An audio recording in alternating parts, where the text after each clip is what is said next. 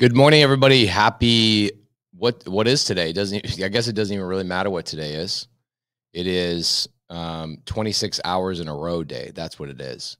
But it is 3:02 in the morning. Just put my facial moisturizer on, so I'm sorry I look a little bit greasy. Yesterday was the premiere of our TV show Triple Digit Flip. Thank you for everybody that messaged me. I haven't caught up with all the DMs yet. I've got like 300 or 400 text messages that I haven't caught up with yet. So thank you so much for everybody. Thank you, thank you, thank you. So 3:03 a.m. The plan for today is one thing and one thing only. I'm trying to accomplish one thing, and that is telling people how to get started in real estate. Now, I love creative finance. That's my passion. My community, sub2.com, I think is the undisputed champion of communities. Undisputed. Anybody think they have a better community than sub2.com? Come at me, bro. Come at me, bro. There's just nobody on planet Earth doing what we're doing at sub2.com. And I love talking about creative finance. I love that so much. It's my thing. It will always be my thing. However, I get a lot of people that DM me because in real estate in general, I guess people find me on Instagram, they find me on YouTube, they find me on Facebook. We have a really, really big Facebook group called Creative Finance with Pace Morby. And so people DM us all the time and they ask us the question, how do I get started in real estate? Almost as if it's like a copy and paste, because it's always asked the exact same way. Everybody's always asking it the same way. Thank you guys for everybody that showed up this morning at 3 a.m. I'm sure that the numbers will grow throughout the day, but I'm not going to look at how many people are watching. I know we'll have hundreds and thousands of people watching, but I'm not going to watch any of that. I'm going to focus on the one thing and one thing only. How do I answer the question of how do I get started in real estate in a way that allows me to really never have to answer this question ever again? Okay. It is a code I've been trying to crack for a very long time. I've been trying to answer this question for a very long time. How do I get started in real estate? I've done YouTube videos on it. I've seen other people do YouTube videos on it. I've seen books written about it. And I think that nobody's really done what I'm about to do, which is go through step by step exactly what I would do to get started in real estate. And what are all the avenues? What are the reasons why people have a hard time in real estate? How to overcome those things, et cetera. So we're going to do that today. That's the main goal. The main objective is to answer the question, how do I get started in real estate? And I wanted, give you guys a couple of things at the top of every hour. We're going to change from letter A to letter B in an hour. Another hour past that, we're going to change from letter B to letter C. And as I do that, I want to make sure I hit a couple of things every hour on the hour. Number one, if you guys are not part of my free Facebook group, make sure you go take a look at that. I imagine most people on here now are. The ride or die people that wake up at 3 o'clock in the morning to hang out with me on a weekend, no less, are the ride or die. So please, if you guys have not joined that Facebook group, I'll throw it in the comments so you guys can go take a look at it. And let's see, it is facebook.com/groups/creative finance with Pace Morby. If you're not in that Facebook group, make sure you join it. It's a highly, highly active Facebook group. You'll get a lot of help there. So that's number one. I want to remind everybody of that. It's on the screen as well, facebook.com/groups/creative finance with Pace Morby. Another thing I want to talk about is this really, really cool sweepstakes that Jamil and I put together. About a year ago, Cody and I, my business partner, Cody Barton, and I were sitting in a room and we said, how can we provide so much value to the real estate community that nobody else is doing, right? Like, how can we give back? How can we do things that people simply just aren't doing? And we came up with this idea called My First Deal, right? Again, it's It's the most common thing I get. How do I get a deal? How do I get a deal? Actually, the question I get is not even how do I get a deal, because so many people think that getting into real estate doesn't even have anything to do with getting a deal. People that are in real estate or have read books, gone to seminars, been part of mentorships, they know that the answer of getting into real estate is getting a deal, right? And then we're going to go into what that means later today for anybody that's brand new. But a lot of people think, oh, getting into real estate means getting my real estate license. Guys, the first thing I would tell you is don't get your real estate license. This is the first thing I would tell you to do. That's not how to make money in real estate. And that's the first thing it's the first thing I want you guys to write down. If you're watching this for the first time and you think getting into real estate is getting your real estate license, that's not the way to do this. If you want a job, then definitely go get your real estate license, because being a realtor is a job. You're not an investor. And if you are a realtor watching this and you say, well, I'm an investor, and how dare this guy say this? No, you're not. You're not an investor when you're wearing the hat that says realtor on it. Okay. When you are acting as a realtor, you are not an investor. And technically, I wouldn't even say you're in real estate. I would say you're a service industry providing value and service to people who are in real estate. But you are a service provider. That's what you are.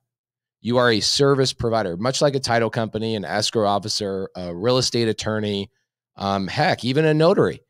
Notaries are as much in real estate as I think a real estate agent is in real estate. They're selling other people's houses. They're helping other people buy houses. They are providing a service to the real estate community. They themselves in that role are not real estate investors. Okay. Kirsten DeVito, good to see you all the way from Florida. Kirsten says, you are so right. She is a realtor herself. I mean, you guys can see right here on her tag. She says she's a realtor. She's amazing. So here's the thing. Realtors are amazing. My wife's a realtor. My business partner's a realtor, but people think that that's the way to get into real estate. Guys, I'm 9 minutes into this, and I want to make sure that that is very, very clear to you. If anybody told you go get your real estate license and that's what you thought getting into real estate is, you are wrong. Getting a job and providing service and service-based value to people like me that are in real estate, that is what getting a real estate license provides to you. Now, as you get into real estate and you are a real estate investor, it is valuable to have your license because you can save money. But having a realtor's license doesn't make you money. It saves you money. Write that down too. Having a real estate license saves you money. It does not make you money. It might make you a living, but it doesn't make you money. And there's a big difference there. Okay. Most realtors, if you guys look this up, I'll do a little screen share here for a second.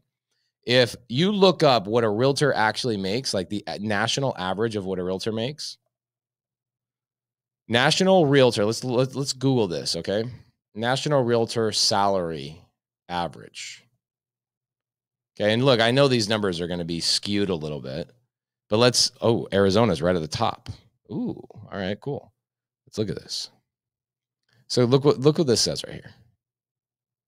The average realtor, even in California, $68,000. Are you kidding me? $68,000. Here we go. This one says, how much do real estate agents make in every state? Okay. As of January 2019, the average annual earnings for real estate sales agents was $41,289, according to salary.com. Guys, triple that. Okay. Let's triple that and assume that salary.com is wrong. Triple it. Okay. I won't just give it to the benefit of the doubt. I'll triple it. Okay. I'll triple it and you're still at $120,000. Guys, I'm telling you, $120,000 is such a small amount of money. Especially after you do one flip or two flips and you realize like, wow. Right. Mike Gomez says, how much does the average wholesaler make? That's a great question. I would say the average wholesaler probably is $100,000 to $150,000. The circle of people I run into are generating probably $6 million in revenue and taking home $1.5 to $2 million, the people that I hang with. So millions. They take home more money than most NBA players do. Okay. most fix and flippers that I associate as well, they also make between $500,000 to $1.5 million on average, the people I associate with. Okay. So let's say that you wholesale, you fix and flip, and you have rentals. I mean, the possibility of you making money in the tune of $3 to $5 million a year is very, very high. Okay. Very, very high. So getting your real estate license is not the way to get into real estate, because it's a job that you're providing. You might as well become a transaction coordinator. You might as well become an escrow officer. You might as well become a notary, for heaven's sakes. I would venture to say you'd make more money as a notary providing service to the real estate industry than you as a realtor would provide value or get the ability to make money in real estate. Okay. So that's the first thing I wanted to go through. But last year, tangent coming back, last year, Cody and I said, how can we provide more value to the real estate community than anybody else? And what we did is we came up with this thing called the first deal. And what we did is we go, okay, here's what we're going to do. We're going to do this like really cool sweepstakes, and it's completely free. And if anybody remembers this, please sound off in the chat. But here's what happened. We decided we're going to go find a deal, which we did. We're going to go fund it with our financing. Okay. We're then going to run the project. We're going to then sell the house with my wife, who's our licensed realtor. And then we're going to take that profit and we're going to cut the profit in half and give half the profit away to somebody who had never done a deal before. And that's why we called it the first deal. Okay. And we did that last year. And Keen, who I haven't seen Keen since we cut her check for $27,000.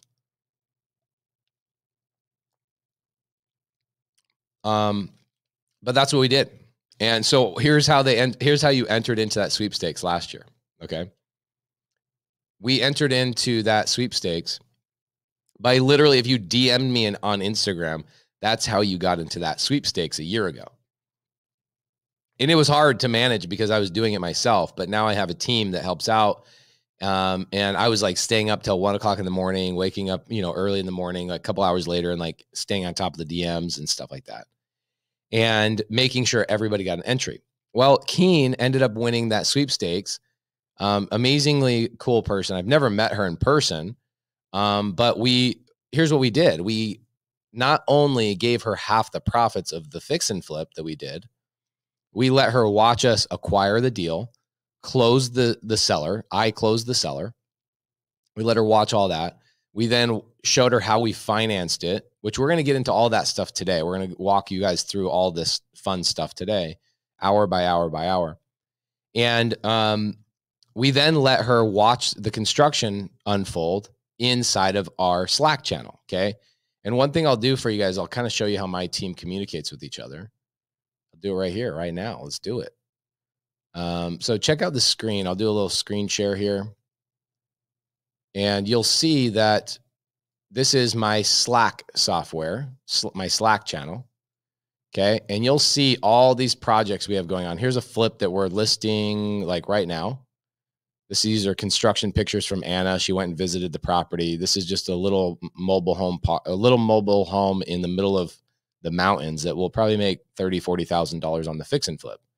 It's super basic, right? Super, super basic. But what's cool about this is that you see all these projects we have going on right here. These are all active projects over here on the left-hand side. And look at this, some from July 27th. Can I be there in person when the constable pulls this deadbeat out? That's hilarious. So this is how my company communicates on our fix and flips, right? This is Anna obviously showing people, and you can see Anna, Cody, everybody updating each other, videos. Here's what's going on. Here's the budget, all that kind of stuff. And you'll see exactly, here's us closing escrow. Here's the information. Here's our transaction coordinator. Here's when the first lead came in. Boom. Monday, August 9th. And you get to watch all the way through till the end of September, all the way up until today. Okay. And these are the photos that are going online. My wife is saying, hey, here's the photos. We're going to go list this house. Okay. That's a big deal, right? A lot of people really, I would imagine, probably want to see how these projects unfold and feel like they're part of the entire project. Okay. And that's what we did for Keen. She won the sweepstakes. We let her come all the way through, watch everything unfold in the Slack channel. She helped pictures. She helped out with paint colors. She helped out with making decisions all the way from New York. Okay. All the way from New York. We let her be part of that. And then at the end of the project, we broke down the profitability and we split the profit, wire transferred her $27,000. And I've still to this day never met her before. Still to this day, I'd never met her before. So we're going to be doing that again. And this time we're not giving away half the money. We're giving away 100% of the money. Okay. We're going to give 100% of the money away on our next fix and flip. So let me tell you what that all entails. That means we're going to find the house. Okay. We're going to find the house. We're then going to finance the house with our money or with our lender's money. We're then going to fly that person out and they're going to walk through the project with us, hang out with us. And who's us? That's everybody from Triple Digit Flip. So that's Jamil, that's me, that's Laura, and that's Rahima. So you get to actually hang out, spend the time with us, and then you get to help make decisions on the fix and flip. And when we finish the project and we sell the house, we are going to force you to come back to Arizona, okay? And we are then going to give you a big, fat, juicy check, okay? And the place that you sign up, I'm putting it right now in the side chat. It is flipme.com/26-hour live, okay? And I just put it in the side chat, and it is up on the screen right now. flipme.com/26-hour live. Let's go to that. Let's go there. I've never actually been to that site. I asked my team to throw something together. Let's go see what it looks like. It's a sweepstakes. Oh, super easy. Okay. Love it. Let me show you what it looks like just real quick, guys.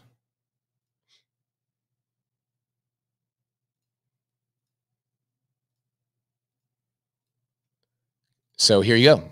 This is how simple it is. Register here. Okay. Pace Morby, 26-hour live event. Join Pace Morby as he goes live for 26 hours discussing the ABCs of real estate investing. And here's how you register for the sweepstakes. I told my team to make like such a basic landing page to just make sure that you guys could sign up for it. So that's the sweepstakes for, Alex Signs up in the house. What's up, Alex? Good to see you, brother. Thank you so much for being at the premiere yesterday. It meant a lot to me. Jamil and I were talking about that. Thank you so much.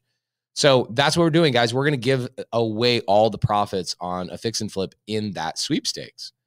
So that sweepstakes is free to enter. We want everybody to be part of that. And then here's what's cool about it. Even if you don't win, the people will have access to the education of how did we get the deal? How did we finance the deal? How did we run the project? All of that stuff we'll make it all available, the information on that for free to everybody that actually entered the sweepstakes, so that everybody gets value, right? And so thank you. Lance says just registered. Love it, love it, love it. Thank you, guys. So we did that last year.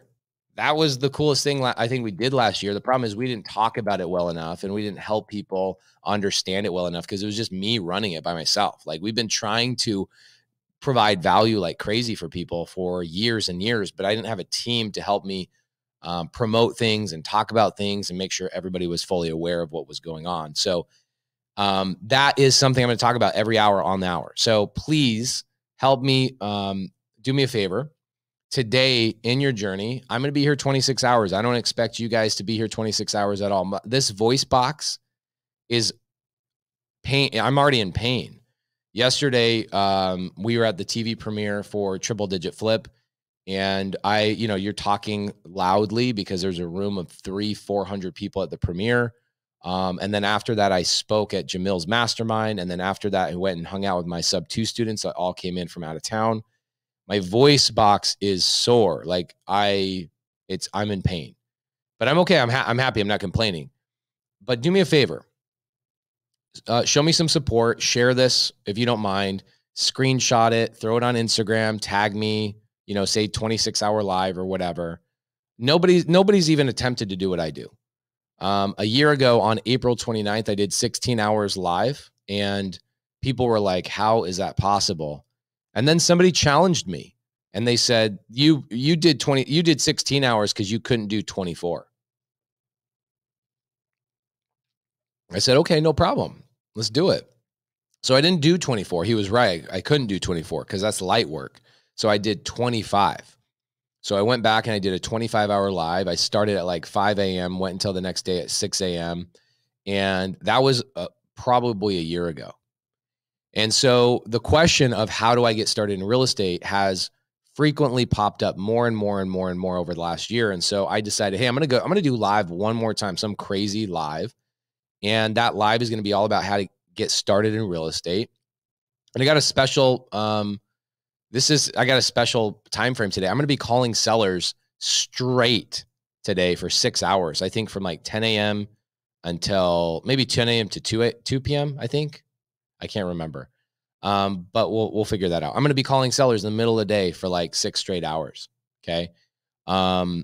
Not just like, I'm not cold calling. These are appointments that sellers are expecting me to call. So it's like back to back to back to back to back to back to back call.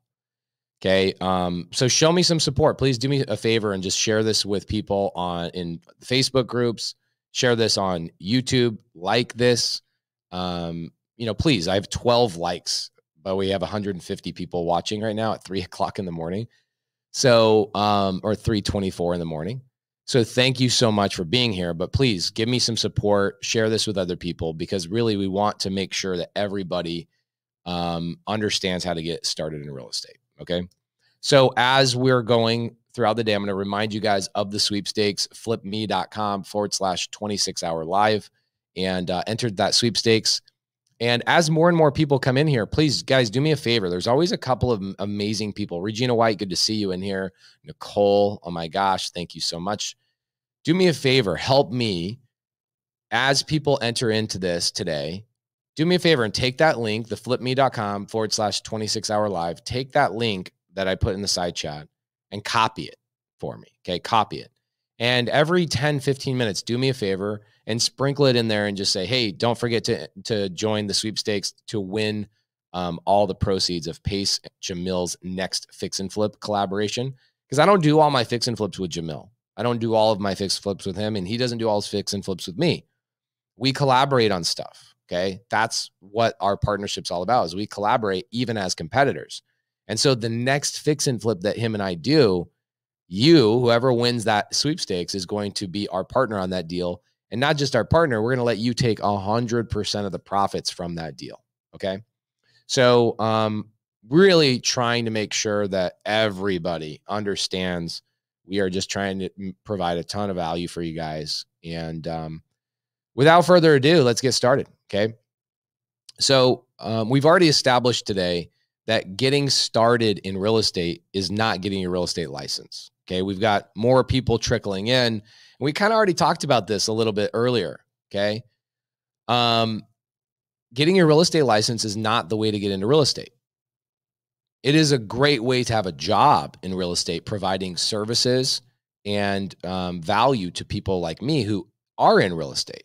Okay. And a lot of realtors will disagree with me on this because they have pride and they, think, well, no, I am in real estate. No, you're a service provider for people who are in real estate. It's much like a notary, right? It's much like an escrow officer. You're as much in real estate, in my opinion, as my local bank is in real estate. When they lend me money, they provided a service to me. You don't own the house. You didn't buy the house. You never owned it. You never actually made money on the actual house itself. You provided a service to somebody who is in real estate. And so I'm not criticizing real estate agents at all. I mean, real estate agents are valuable to my business, but for me, becoming a real estate agent is not the way to get into real estate. Becoming a real estate agent is a great way to make money and have a job in real estate so that you can learn more. So be aware of that. Okay. A lot of people that are watching this for the first time, maybe not even know who I am. Do not go get your real estate license thinking you're going to make a lot of money in real estate. Just don't. If you are getting your real estate license because you're like, well, I do fix and flips and I want to sell my own houses, then yes, go get your real estate license. But don't think because you're getting your real estate license that is being in real estate. You are not in real estate. You provide services to people who are in real estate, right? Very, very big difference. And I see a lot of people go get their license because they think that's the way to get into real estate. It's not. And what we talked about a little bit earlier is this. Check this out. This is the average amount of money that real estate agents make nationwide, $41,289. But I mean, it's 2019, so maybe that's gone up. But still, even if we double that, that doesn't really move the needle for me. I don't get excited about making $80,000 a year. Okay, that's a job. If you want a job, there's a lot better, easier jobs. Being a real estate agent is incredibly hard, incredibly challenging. It is one of the only things inside of the real estate world that is actually oversaturated. There are too many real estate agents. There are just simply too many, way too many. We have 55,000 real estate agents in Maricopa County where I invest and where we operate.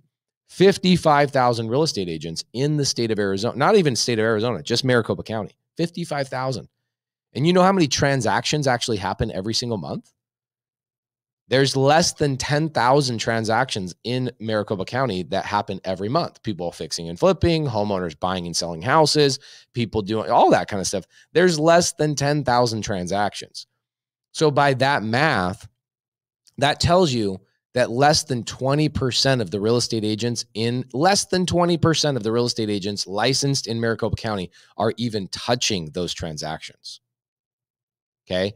And when they touch those transactions, they get paid a small commission. Okay. Small commission. So if you're going to jump into a business where there's 55,000 people clamoring for 10,000 of those transactions and you're brand new, and then even when you get one of those transactions, it's not going to be consistent. It's going to take you years and years and years to build up any sort of pipeline, any sort of clientele, and get referrals and all that kind of stuff. So you have to recognize that getting into real estate is not advice. I will never advise you to get your real estate license to get into real estate. Okay. So very, very important. Now, Daisy Nicole says, I'll be right back. Let me go follow you real quick. Thank you, Daisy. Appreciate that. So guys, do me a favor throughout the day. People who do follow me. Last time I did the 16-hour live and I did the 25-hour live, what happened is I had a handful of people that would support me tremendously. They would put the link in that I was trying to talk about. Like I just put the link in again for the Flip Me Fix and Flip Sweepstakes. And other people have, oh, Daisy Nicole says, Pace, I've been following you. Okay, cool. Thank you so much. Nicole Tedder says, it took me 3 years to get my business where I wanted it as an agent. So that's a great point. Thank you so much, Nicole. I'm not trying to get people to not become real estate agents. If that's what you want to do, do it. What I'm trying to get people to understand is that is not the way to get into real estate as people think, okay? It just isn't. So please do me a favor, guys, today, throughout the day, share the link, flipme.com/26-hour live. I just shared it in the side comments. Make sure that you share it and help everybody out. Last year, we gave away a fix and flip, and we gave away the money on the profits, and we're going to be doing that again right now. Jamil and my next fix and flip, we're going to be naming a partner and letting them make all the money on a project that we find, we finance, we run the project, and we sell. All right.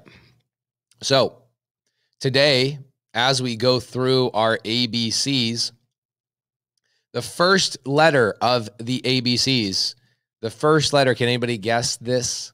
Anybody guess what the letter is? It's something that everybody needs to understand. It's mindset related. And getting into real estate was an interesting thing for me because here's what happened.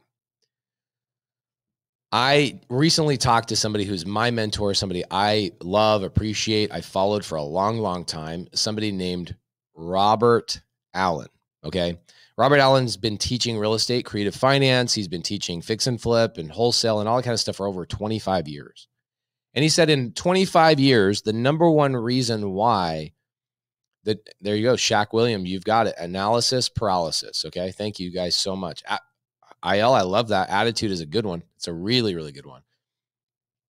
So Robert Allen, I see him speak on stage probably 7 months ago.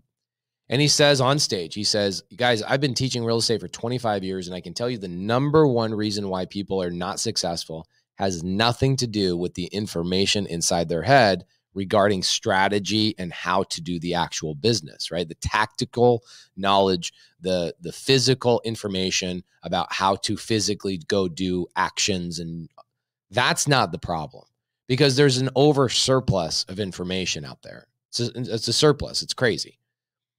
The number one reason why people aren't successful has nothing to do with that. It has everything to do with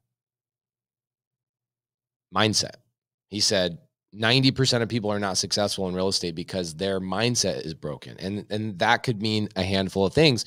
And he started talking about a whole bunch of amazing things. I won't go into what he talked about then, but I went up to him, right? This was right after he got off stage, and I went right up to him and I said, I went to him and I said, hey, Robert Allen. He goes, Pace Morby. I'm like, Robert Allen knows who I am? Oh my gosh, this is amazing. So Robert Allen says, yeah, of course I know who you are. Me and some of my colleagues have talked about your sub-2 community that you've built, sub2.com. It's crazy what you're building. And he's like, I just respect what you're doing and all that stuff so much. I was like, oh my gosh, thank you. That means so much to me. Now that you're saying that, would you mind coming to my sub-2 community and talking about fear? And he goes, oh my gosh, I would love to talk about fear. And he did. He went and talked about fear. And here's what we learned about fear. He came into the mentorship. He did a private Zoom with us. And this is what he broke down for us, okay? He broke down what fear really is. And he said, fear is 5 things, okay? So you've got FEARS. And fears break down into an acronym, okay? The fear of failure was number 1. I have a fear of failure. I'm feeling, so I'm so afraid of failure. So guys, as we go through this, please go in the comments and let me know, what are you fearful of as we go through this? Okay. Fearful of failure. Okay. Fearful of embarrassment. Obviously, I don't know how to spell, guys. Is that how I spell that? Okay, cool. Hopefully that is. Is that how you spell embarrassment? Am I just dumb? Okay, I got it. I got it right. Cool. So I'm afraid of failure. I'm afraid of embarrassment, right?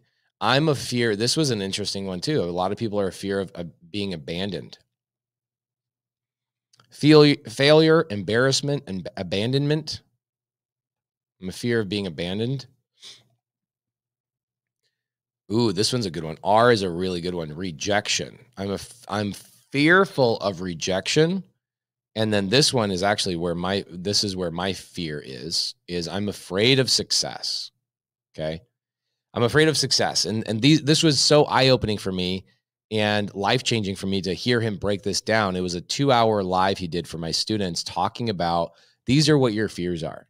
There's no other fears outside of this. Everything falls underneath one of these 5 things. I'm either afraid of failure, afraid of embarrassment, I'm afraid of abandonment, rejection, or success. And because of these things, people ultimately don't take action, okay? And people are like, well, wait, is this how to get into real estate? Man, I thought you were going to talk about how to get into real estate. I'm like, yes, we're going to talk about how to get into real estate. I'm going to break down all the ways to actually get into real estate and what I would do and all of those things. But this is what's going to keep you from being successful. Okay. I see a lot of people do this. And what happens is, I would say over 50% of people attempting to get into real estate never accomplish that. And why? Why can they not accomplish that? The reason being is 100% of this 50%, now I sound like Ron Burgundy, 100% of these people have a fear and they don't take action. Okay. They actually don't take action. And so that is the number one thing, is that taking action and actually doing it consistently, whatever it is, whatever strategy, and we'll get into all the strategies I'm aware of, all the strategies that I would take into consideration. The reason why these people don't succeed is because one of these 5 things. Either they're afraid of, I'm afraid to fail. I'm afraid to be embarrassed, which, oh my gosh, I could not even care at all. Okay. I could not care at all about embarrassment. That is not my problem. Okay. So I'm going to cross that out. Embarrassment is definitely not my problem. I could not care a lick about anything. Abandonment, I felt that maybe at some point in my life, but I really don't care. I know the value I bring to the table. So if somebody abandons me or somebody decides I'm not worthy to be in their life or whatever, I know my value, right? So that's something that I don't worry about. Rejection, man, I used to be afraid of rejection. I think the main rejection here that people are afraid of is they're afraid of a seller or a homeowner telling them no, right? They're afraid to hear a no, which I crave a no. You guys are going to see me get a lot of no's today when we call sellers in probably 5-6 hours. Okay. So I can see that, but I don't have that problem anymore. I don't have abandonment issues. I don't have embarrassment issues. Have I been afraid of failure? Yeah, I have. But I would say that my number one thing that I've been fearful of the last 5 years is like the success that comes with doing more and more deals. And you change from one group of friends to another because you're like, I need to upgrade. I need to be around people that are like-minded and want to grow. I don't want to be around people that are like, I have a job at my 9 to 5 and I'm going to do that job until the day I die. I can't be that. I can't be around that. For me, I repel that. I can't handle it. It stresses me out. I think this is what's so funny about this is that I think I am so much more fearful of all of this stuff because I look at people that have 9 to 5 jobs and I think that is the most unreliable. A 9 to 5 job is the most unreliable source of income. And that freaks me out. Having a 9 to 5 job actually freaks me out. Whereas most people, that gives them comfort. And so they have all this comfort around having a 9 to 5 job that they're like, well, what if I don't have my 9 to 5 job? I'm like, oh my gosh, if I ever had a 9 to 5 job, I would be so afraid, so deathly afraid of not having that job in 3 months or 6 months and having no control of my life. I feel as if having a 9 to 5 job strips me of all my ability to provide real value to the world. I know that some of my opinions are going to upset people, and I will have people that go, I have a 9 to 5 job and I provide value. I'm sure you do. I provide value by me coming up with the value and watching what the industry and what my niche needs. And I then create that value from scratch. In a 9 to 5 job, somebody's telling you what to do every single day. And that scares me to death. I have no control. Okay. So everybody's a little bit different.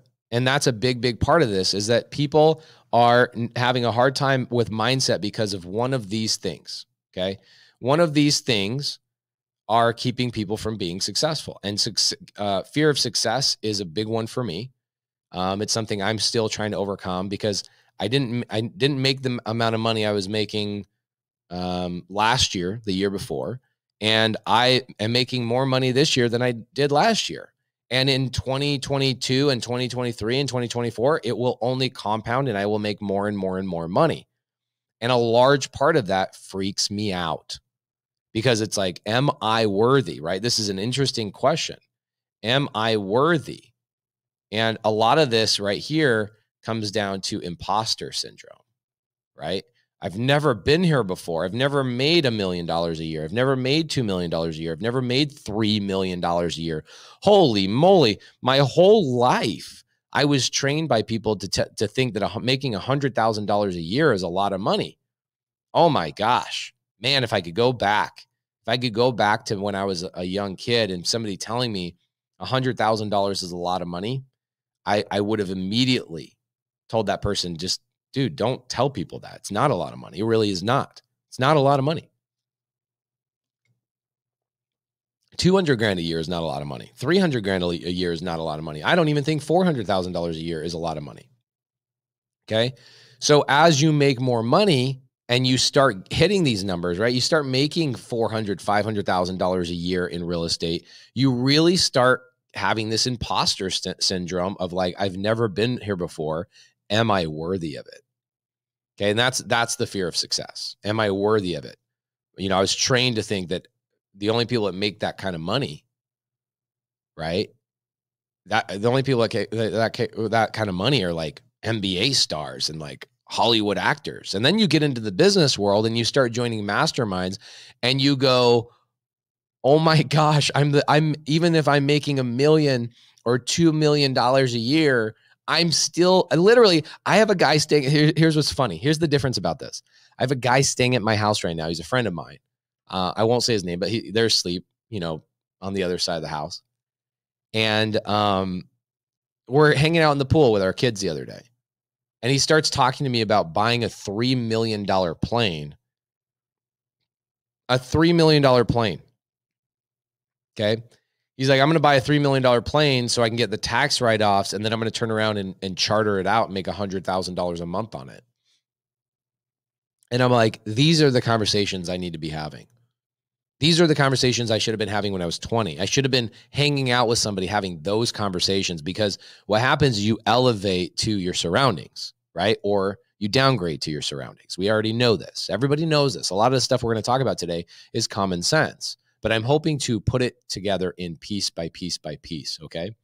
So your fear is causing you to have analysis paralysis, right? And I call it, I kind of think of it as like the lawnmower effect. Okay. For anybody that's ever mowed a lawn, the first time you ever used a lawnmower, you can hear the loud motor and you know there's a blade down there spinning. And so you really want to take your time and your energy to make sure you know what's going on with that lawnmower before you start pushing. And what happens is, because of that fear, a lot of people are not even moving forward in their business. They then just gather information.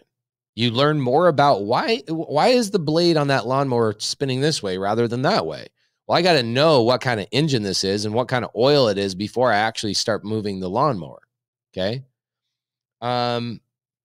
So people start overthinking things and they don't take action because they have fear. And that is the main reason why people don't succeed in real estate. It's the number one reason why, is because their fear keeps them from taking action. And we're going to break down what your day-to-day activity should be every single day, going through your business. But fear is what's keeping people from being successful. They're low-level group of friends. I'm going to write a book sometime in like 2023 probably, and the name of the book is going to be called Your Friends Suck. And they do. I'm sorry. I have friends that maybe even are watching right now. I can't be around people that are not elevating me. I crave those conversations. I crave the conversation of, I am buying a $3 million plane with cash so I can have a tax write-off and then turn around and charter it to other people so people can rent my plane, and I will make $100,000 a month. And then his thing is like, but then what's the next level, right? Still never thinking about what the next level is. And when you have a 9-to-5 job, all you do when you go to a 9-to-5 job is you have conversations with a bunch of people that are talking about what they did over their weekend. What did you do? What TV show did you watch? And look, I like TV too. Damn, man, Game of Thrones was amazing. I'm currently watching Yellowstone on Paramount. That's an amazing show. I watch TV too. I go take my kids to movies. But I do it in a structured way, right? And so when you're coming back from the weekend and that's what you're talking about throughout the week, oh my gosh, you're wasting your entire life away. So that's the ironic part about fear, is that as you're living in it, I'm going to kind of tell you something that's very interesting. You're afraid of failing. Right? You're afraid of failing. And I'm telling you right now, the absolute most utter failure is staying in a 9-to-5 job your whole life. That is the greatest failure of life, in professional life, right? That's the greatest failure. You failed. You had a 9-to-5 job. It provided income to you. You didn't leverage that to go start a side hustle, buy one house, buy two houses, buy three houses. That is the number one failure. So if you're keeping your 9-to-5 job, technically you are living in failure. And so when people say, well, I'm afraid of failing, I'm like, you already are failing. You already are failing. You're living in failure and you're letting that go long, long, long, long, long. So look, 9-to-5 jobs are amazing. They provide a tremendous amount of value and stability for people and their families, and they're needed, absolutely needed. The difference in what I'm saying is that if you are not leveraging your 9-to-5 job to go get into something else, that is living in failure. You continually living in your 9-to-5 job and not doing anything, even if it's an hour a week, is living in failure. You are currently failing every single day and you're not doing anything about it. You've already failed. Okay. So it's ironic that people are like, I'm afraid of failing in real estate. I'm like, you are already failing. I look at you and I'm like, you are failing. You are failing. You have already failed. So what are you going to do about it? Your 9-to-5 job, in my mind, is the greatest failure of your professional career. It's the greatest failure of your professional career, and you're not able to invest in yourself, and you're not able to take action in your business. It is bonkers to me that people think that they're successful. You're successful over here in your 9-to-5, but your fear of failure is keeping you away from living your life's real purpose. And you're afraid of failure. You are living in failure. You are living in failure. So here's a question I want you to ask yourself, okay? I want you to ask yourself, write this down, okay? I'm going to put this on the screen. I'm going to put this on the screen. Do me a favor. I'm not telling you to quit your 9-to-5 job. In fact, I have a whole entire hour dedicated today about when to know it's time to quit your job, okay? When to know it's time to quit your job. I will jump into that today. I promise you, okay? We will jump into that today. When is the right time to quit your job? So let's write this question down and let's go through this and think about this. Ask yourself this question. Okay. Am I living my life's purpose? And the challenge with this question, I would say for everybody, is that you have no idea what your life's purpose is. Okay. You have no idea. Most people have no clue what their life purpose is. I know what my life purpose is because I don't have a 9-to-5 job keeping me from thinking about my life's purpose at all. Your 9-to-5 job, your stable paycheck, your amazing stability is keeping you from even thinking about what your life's purpose is because the only thing you can think about is paying your bills next month. That's it. That's the only thing you can think about. Okay, well, let's think about that. Most people, this is what I look at people with 9-to-5 jobs and live that stable lifestyle. And again, in my mind, it's the most unstable thing. It's the most uncontrollable thing ever. You could get let go. The job could, like, think about truck drivers. In 5 years, truck drivers' jobs are going to be gone. Gone. You know how many people are in the trucking industry? Think about how that's been completely reinvented. And the people that have lived their entire life, 20, 30 years living in that industry, that entire industry is going to be annihilated. And people are like, well, I have a good job. It's stable. No, it's not stable. No 9-to-5 job is stable. Even doctors. Think about how much doctors used to make. Now doctors make less money than salespeople. Salespeople make the most amount of money. If you're going to have a 9-to-5 job, get in the sales department. That's where you make real money. And that's where you acquire real skills that can be applied to actual business. Okay. So what's happening is your job is keeping you from thinking about what is your life's purpose. So are you living your life's purpose? Am I living my life's purpose? What is your life's purpose? I know what my life's purpose is. Okay. The first thing that your life purpose is when you're a family person, it's to pay the bills. Okay. It's then take care of your children. Boom. You can do this in a 9-to-5 job, right? You can do this in a 9-to-5 job. It's to build healthy relationships. Okay. Okay. But what happens when you make enough money, right? Let's say I make enough money now that this is taken care of, this is taken care of, and this is taken care of. What now? What now? And this is where people go, man, why are you such a go-giver? Why are you always helping so many people? I don't get it. Like, what are you talking about? This box is checked. I pay the bills. I take care of my children. I build healthy relationships. My regular life is taken care of. Now, the next thing, which your 9-to-5 job has the impossibility of providing to you, okay, is build wealth. Okay. You're not building wealth with your 9-to-5 job. Even your 401k, your IRA, your whatever weird investing instrument that your job has created for you is not building wealth for you. It's a great savings account, but it's completely being annihilated by inflation and other things. You are not building wealth at your 9-to-5 job. Nobody is. Nobody's building wealth at their 9-to-5 job. You're not building wealth. Okay. So your job is to then build wealth. And after building wealth is when you usually live your life purpose, because now you're free to think about other things that provide value to other people. And this is the thing. People right here are spending most of their time right here. You are so far away from living your life purpose. It's ridiculous. But you think you're successful because you're checking off these boxes.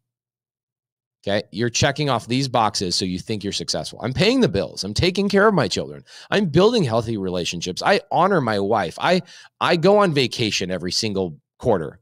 We go on 3 vacations a year. Whatever your justification is of you thinking you're successful, this is the greatest failure ever, is that living your life as these are the 3 things you're taking care of, failed. You're living in failure because you have not built wealth. And that's not even the goal. The goal is not even to build wealth. That is a step along the way. This is the goal, living your life's purpose. What is your life's purpose? And most people have no clue what that means. And so they don't have anything to target. They have no actual end in sight, and they don't understand where to go. And so they're afraid of failure. I'm afraid of failing. You already are. Embarrassment. Here's what's interesting about embarrassment. You imagine being 75, 85 years old, and the only thing you did your entire life was pay the bills, take care of your children, and build healthy relationships. Great. You should have accomplished that by 25 to 35 or 45 years old. Those things should have been accomplished. What's next? Are you kidding me? That I would be so embarrassed if I was 75, 85 years old and that's what I accomplished. That's why it's a different fear. I have the same fears as other people. I am afraid of failure. That's why I don't have a 9-to-5 job. I'm afraid of embarrassment. That's why I don't have a 9-to-5 job. I'm afraid of abandonment by people who have control of me and my finances. So that's why I don't have a 9-to-5 job. I'm afraid that if I go and crush it at work and I go for that promotion and I'm told no, they're going to give it to somebody younger, smarter, more intelligent than me, I'm going to be rejected. So it's a different mindset. The mindset is you are already failing if this is what you're trying to accomplish. If this is your main goal every day when you wake up is I got to pay the bills, I got to take care of my kids, and I got to build health. Guys, this should be taken care of. This should be a basic, like putting on a pair of pants. This should be so basic and understood that paying the bills, taking care of children, and building healthy relationships should have been put on autopilot a long time ago. Those are things that I don't think about because they're on autopilot. They are automatic. So now you can then start working on building wealth and investing and doing whatever it is, whether it's real estate, right? Whether it's other things. Real estate is my drug of choice. And once you're retired, and retirement doesn't actually mean I'm going to stop working. Retirement means I'm retired from the fears that I had before. That's really it. Think about that. Retirement is not that I'm going to stop working. Retirement is that I'm done fearing my future and I can truly start thinking about what can I provide of value. Okay. So what does that mean? What is your life's purpose? My life's purpose right now, and I might have multiple life's purposes depending on the phase of my world and what I learn and what skills I acquire. Oh my gosh, that's another fear I have of like, if I have a 9-to-5 job and I learn one skill and I just repeatedly do that skill every single day, like a drone for the rest of my life, that scares me to death. That is a prison that I am so afraid of ever being put into. I am so afraid of that I repel from that. It's never even a thought on my mind to go get a job. And that's the difference. It's the mindset, right? The fears, the analysis paralysis. I'm overthinking everything. And so that is the A of real estate. Analysis paralysis because of your fears. And the reality is you're already living in failure. You have not succeeded. You have not accomplished anything if you have not achieved at these basic bare necessities. You have not accomplished anything. You have literally barely not even scratched the surface of ever living your life purpose because your entire 9-to-5 job pays you just enough money that you can barely take care of these 3 things. You have already failed. Well, guess what? That's the beautiful thing about failure is just a lesson for you. So you can pick up the pieces and you can move forward and you can take care of stuff. So stop being so fearful. I'm deathly afraid. Okay? I'm deathly afraid of what everybody else is living in. And that is one of the reasons why I'm successful. It's not because I'm smarter than anybody. It's that my fears are different fears. My fears are different fears than most people trying to get into real estate. So you have to change your mindset. Okay. So if you want more information about like mindset stuff, I would go, there's a really great book and I'll give you guys the PDF of this. If you guys,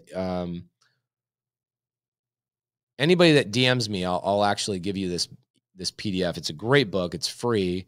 Let me pull up Robert Allen. So Robert Allen, as I talked to you guys about this earlier, Robert Allen, here we go. Boom. I think he gave me a link for the book. It's a free book. He doesn't even like have you pay for like let's see here. Oh, there it is. Sorry, guys. I'm pulling up a book that Robert Allen shared, and it's all about mindset. Okay. And it's a really good one. And again, for 25 years, Robert Allen talked to people about strategy and how to be successful in real estate. And he found that a lot of people would still fail. And he realized that it was because of their mindset. And so I'm going to get into a lot of strategy today. That's actually the next thing we're going to talk about. Is currently 4 a.m. in the morning, Phoenix, Arizona. It's 4 a.m. and we're going to talk about strategy next. We're going to talk about some basic things that I want. Oh, here it is. 4 maps of happy people. That's it. Boom. So let me pull that up, do a little screen share of this. It is a PDF, and so I don't know how to get it to you guys, but I will throw this up here.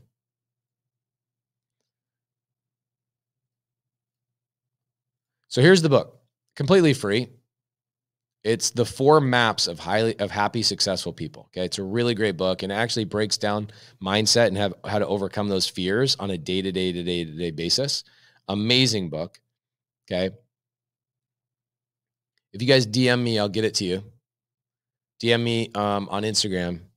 At Pace Morby is my Instagram, at Pace Morby. DM me and I'll get you a copy of that book free. It's a great book. Had a lot of people read it.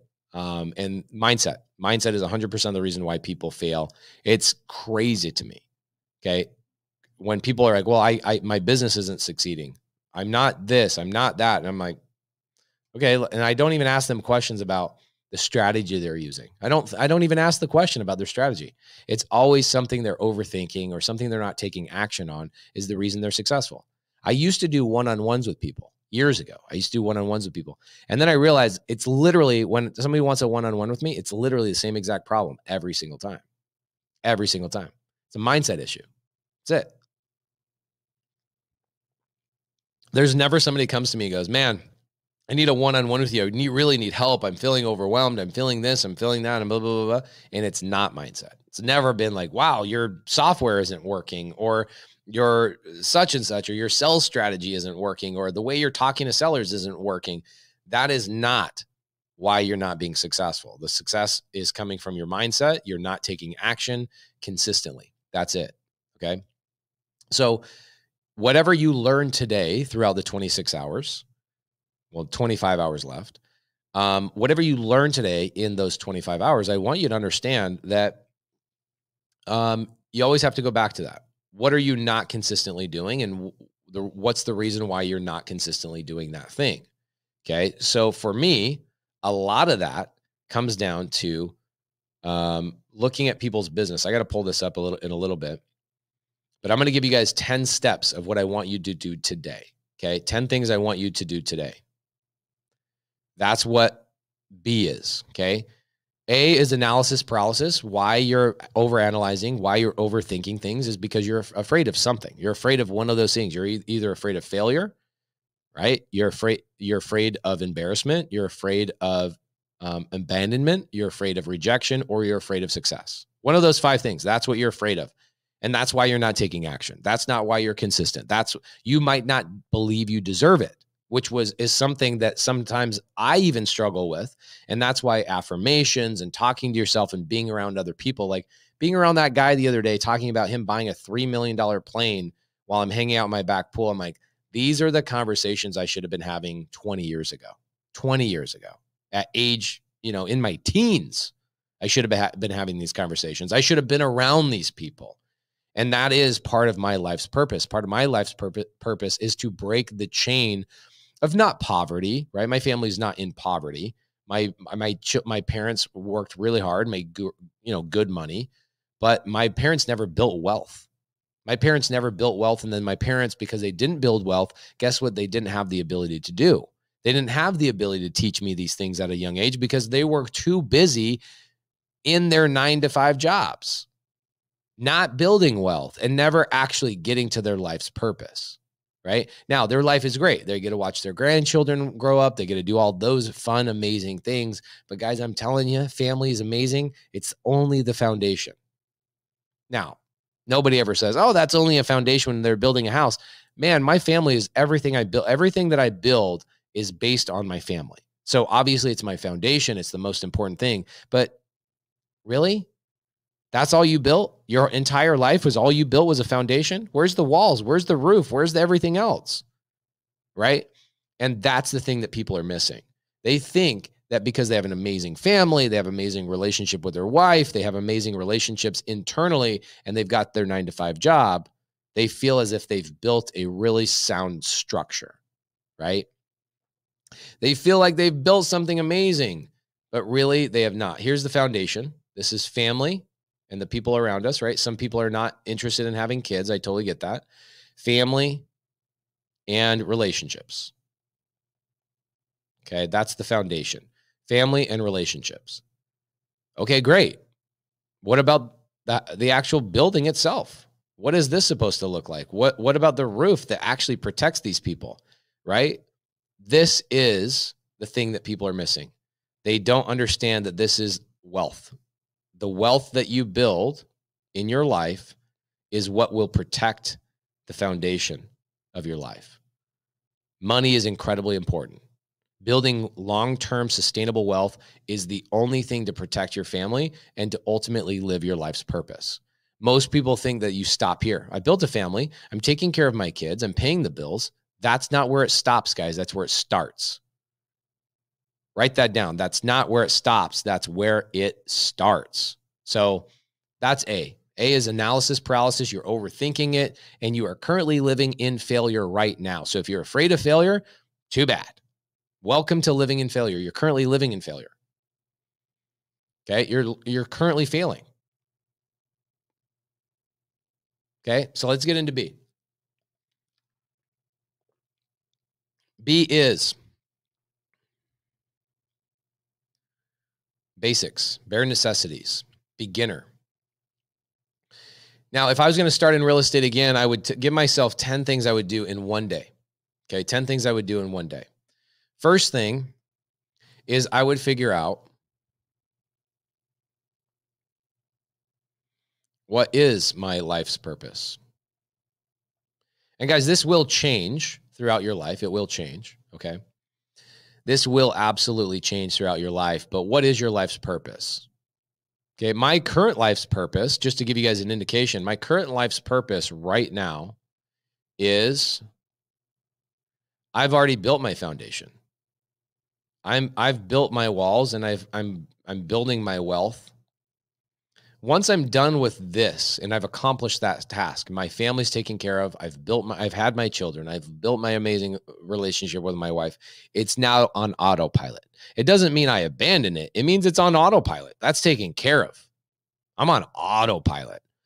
Now, what is my job? My job is to now go and help other people build their foundations and build their wealth and go and accomplish their ultimate legacy. That's what this is. This is your legacy, right? Your legacy is everything. It's your home. It's your wife. It's your children. It's your entire everything. I've checked off my legacy. People think legacy is like something you accomplish when you're 80. Guys, I'm going to accomplish my entire legacy by the age 40. Done. My legacy's done. Now my life's purpose is to show people how to do it themselves. That's my current life's purpose. Right. And then I've got other life purposes. Like I want to help out homelessness. It's something that in my mind, I just don't understand. And so Laura and I talk about this all the time. And so we've started a foundation to help out with homelessness, and not just help out, figure it out, but actually provide amazing solutions to people that are currently going through homelessness. And so that's something that is part of my life's purpose. Right. So think about that. Did any of this, my life's purpose, did any of that say, does that any of this say I need to get a promotion at my 9-to-5 job? Did any of this say I need to go and acquire a new skill to make my boss more money? No. And that's what most people are focusing their time and energy on right here, is that you're figuring out how to acquire skills to make other people more money. Oh my gosh. So figure that out. What is your life's purpose? Write that down. What is your life's purpose? And you're going to think about this. You're going to think about it a good amount of time. What is my life's purpose? Am I truly providing value? Right? Am I truly providing value? Think about it this way. If you wrote your own eulogy today, would you say you accomplished everything that you were meant to accomplish? And look, there's people in here that are like, I've achieved the American dream. I've got a beautiful house. I've got a beautiful relationship with my loved one. I've got beautiful children that are healthy. I've accomplished everything I've ever desired. Great. This is not for you. I am not for you. I am not your cup of tea. Please stop listening to me, because everything I talk about goes against all of that. That to me is the bare necessities. As a man, that is my requirement. That is my job. Right? I cannot live my purpose until my job is done. I can't live my purpose until my job is done. And so for me, my wife, my children, my wealth, my legacy is the number one most important thing I have to take care of first in order for me to work on my life's purpose. Okay. So what is your life's purpose? What is that? Write that down. Think about that. That's number one I would have done. What is my life's purpose? Because people talk about, what is your why? What is your why? Guys, everybody's why is the same damn thing. It's their family. Okay? That's your why. Everybody. I go to masterminds and people, I go, what's your why? What's your why? What's your why? What's your why? Everybody has the same why. Everybody does.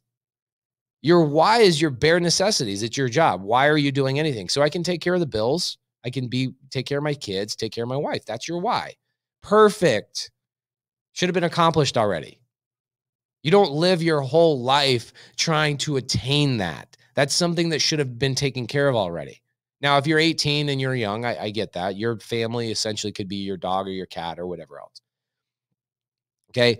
Whatever that is. I know I'm speaking primarily to, probably my age group, between 25 and probably 65 is probably who I'm primarily talking to.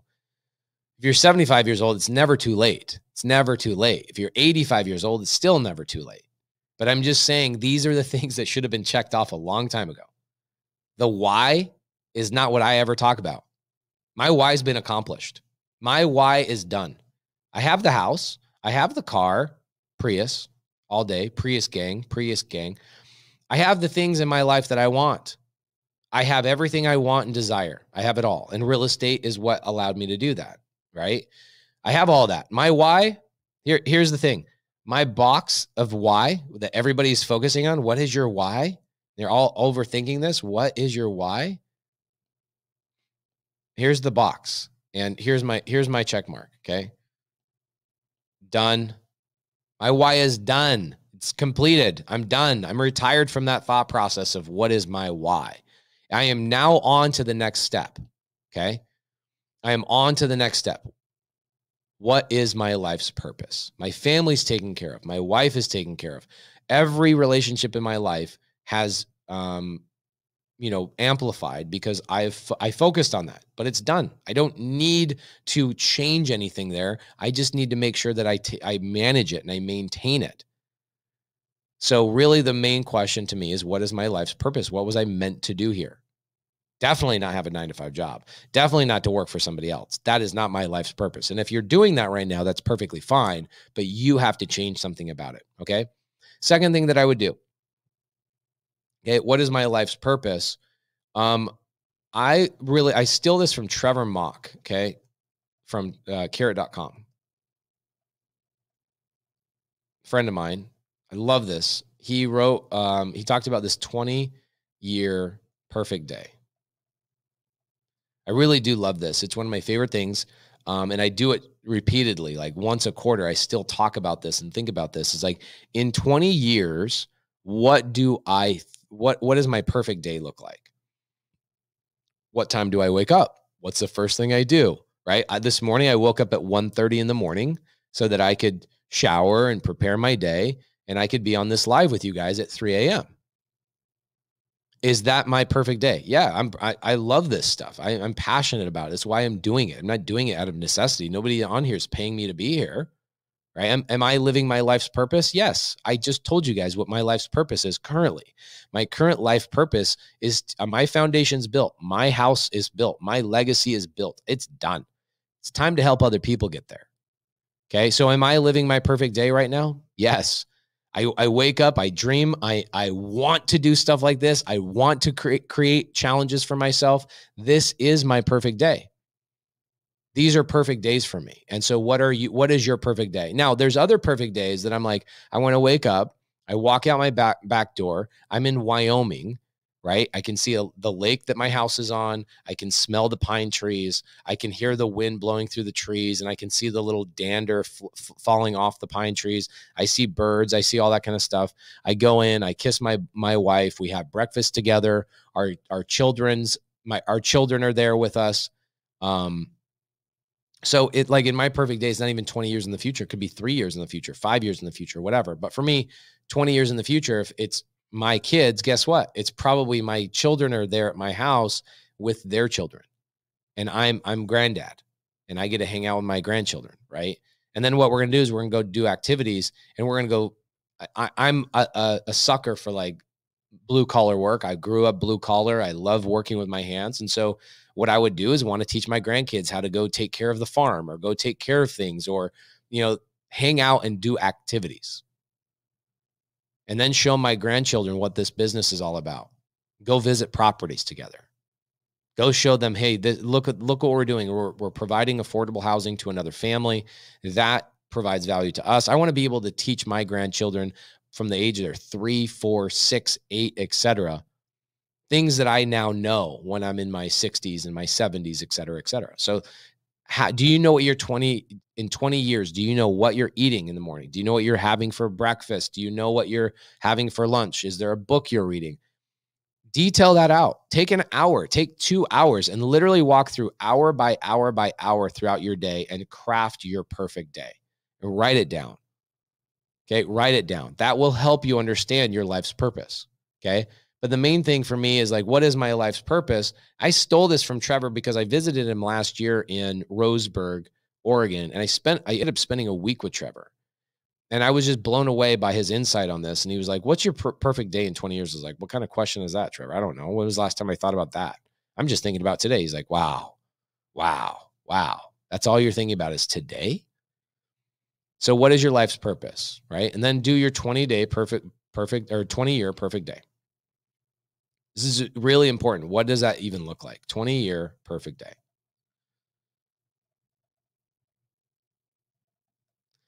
Okay. And then I want you to do this. This is the 5 friends challenge. Okay. And this is an interesting one. The 5 friends challenge is essentially take your top 5 friends. Okay. And figure out how much money they make. So take your top 5 friends, and you're going to basically take these people and you're going to say, okay, these are my top 5 friends. And if you don't have 5 friends, oh my gosh, you need to get some friends. Okay. So let's say that this guy makes $100,000. So I'm going to take all their salaries. This guy's 80, this guy's 120. Man, I even have a friend that's at $200,000, and we have this crazy friend who's a doctor, and he makes $400,000 a year, right? So essentially what you're going to do is you're going to take all 5 of these people, and you're going to take their income, and you're going to add it all up to one number. Okay. So what is that number? That's 200. That's 400, 800. That's 900. So $900,000 between 5 of my friends is their yearly income. I'm then going to divide that by 5, and that's going to give me a number. Let's come up with that number. $900,000 divided by 5 is $180,000. Okay. So that's how much money you will make on average hanging out with those 5 people. Now, people will say, well, are you only about money and hanging out with people that have money? Yes, I am. Yes, I am. Because I'm going to tell you something. The amount of money, this is most of the time, not all the time, but most of the time, the amount of money an individual has access to is a direct measurement of how much value that they provide. Think about that. The money that you have access to is a direct indication of how much value that you provide. Disagree with me, hate me for that. But if you're broke and your bank account is 0 and you don't know what's going on, why you're not making money, it's because you provide no value to anybody. And I'm not talking about your mom and your dad and your wife and your kids and all that kind of stuff. You're valuable to them.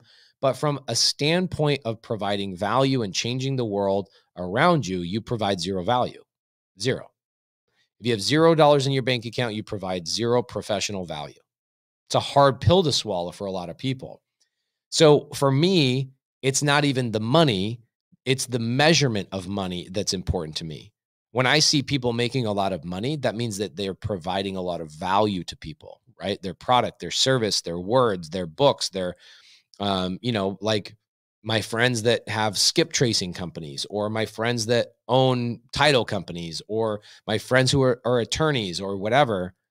The higher the value, the more money you make. That's it. And so I don't want to be around people necessarily who are making a lot of money. I want to be around people that are making or providing a lot of value. And on just the face value, how do I filter those people into my life? The way I filter those people into my life is I look at how much money they're making. And so I pay. This is a crazy thing for a lot of people to understand.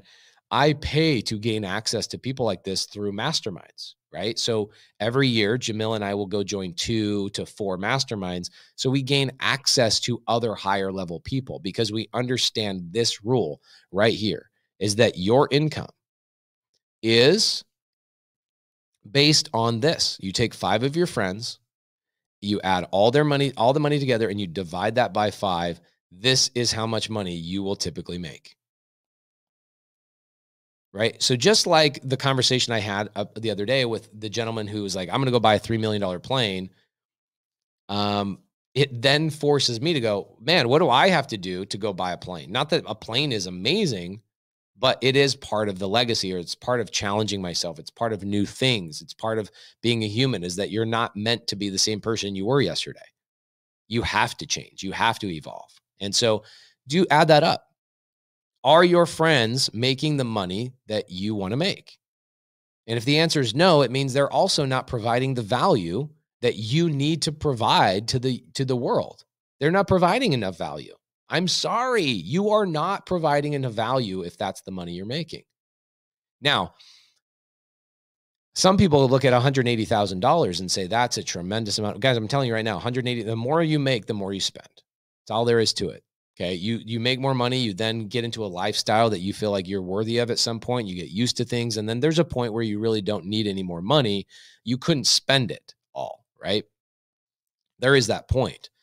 But most people, when the ceiling is $180,000, I'm telling you, in 10 years, $180,000 will barely cut it. Think about that.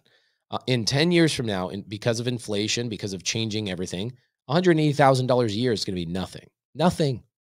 While it seems a lot of money to you right now, like, wow, that would be great to make $180,000. Guys, I wouldn't waste my time on things that don't make $180,000 a month, $180,000 a quarter. But if you're around 5 friends and your actual number is $180,000 and that's your goal, great. I'm probably not a great educator for you. I'm not somebody you want to be around, because for me, there's not enough value there. It's not money, it's the value. Are you providing the value that indicates that you should make more money? No, you're not.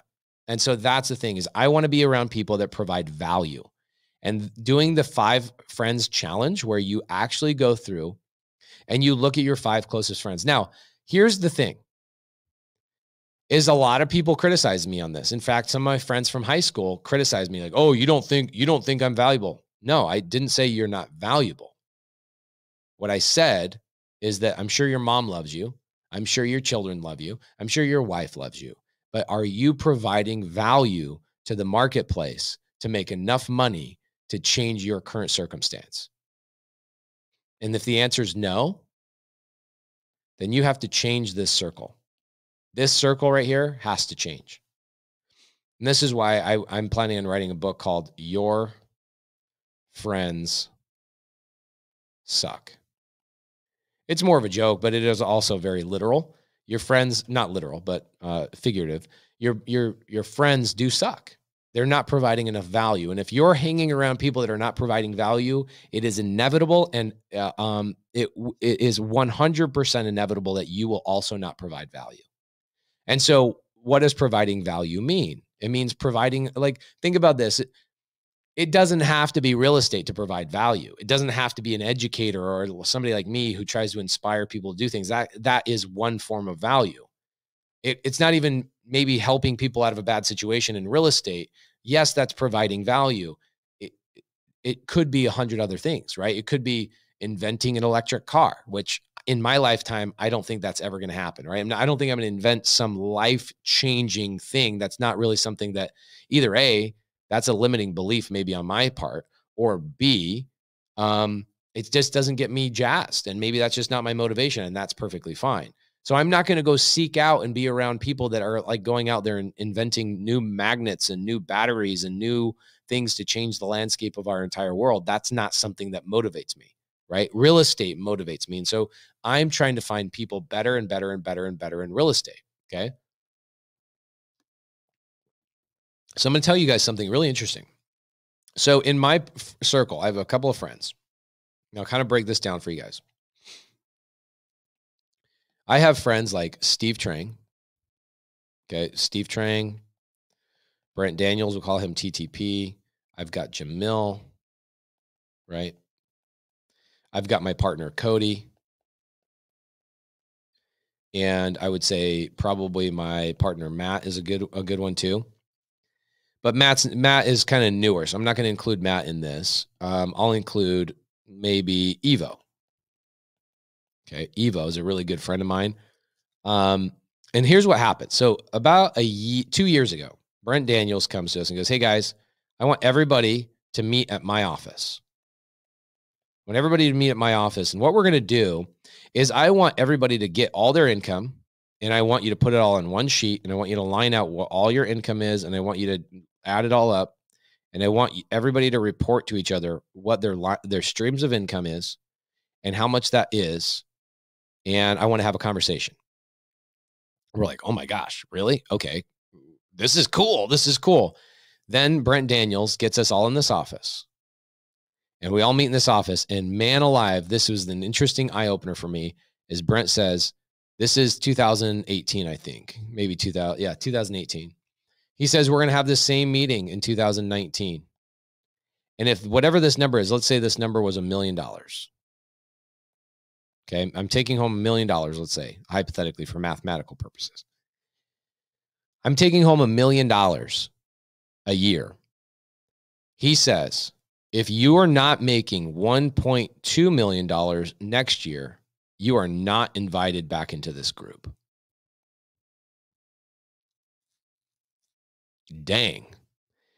So he's looking at a 20% growth, not in income, a 20% growth in value, because that is what indicates your value, unfortunately, is money. So I provide value, I get paid more money. That's how the world works. So Brent is not saying, hey, I want to be around people making money. He's saying you need to become 20% better. And I want that to compound.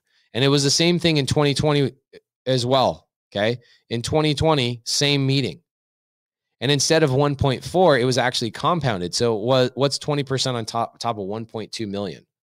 Probably 1.2220. I don't know. Or let's check it out. $1,200,000 times one. So $1,440,000 is now the requirement to be in that room. Another 20% compound. Okay. He wants us to compound. And guess what the requirement was for 2021? Okay. The requirement for 2021 was the same thing. Take that $1,440,000 and I'm going to multiply that by 1.2. Now my requirement is $1,728,000 a year. And I know that these numbers are like crazy high. I get that. But my job also, and part of my life's purpose, is to show you what's absolutely possible, right? What is possible is only understood to you or understood by you by the people that you spend time with. Isn't that an interesting concept? Is that I am required to make more money to remain your friend. And it's not that he doesn't love me. And it doesn't mean that he doesn't appreciate me as a human being.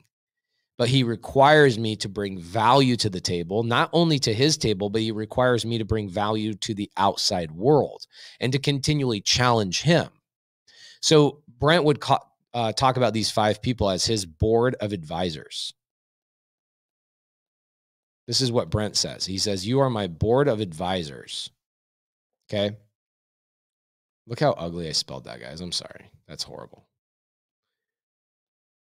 So when he brought this up, I was like, man, I'm your board of advisors. I'm on your board. That's amazing. I'm so like grateful for this opportunity. He's like, it's not an opportunity. It's a requirement.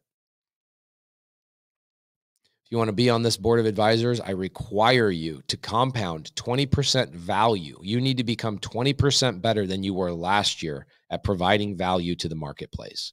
I require you to challenge me by challenging yourself. And that, my friends, is one of the biggest reasons why people have a hard time getting into real estate, is because they're going and watching the football game with their buddies, and they're going and hanging out at barbecues and talking about how crappy their 9-to-5 job is. And they're complaining about their relationship with their wife. Are you kidding me? I have not complained about the relationship with my wife in years. Probably like the first year we were together, I was 25? Still going through like maturity. And the only thing I had to complain about really was my immaturity. Guys, that's a box you should have checked a long time ago. You trying to figure out your relationship with your wife should have been put on autopilot. That's done. You're done. That's done. You figured that out, right? You do the things. There's a laundry list of all the things that women want in a man. It's not hard to find. Accomplish those things and stop talking about it. It's time to move on to bigger and greater things. The conversation is so boring when I hang out with people who are like, yeah, my wife's mad at me about blah, blah, blah. I'm like, bro, you're a little bitch. I can't spend any time around people like that. Okay. So for me, I also have my board of advisors. I have my people that are around me, and I require them to challenge me. I don't need to be challenged on whether I'm taking care of my children or my wife. That's taken care of. That's no longer the conversation. Stop hanging out with shitty people. And it doesn't mean they're bad people. That's the thing that's really hard to convey, is that people's feelings will get hurt. Well, what about my friend from high school? Great. Ask yourself this question. Your friend from high school that you're still hanging out with, and you're still doing this, you're still doing that. What value do you provide to them? Forget about the value that they provide to you. Think about the value that you provide to them. Do you provide any value to your friends from high school or to your friends from college? You absolutely do not. Okay, because if you're looking for encouragement and friendship and camaraderie, guys, you can accomplish that with people who are challenging you. You can accomplish that with people that are making a lot of money and providing a lot of value. So why are you trying to get comfort, camaraderie, relationships, friendships, all that kind of stuff with people that are not providing value at the same time? Go get those things, right? The lifelong yearning for feeling a part of something, feeling like you have friends, having camaraderie, having people, love you. That you can accomplish that in either one. One, people that are providing a tremendous amount of value, or B, people that are not providing any value. So ask yourself that question. Are you providing value to your shitty friends from high school? I imagine there's going to be a lot of people like, I'm not going to listen to this guy anymore. And guess what? In 2 years, you're still going to live I've got my job. I'm barely taking care of my bills. I'm barely taking care of my stuff. You're not living your life's purpose because you're still hanging out with the people that forget about the value that they're providing to you or not. Forget about that for a moment. What value are you providing to them? I will never call Jamil and go, hey man, let's just hang out. That's not what we do. We don't just go hang out. We have a purpose, because if I'm going to take Jamil away from his home where his wife, his kids, and his love and the box he checked a long time ago has been taken care of, I'm going to pull him away from that. I can guarantee you I'm taking him somewhere that I will provide value to him, whether it's a source of income, whether it's a source of part of his life purpose. I will only pull a man away from his family so that I can provide value to him. So when he goes back to his family, he brings value back in return. And most people are like, let's hang out. Let's do this. Let's go to the football game. Let's go do this. You're wasting your friend's time, and you're wasting your time as well. I want to be around people that challenge me 100%. And so it doesn't mean you need to go find people like Brent Daniels and Jamil and all that kind of stuff. What you do is you guys create each other. That's the interesting thing. Okay. I've been friends with these guys when they were making a third of what they're currently making now. Okay. And that's the thing, is we continue to challenge each other. It was really interesting. Okay. Check this out with Brent Daniels and Steve Trang. I just saw Steve. I hadn't seen Steve in a couple of months, and I saw Steve in Tampa last week. Okay. I saw Steve in Tampa, and it was like, man, I haven't seen you in months. And he was like, yeah, I'm building my thing. I'm doing this. I'm doing that. And it was just being around him. I was like, man, I feel like you're challenging me. And he says, isn't that my job? Isn't that my job? My job is, I have a requirement. I have a requirement to challenge you. So are your friends? Okay. Or the associates? Or are they acquaintances? Okay. And an acquaintance is somebody from high school. Yep. I'm acquainted with you. I know who you are. As a family man, I'm sure you provide a lot of value to your wife, your kids, etc. You are an acquaintance. An associate is somebody that I work with. I do things with those people. We are friendly to each other. We appreciate each other and the value that we provide to each other, but only would I ever consider you a friend is if you challenge me. Are your friends challenging you? And if they're not, they are not your friends. They are either an associate or an acquaintance. That's it.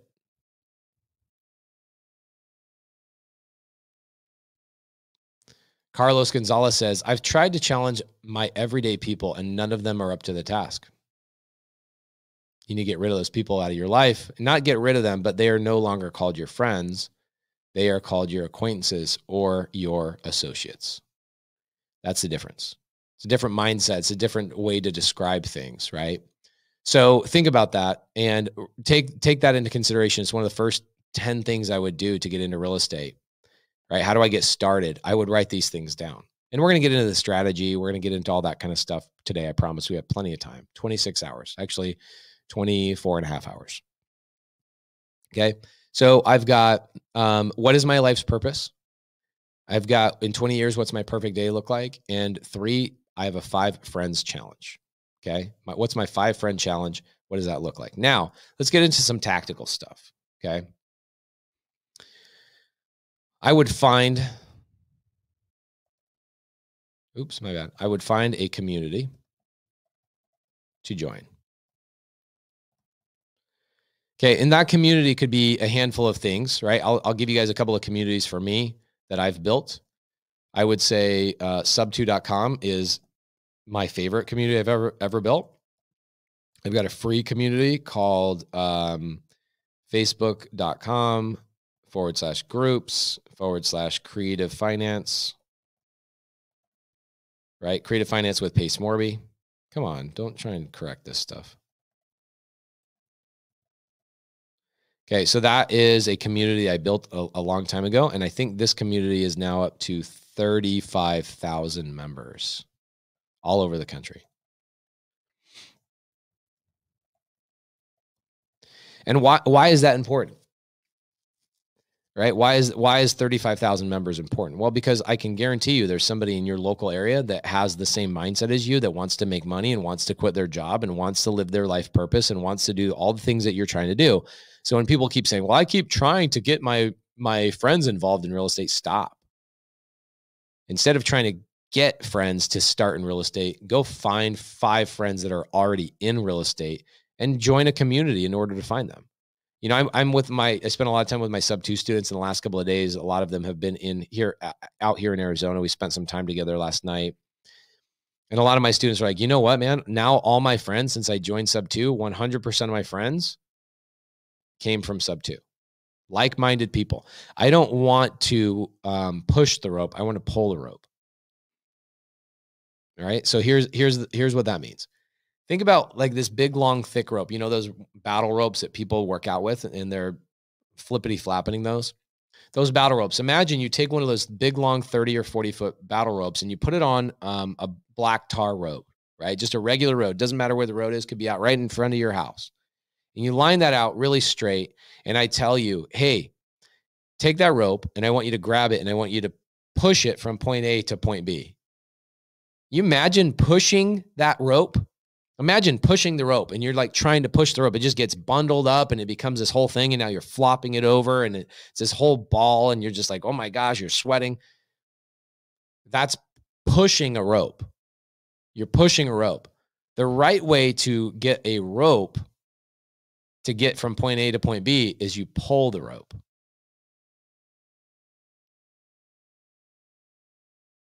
Okay. You pull the rope. You don't fight against it. You don't fight against its nature. Yeah. Sam from Texas says it's like herding cats. And so stop spending time with the friends that you're currently with. Go create new friends. And if those friends at the end of the day, hey, Chester, good to see you, brother. He says, good morning to the best mentor on this planet. Thank you, brother. Appreciate you. So at the end of the day, stop spending time with those people. It's not your job to change them. It's your job to go find people that are already like-minded. Okay. Stop that. Stop. And this is why the 5 Friends Challenge is so important, is because you need to go find people that are already like-minded. You don't have time. I'm telling you, anybody that's older in their life right now, you do not have time to go and wrestle around with family and friends that you currently have to get them to be like-minded and do the things that you want to do. Go find the people. Join a community, okay? Another really good community that we're currently creating right now. This is Jamil and my community together. It's called flipme.com. So that's a great community. Another great community would be Wholesale Hotline. Okay. This is our podcast, for like our free podcast. Another one, it would be Sunday Service. Usually Sunday Service is basically like all my people from Sub 2 go and hang out with me on Sunday at my Sunday Service podcast. But these are communities, right? These are people that are like-minded people that are trying to accomplish a very similar goal to you. You need to go join a community. I don't care if it's free. I don't care if it's paid. I don't care what it is. If you are not part of a community, you will fail. You will 100% fail. Okay. There's another one. Somebody just brought it up. Astro flipping's dope too. Okay. I love astro flipping.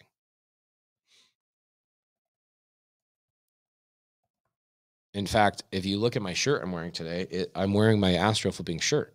Okay. So astro flipping's cool. I would say masterminds. I wouldn't join a mastermind right out of the gate. Like, I've had people try and join my masterminds and they're like, hey, I'm joining your mastermind. I'm like, you're not a student of mine.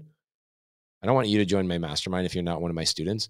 I don't want you. You shouldn't be joining masterminds until you've accomplished a couple of these relationships and a couple of these communities. Okay. You need to be part of a community before you join a mastermind. Now, Jamil and I are, we own, control, participate in all of these communities here. And so we have an entire massive army of relationships that we can leverage anytime we want, and a relationship with all of these people in these communities that we can provide value to and live our life's purpose as well. And masterminds are things that I kind of look at these as college courses. Okay. Most of the time in a mastermind, I go take that mastermind once. I'm part of that. And then that mastermind accomplishes one thing for me that year. Okay. It could be a mastermind on tax savings. It could be a mastermind on internet marketing. It could be a mastermind on, whatever it may be, creative finance, multifamily, whatever it is. I go there to get 1 or 2 relationships. Right. And I then go and take the next one. Okay. So find a community and join it. And then the next step is provide value to that community. And this is really hard for a lot of people because they feel like, well, what value can I provide? I don't know anything. Dude, value comes in all sorts of things, okay? Comes in all sorts of things. One of the best things that value comes from are things that you just don't even recognize, okay? Something that you could provide a value. Let's talk about that for just a second. Something that I could provide as value would be simple stuff, right? So like, let's say I want to be in a fix and flip community. I want to be in a fix and flip community. A really great way to provide value would be something along the lines of maybe take photos for people at their house, drop off materials, right? Run errands for them, help them run their meetups.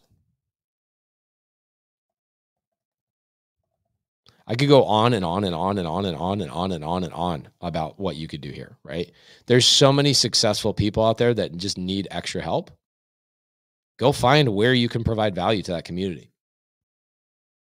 Okay, where can you provide value to that community? These are the first 5 things I would do. Figure out what's my current life purpose. It's okay to have multiple. What's my 20 years, what's my perfect day look like? I would do the 5 Friends Challenge. I would go through and say, what are my 5 friends making? Are they providing enough value to the marketplace to justify them being in my friend circle? Are they worthy of being my board of advisors? Because that's exactly what they are. They are your board of advisors. Okay.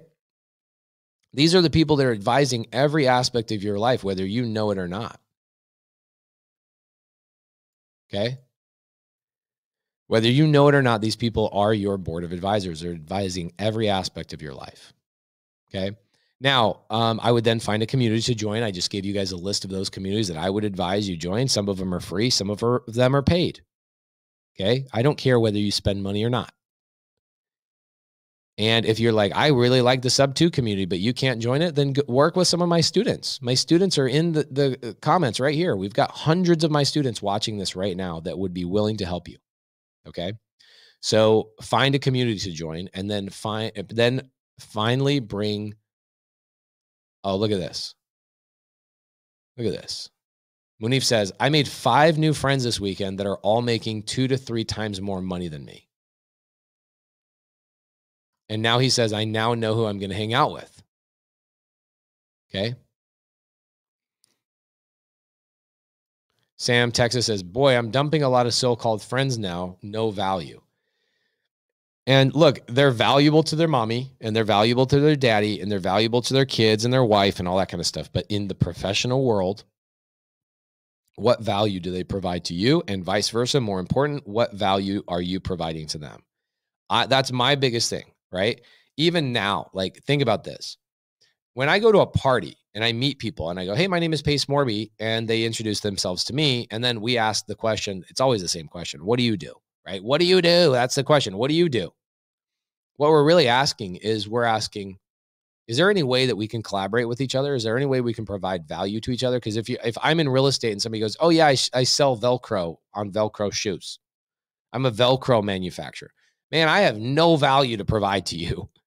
It doesn't mean that you're not a great guy, but I ain't wasting my time going to lunch with you. I ain't wasting my time going to coffee with you. I'm not wasting my time doing anything with you. There's nothing I can provide to you of value. Nothing. There's absolutely zero value I can provide to you in your organization. In fact, I'm just going to steal your time away from your wife, your kids, and your other relationships. It's the antithesis. It's the opposite of providing value. I'm stealing from you. I'm stealing from your children. I'm stealing from your wife because I'm not providing value to you for you to take home to your wife and your children. Isn't that interesting? Think about that. Those 5 people in your 5 friends challenge, are you providing any value to them? Doubtful. Freaking doubtful. And that's the thing for me, is that if I'm not providing value to the people I'm around, then they are not my friends. They are acquaintances and they are associates. They are not my friends.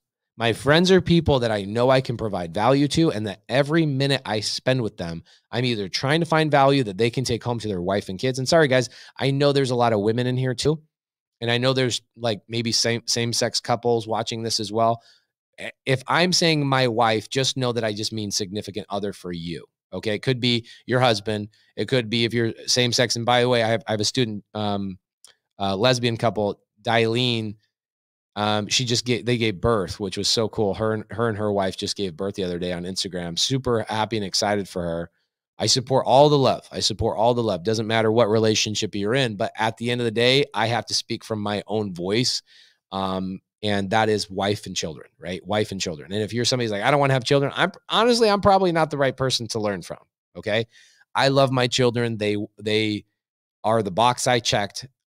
And the box I continue to maintain is my family, my stability, all that kind of stuff is something that's super important to me. It is my why. Okay. And remember, we talked about this earlier, right? Check this out. I told you guys, if you're just joining, here's the first 5 steps I would take. What is your life's purpose? I didn't ask you what your why was. Everybody's why is the same damn thing. Everybody's why is the same thing. To hang out is to be with your wife and kids more. It's to build a legacy. But that's not your life's purpose. That is not your life's purpose. Okay? Your children are not your life's purpose. They might be your current why, but you weren't put on this earth to have children. That is one of the things you were put on this earth for, or whatever it is in your world, whatever that goal is. Insert goal here. For me, it was having a happy, healthy family. But that box is checked. It's now time for me to move on to my life's purpose. Okay. Okay. Then figure out how to provide value to that community. Now, here's the next thing I would figure out. Find a strategy that you like. Okay, and we're going to talk about this on letter D. Okay, so when we get to letter D, just remember this is the main thing we're going to talk about is what are the strategies of real estate? I would find a strategy that you like. Okay, step 7, stick to that strategy for 90 days before complaining. Okay, so this is an interesting principle. I'm going to go really quick through this one. If you think that being consistent starts with, I did think something 2 days in a row, here's my definition of consistent. I'm going to go do something 90 days in a row. 90 days in a row. Okay. Bing, bing, bing, bing, bing, bing, bing, bing, bing, bing, bing. I'm going to do it 90 days in a row. And on day 91 is the first day I can say I was consistent. If you quit on day 89, you were not consistent. And if you quit on day 91, I can tell you that you are consistent at least for one day. Interesting, right? A lot of people will complain about this. Maurice Grant, what's up, bro? Good, so good. I'm so glad you guys flew in for the premiere. So good to see you. Virginia Drew says some people have made their raising their children their life purpose. Then when their children have grown and left their home, they are totally lost, right? Your life purpose, that's your why. Your children are your why. They're not your life purpose, right? They might be your current life purpose in that moment, but when your children are gone and your children are now living their why and building their families and doing their things, you're no longer there. What continued value are you going to bring to this earth is your life purpose, not your, that's the thing. Your why are your children, your wife, your relationships. That's your why. It is not your life purpose. It is your why. It's why you get up in the morning. It's why you do all these things. Stop thinking that your family and your children are your life purpose. They're not. Your relationship with them that box should have been checked a long time ago. Okay. So, let's get back into these steps. Okay. So, step 1, what's my life purpose? 20-year perfect day. 5-friend challenge. Find a community to join. We already kind of went through all those communities. Provide value to that community. I gave you guys ideas of how to provide value to that community. And then I said, find a strategy that you like, which we will talk about when we get to letter D. We're currently on letter B, and it is 4:55 in the morning. Then you want to stick to that strategy. Whatever that strategy is, you got to stick to that strategy for 90 days before complaining. I get so many people that are like, man, I've been doing this for 3 weeks and I haven't seen a result. Yeah, because you have been trained by this world to think that you work for 2 weeks and you get a paycheck. That's why. This is why this is so hard for people to get started in real estate, because once I get to the strategies and I tell you guys, and I'm telling you that all this stuff is incredibly critical and important for you to understand before I even get into strategies. I'm not going to talk about strategies. There's Nick Legamaro. Find something you like to do first and figure out how to make money doing it. If you need help with community, I'm here in Texas. Thank you, Nick. Appreciate you. Thank you for setting up the dinner the other night in Tampa, Florida. Nick is one of my guys on my board of advisors. Nick is a guy crushing it, does really, really well. Okay. Love Nick Legamaro. So stick to that strategy for 90 days before complaining. And again, you're only consistent once you get to day 91. When you get to day 91, you can say you have been consistent for 1 day. It's a mindset shift. Okay. It's a mindset shift. Stick to that strategy for at least 90 days before complaining. Stay consistent. Okay. Stay consistent. Now, here are the other things that I really think are super important for people. 8 is learn on the job. Okay, learn on the job. That is one of the things I would do today. I would learn on the job. I would take action on something today. Okay, we're going to go through this 26-hour live. I'm going to give you guys strategy. I'm going to give you things marketing. I'm going to give you sales. I'm going to call sellers today for 6 hours. You guys are going to see me actually doing my work. Okay. You see me doing my work today. Learn on the job. Learn on the job. Stop absorbing information, because here's the thing is that information is either important or it's interesting. And the only difference between important information and interesting information is whether you are actually applying it and you actually need it. Okay, I could sit there and go to a seminar. I went to it. Here's such an interesting story. I've never told anybody this. I went to a Bob Proctor seminar. It was a 3-day seminar. I went to a Bob Proctor seminar for 3 days. And I left after day 1. I left after day 1. Not because the seminar was not absolutely unbelievable. It was the fact that it was unbelievable that I left 2 days early. I fly to LA. Okay, I fly to LA. I'm with Cody Barton, my partner. We stay in a hotel. And literally after day 1, I go, I'm gone. I'll see you later. And Cody's like, what? We got to be here for 2 more days. I go, you got to be here for 2 more days. I got stuff I got to do. He gave me some really good information. And the only way that I'm going to actually take that information and make it important to me is go out and take action. And I literally flew home to take action on what I learned on day 1. And I abandoned the other 2 days because I was like, my capacity, I need to learn on the job. I need to go and apply these things right freaking now. Because again, we do not learn anything. We do not learn anything by absorbing information. It will immediately leave us. The only way we learn information is by doing and taking the action. Okay. So check this out. I'll be quick about this because I want to get into, it's 5 a.m. in the morning, 4:59 a.m. So we're going to transfer over to C. C is going to be a lot of fun. We're going to talk about company structure. We're going to talk about what I think the perfect company structure is.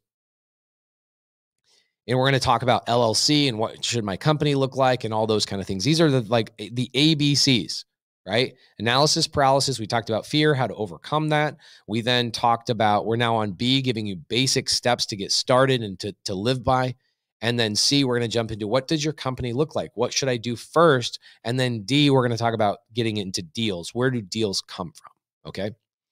So this is an interesting thing. It's one of my favorite infographics ever, is called the learning pyramid. It was really interesting when I first learned how to do, I first learned this. It was like mind changing for me.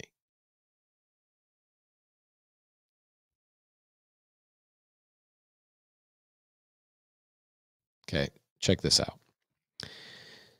So average student retention rates.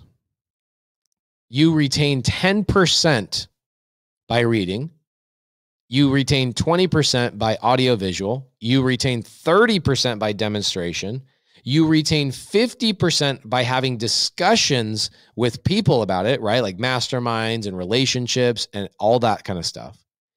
You then retain 75% of what you learn by practicing what you're doing.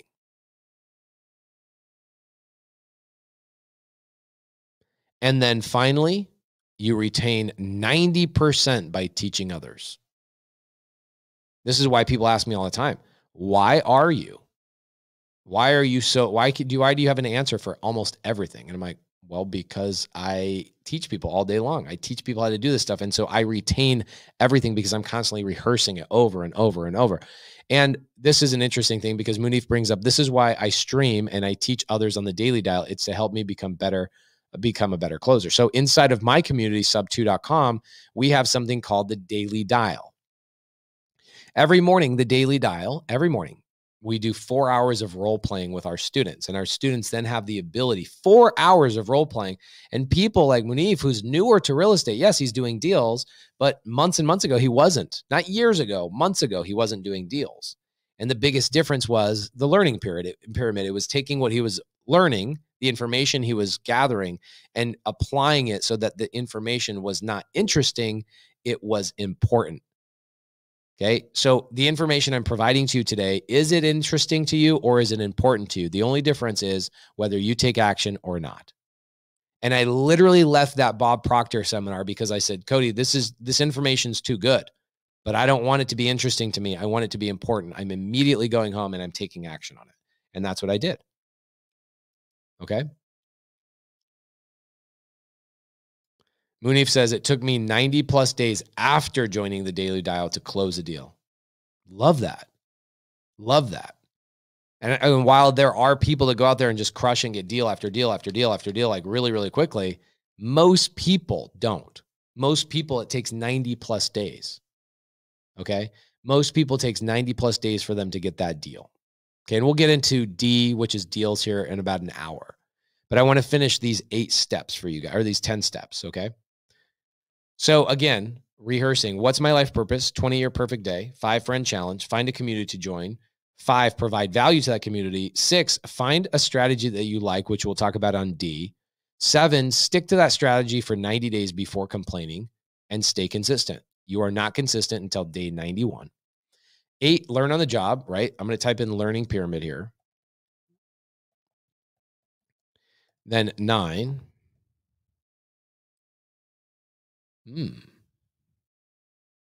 Thank you. Tech says, fantastic premiere yesterday for the TV show. Thank you guys so much.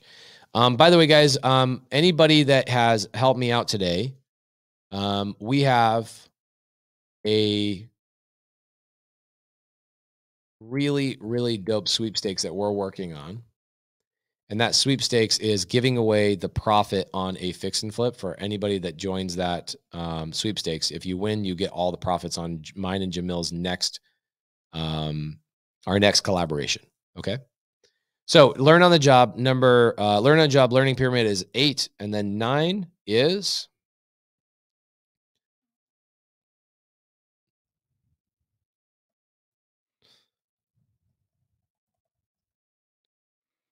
okay. We're going to talk about this next. Is now it's time for you to build a company. Okay. Get an LLC. We're going to talk about that on in this next hour. We're going to talk about this. Build a company, start an LLC. Okay. And then 10, scale. Now, interesting, right? That scale is one thing on here, and a big part of this. Check this out. A big part of this, literally 50% of this is mindset and relationships. Because these 5 right here will help you accomplish the other ones. You will have no problem scaling. You will have no problem building your business, no problem managing your money, no problem doing any of that kind of stuff. Staying consistent won't be a problem because you have already done those 5 things. So when somebody says to me, Pace, I've been in real estate for 4 years and I'm struggling, I go back to this, and I already know 100% they have not accomplished these 5 things. They don't know what their life's purpose is. They haven't written out their 20-year perfect day. They don't have 5 people around them that are challenging them and helping them. They have not joined a community. They're trying to do this on their own, and they're not providing value to anybody. Those are the 5 things I immediately go to. Okay. And then if they say, well, yes, I already have that, then I go immediately to this. I go, well, then you're not doing this. You have not stuck to a strategy for at least 90 days and you're complaining, and you have literally not been consistent. Those are these guys. I'm telling you, this is the basics of why people are not successful in real estate. They have not done these things. And I haven't even talked about strategy. Being successful in real estate has very little to do with strategy. It has a lot more to do with the first 7 things I just gave you homework on. Okay. So those are the first 10 steps. All right. Tech, thank you so much. I appreciate that. Guys, do me a favor. If you have not entered into the sweepstakes for Flip Me, do me a favor. I'm going to throw it on the screen for you guys. It is flipme.com/26-hour live. Okay. 26-hour live. Now, it's 5:06 in the morning. I've accomplished letter A. I've accomplished letter B. What I want to accomplish in those. I could go on literally for 3-4 hours on each one of these topics because I love talking about it so much. But we have to move on. We have to go through the sequences, right? So on number 9 step of your basic steps is to create an LLC, create a company. So let's go through that. I'm going to give you guys some actual strategy, a little bit less fluff, a little bit less mindset. I'm going to go get another bottle of water and I'll be back in 2 minutes. I just know normally my wife will bring stuff to me so I can have water and all that kind of stuff.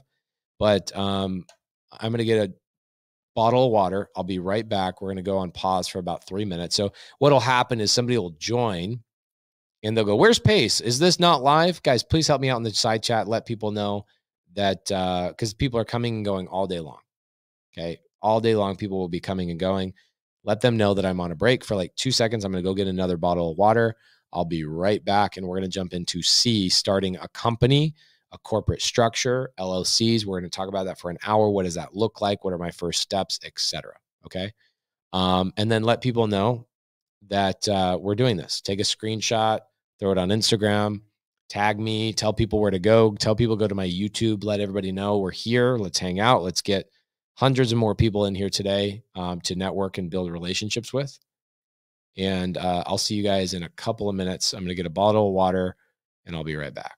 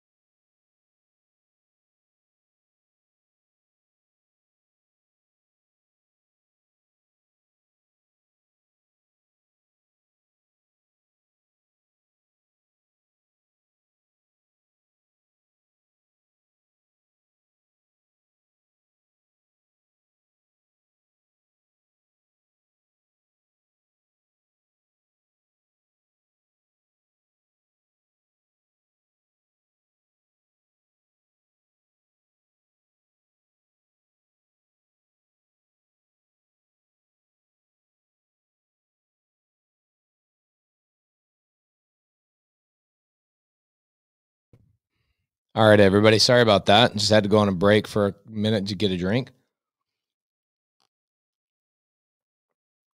It's so early in the morning here that nobody in my house is awake, so can't get a drink or anything brought to me quite yet. My wife normally comes in and hooks it up, gives me what I need. But today she's asleep still. So, all right. Hopefully you guys have had a lot of fun today. We're going to have fun. I'm going to be calling sellers, I think, for about 6 hours today. Live calling, talking to sellers, having a good time with that. We've already gone through letter A, letter B. Let's get into letter C. Okay. So letter C is incredibly important, guys, because a lot of people overthink this. Like, what should my company look like, right? Like, what should my company look like? So let's go through that. And let's chat about this. Okay, so Here's the basics of a real estate business. Okay. A real estate business consists of typically what people will do. And then here's what I'll do. I'll show you what my business looks like first. Okay. My business,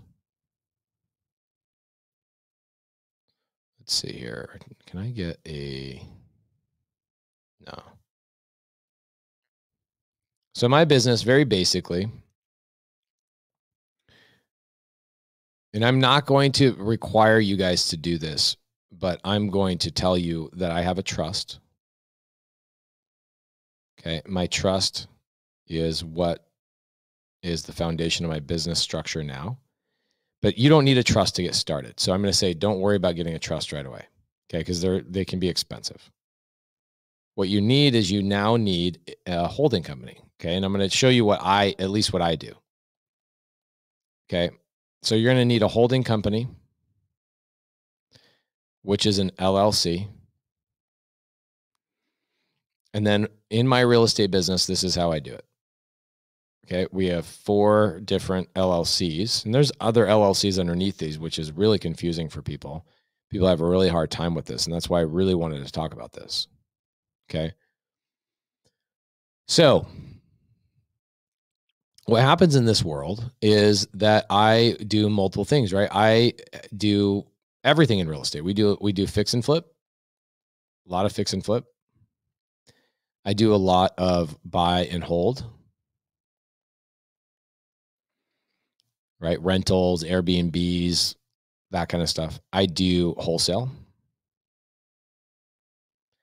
And then I also own other service related businesses, right? So like, what would be a good service related business would be like, I own title companies and stuff like that, right? So like other miscellaneous businesses are here.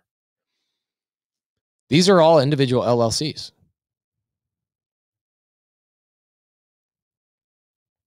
Okay. All individual LLCs. So what I'm going to tell you guys right now is a lot of people don't understand, like, what should I do? Where should I start with building a company? Right. And what they do, in my opinion, I think they do it wrong, is they go and start their LLC themselves.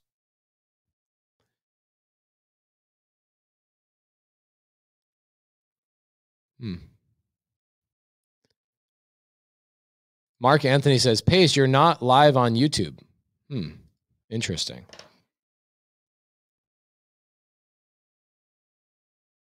Yes, I am. 100%. Yes, I am. It's always somebody using Facebook that like doesn't understand how that works. Come on, bro. All right. So this is something that a lot of people don't understand. They have a really hard time with building a company because they don't know where to start. Okay. I'm going to tell you guys right now. Yeah, it's live. I should stop paying attention to anybody that says that my audio doesn't work or my thing isn't working. I know better. I know way better. There's always somebody who's like, hey, I can't hear you. And then they find out their phone's on mute. Pace, I can't hear you. I can't hear you. Can anybody hear Pace? Guys, check your stuff. Make sure your Androids are fully charged. Okay. So I'm going to erase the miscellaneous because it doesn't really pertain to a lot of people. And I'm also going to erase the trust for the time being. Okay. We're going to focus on this structure right here. And the goal of each one of these businesses is obviously to make money. And then the next goal of these businesses is to not pay taxes. And so we're going to go through some of these things. Okay. So I see a lot of people making a lot of mistakes. And their biggest mistake is that they try and do this stuff on their own, right? They try and build a business on their own. They try and assume they know better. They go on YouTube. They learn the wrong way. I did everything wrong. I did everything wrong with building an LLC. It took me years and years and years to fix it. It took me mistake after mistake after mistake. And I'm telling you, you need a relationship in your life. Okay. You need an absolute relationship in your life. It is a requirement, in my opinion, that you need to have an advisor, a business advisor in your business that will help you out with these things. Okay. So I do keep a lot of my sub twos, but I do assign stuff. We'll get into that, all that kind of stuff. Glenn Bennett says, Pace, when you buy sub two, Pace, is that under the buy and hold or the wholesale? I will. Ooh, that's a great question. I'll show you exactly how that flow works. Okay, Glenn. Okay. Ooh, man, maybe I should pull that up on Miro. Let's see if I've got that on Miro. I'll just kind of show this to you guys. Miro's a little bit more challenging to operate on the iPad, mostly because I haven't really worked it quite yet, but this is the complicated structure. Here's the complicated structure right here of my business. See, there I go. I'm already screwing it up, but here's the complicated structure of my business right here. This is what it looks like. You see all this beautiful, fun stuff and how this all flows together and all that kind of stuff. This is what I teach my students. And this was like what my corporate structure Zooms that I built for my students. But I'm going to be focusing on these three businesses right here today with you guys and what that looks like. Okay. I'll keep it very basic. All the other stuff that I keep that for my students, and the depreciation and hard money business and the charities and all that kind of stuff, how I pay myself. I'll get into as much as I possibly can with what time I have. Okay. So I'm going to tell you that I tried to figure this out on my own. I read books. I watch YouTube videos. I listen to other dumbasses. There's so many stupid people that think they know what they're talking about, and they don't. And I'm telling you right now, CPAs don't know what they're talking about. A lot of CPAs don't know what they're talking about. I know, and it's going to sound horribly atrocious saying this, but I know more about accounting than most CPAs do. I know more about taxes than most CPAs do, because I've had to go through and get my butt kicked for so many years doing it the wrong way that I had to learn and find the right people that knew what they were talking about.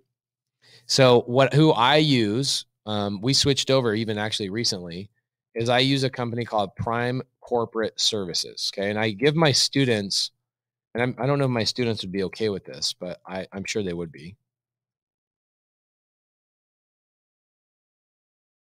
I'm going to pull them up.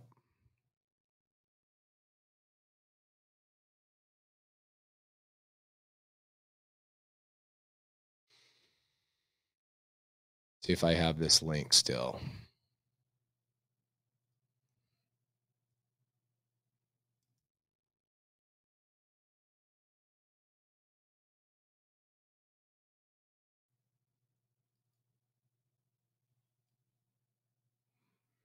So Prime Corporate Services is who we use. Here we go. Found it. So this is a company I've found, and they're amazing. And if anybody in the side chat has actually worked with them, please attest to how amazing this company is. But this is who I use for all my corporate structuring and the conversations, the trust, the LLCs, all that kind of stuff. So I have a great relationship. The actual owner of the house is actually sleeping in my house right now. That's how much I appreciate these people. It took me 6 months to finally get a relationship built with them. But if you guys go to primecorporateservices.com and you use the code 0 to hero right here, I'll give it to you guys in the side chat. Here's what they do. They give my students at sub 2 like this crazy discount and this crazy relationship that I am not going to make available to everybody on this live, because this is a public facing live. Okay. This is a live that I don't know if everybody's my student or not. And I give these crazy benefits to my students that I will not give to you guys on this live. However, they do have another discount. Okay. They do have another discount, and that discount is for the 0 to hero students. Okay. And so if you're a 0 to hero student, I'm sure you don't mind me sharing this. It's not as good of a discount as my sub 2 students get, and it's not as good as like a relationship status as my students. But 0 to hero is a great code for you guys to use. So go there. Let me tell you who Prime is. So what happened to Anderson? By the way, guys, if you're on Facebook, change your name from Facebook user to something else. Let people know who your real name is. Okay. So Stacy Scott says PCS is good. Okay. I still use Anderson. Okay. So let's look here. Here's what I use Anderson for. I use Anderson for, let's remove this for a second. I use Anderson for my public charity. Okay. I still use Anderson. I use Anderson for my whole life insurance policy. So I still use Anderson. I like Anderson, but we're not going to talk about Anderson today because those are advanced strategies that most people will be super confused with. Okay. Anderson. So Christopher Jean-Baptiste says, I heard good things about them, but I use Anderson Business Advisors. I'm going to tell you right now, Anderson Business Advisors is literally like 6 to 7 times more expensive than PCS. Okay. Steve Allison says, PCS is awesome. I'm working with them on building business credit, taxes, and 2 LLCs. So I still use Anderson Business Advisors. I love Toby Mathis over there. I love Clint Coons, highly intelligent people. But from an LLC standpoint, in a service level of getting your company set up, PCS is amazing. Okay. PCS is, there's nobody else, in my opinion. Okay. So Prime Corporate Services, a lot of people in the side chat. Travis Haxton says, PCS set up my business. Munif says, I'm going to sign up with PCS. Trisha Flake says, I just use PCS to set up a holding company. A lot of people. Mike Siambra says, PCS is legit amazing. They broke down everything for me. And then even when I questioned what they did, they even broke it down more. So I fully understood everything. Okay. A lot of people have used Prime Corporate Services. So please. And then Sean Mendel says, Prime Corporate Services credit program is amazing. Okay, cool. I haven't used them for the credit program. But here's what's going to happen. You're going to start your business. I'm going to go through how my money flows and some of the money that I make in some of my businesses so you guys can kind of understand how this works. I'm going to get in some nitty gritty here in a minute. What I want you to do is here's what PCS will do for you. They will do a free call consultation for you. They will even set up an LLC for you for no cost except for the corporate filing fees. So when I go to an attorney, for example, I'll go to an attorney to set up an LLC to do it the right way, and they'll charge me $1,000 to $1,500 to set up my LLC. Okay, Prime Corporate Services won't charge you anything for setting up the LLC with the discount code that I gave you guys for 0 to hero. Okay. Munif, I'm not going to talk about so guys, use the 0 to hero code, but here's the thing is on the credit program, Munif, I'm not going to talk about that today. I'm going to actually have Steve or his partner, Tommy, come into Sub 2 mentorship at some point in the next month or 2 months to talk about their credit program. I would focus on, let's just get your LLC started right now and make sure you have your foundation set up and structured properly. Okay. So here are the things that I really want you guys to understand about LLCs. One, you got to have the right person set it up for you because you will screw it up. Even if you go on YouTube and you watch all the things and somebody tells you how to do it. I don't know why anybody sets up LLCs themselves. I don't understand it, especially when you have like a Prime Corporate Services that will do it for you for no cost other than the corporate filing fee with like the state. Why? Why would you go any other route? Right? It doesn't make sense to me. Okay. So there you go. Justin Tumanowski says, I need to rework my shiznit, right? That's what Prime Corporate is for. So go look on my screen, guys. It's primecorporateservices.com/0 to hero. That is the code. And if you schedule an appointment here, I'll show you what that looks like just real quick. If you schedule an appointment right here, this is how stinking easy it is. Watch. Schedule your appointment. It pops up a calendar and you'll be able to see what days you can get on the call. So here it is, October. I can get on a call with them 1 o'clock, 2 o'clock on Monday. Like that's how easy it is to get on the phone and say, hey, I'm going to get started in real estate. I need to get an LLC because I'm going to start acquiring deals, right? Chris Davidson says, how do I become a Sub 2 student? You don't. Just work with my existing students. My existing students are here to help you. Don't join Sub 2. My students will help you out. Okay. It is the greatest mentorship and the greatest community on planet Earth, but you don't need to join it. I would work with my existing students. Okay. Work with my existing students. What I would do is save your money, invest it into getting an LLC set up, invest it into doing all that kind of stuff. Get an LLC set up. Get it done and do it the right way. It will give you like the greatest peace of mind ever. Okay. It will give you the greatest peace of mind ever, knowing that your company has been set up properly, that when you start buying deals, you'll be able to sleep at night knowing that all your stuff is good. You've got anonymity. You've got it structured properly. You know where your money goes. You know how to break that all out. And that's what we're going to talk about here over the next 33 minutes. Okay. So while my sub 2 students get access to like all this fun stuff and like what my company structure looks like, where all my money goes, how much money I make and all these kind of things, how I basically pay 0 taxes is all over here. Like how I pay no money in tax comes from that. My about 30% of my current LLC structure looks like this. And we're not going to talk about this today. We're going to go even more basic. Okay. Way, way, way more basic than that. Okay, so here's what's going to happen when you get into business. You are going to generate leads, okay? And your leads are going to come in, and you have to determine what to do with those leads because, again, there's 3 places to make money in real estate. 3. You can wholesale, you can develop, or you can hold. Okay, wholesale, develop, or hold. Develop is like fix and flip, building new homes, developing land, doing all that kind of stuff. You can hold, that's Airbnb, that's rentals, that's corporate rentals, that's, Section 8 housing, that's whatever. Wholesaling is whatever. So I have a company, an LLC for every one of these pockets. So the leads all come the same way, right? Generating leads is one thing, and this is how it works. Okay, I have a wholesale business. And that wholesale business is called American Home Offers, or AHO, American Home Offers. That company generates leads into it. And we'll talk about leads later, like where do leads come from, all that kind of stuff. We'll jump into all that kind of stuff later. But AHO buys a deal, right? Let's say it buys a house.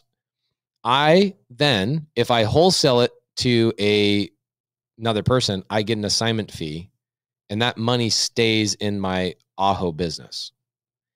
If AHO assigns that deal to myself, and a lot of people go, wait, what? What's assignment? What's wholesale? There's a lot of people who don't know what that is. We will get into these strategies in a little bit, guys. But I need you to understand corporate structure first. Okay, so let's say I get a house under contract, and AHO is a wholesaling business, so I don't fix and flip inside of AHO. I don't hold any properties inside of AHO. Okay.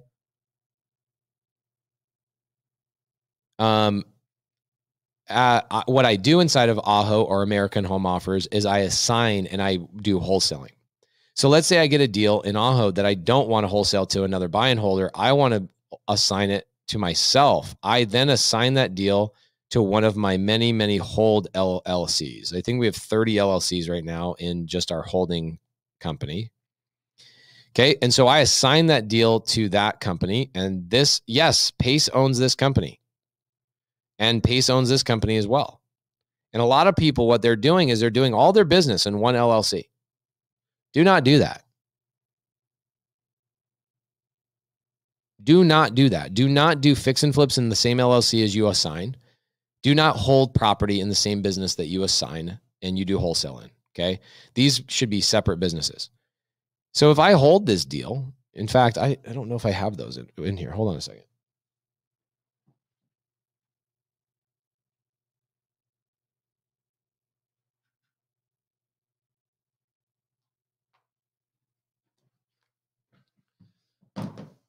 Okay, so I've got these 4 deals right here that we just bought.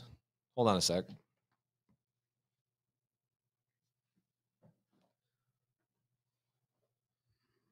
So we just bought these 4 houses, okay? And you can see the address of the house, 7725 West Windsor, 2834 East Beck Lane, 6122 West Palm Lane, and then some other one that the address is on a different page. Hold on. There it is. 1464 North 54th Avenue, okay? Our acquisition company, the company that acquires deals and contracts, got all 4 of these houses under contract. And then we took these 4 contracts and we assigned them to our holding business. And our holding business will now hold these as rentals for forever. Okay. So that's how that works. I have a company that goes out and markets to sellers, and that company gets things under contract. And then depending on what I want to do with that house, I then will assign it to the company that exercises the strategy.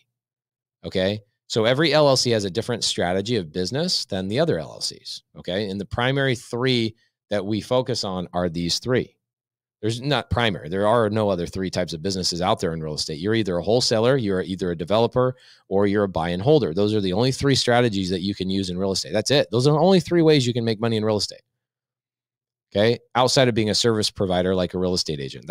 Again, real estate agents are service providers, right? So what happens with your leads, let's break this down. Let me see if I can do this on Miro. Make this a little bit easier since I've already built this out. Okay, perfect. Okay. So American Home Offers right here. You know what? Let's take a screenshot of this real quick. Bring it over here. Hold on a second, guys. I don't want to work with Miro inside of this because Miro is a little bit challenging. So hold on just a second. Okay, perfect. Perfect. Here we go. All right. So inside of this business, this is my wholesale business right here. So my wholesale business is the company that markets to sellers. So we cold call, we text, we door knock, we send mailers, we do all that kind of stuff. And if I assign this deal to another fix and flipper, let's say this company right here is another fix and flipper, I can assign that deal and that I make my profit in an assignment fee, and that money goes back into that business. Okay. Goes back into that business. Okay. Now, what if I get a deal in my marketing business? Sorry, guys. What if I get a deal in American Home Offers and I decide I want to keep that or I want to fix and flip it? Well, what I do is I take the money, or I take the deal American Home Offers bought,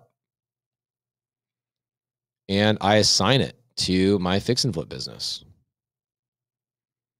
So American Home Offers actually owns my fix and flip business, and it assigns the deal to them.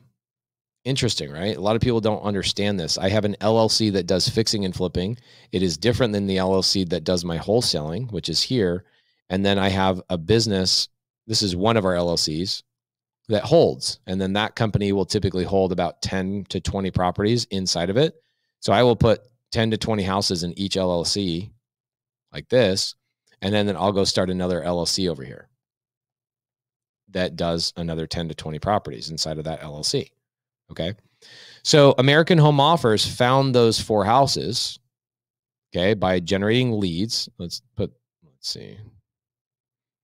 Let's take this out and just say leads come into my business. American Home Offers buys those deals and then makes a determination. What do I do with those? Well, American Home Offers sold those 4 deals to PCGS and paid American Home Offers an assignment fee for that. That is an interesting thing that a lot of people don't understand in this business. Right?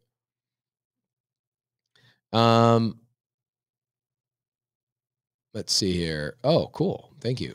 77 Figure says, this is fire so far. Thank you so much.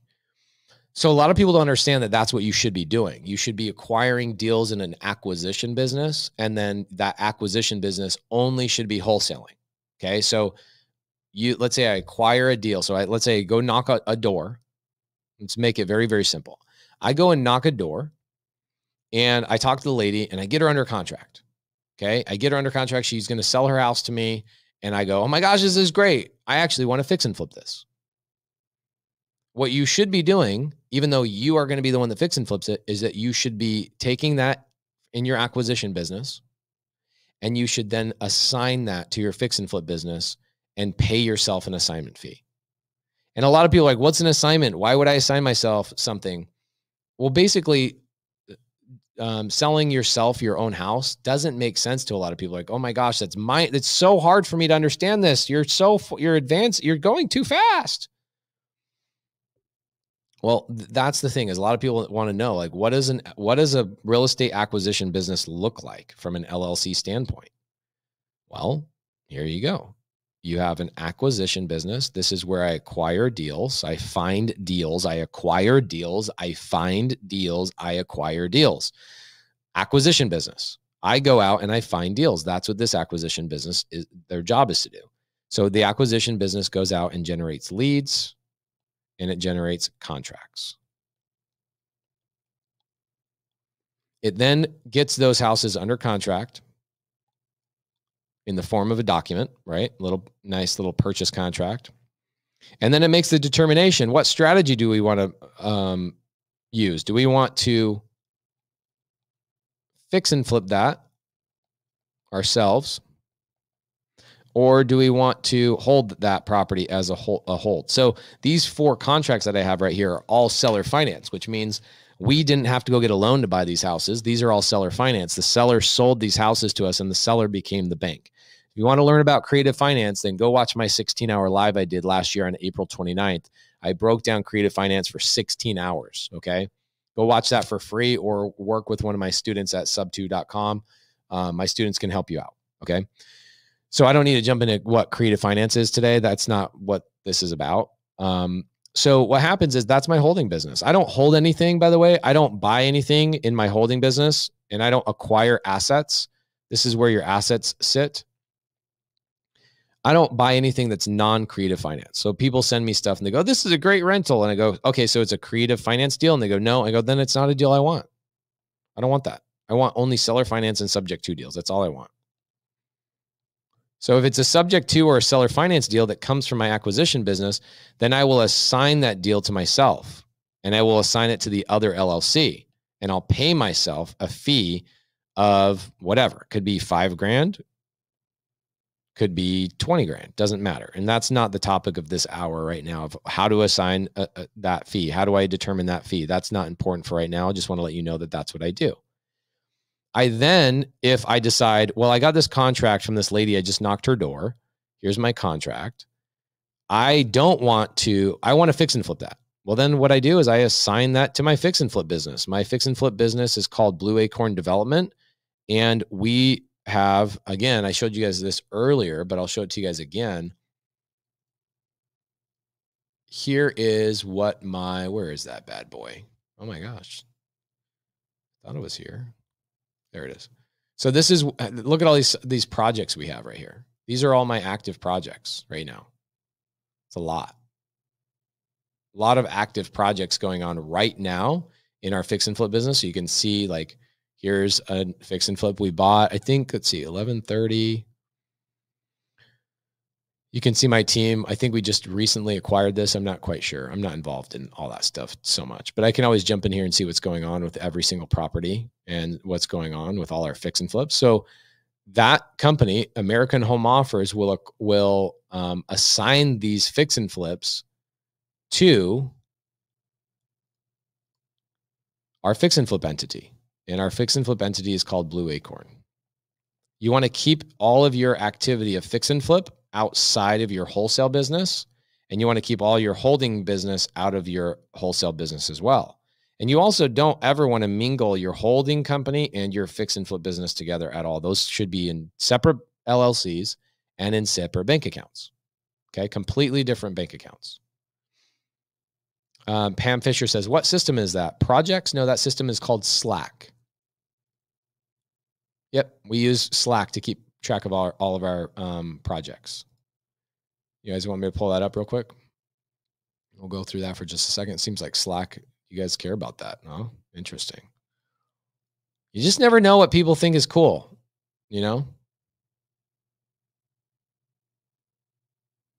You just never know. I never know what you guys think what you guys are going to think is cool. So here is, so I can go to any property and I can go, okay, what's the latest on, let's see, one that I know.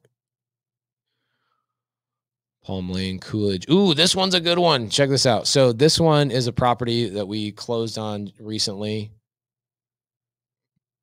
And we had to pull out the tenant. We had to get the constable involved. And you guys can see all the communication. See my wife in here. See Cody in here communicating. How many times do you guys see my name in here? So So this is how our team communicates. So on January 11th, we started communicating with getting our attorney involved in this thing, and my team is talking about it, blah, blah, blah, blah, blah. And they went on and on and on. This is where all of our communication on every project goes. Okay. So here's a bill. We had to evict somebody on August 12th, right? Welcome to business, guys. Then we talked through this. Let's go through the construction. Then Anna, look at this house, by the way. Holy crap. Look at all that trash. This house is actually on the TV show with Jamil and I. This house was so bad. It was like 8 dumpsters worth of trash.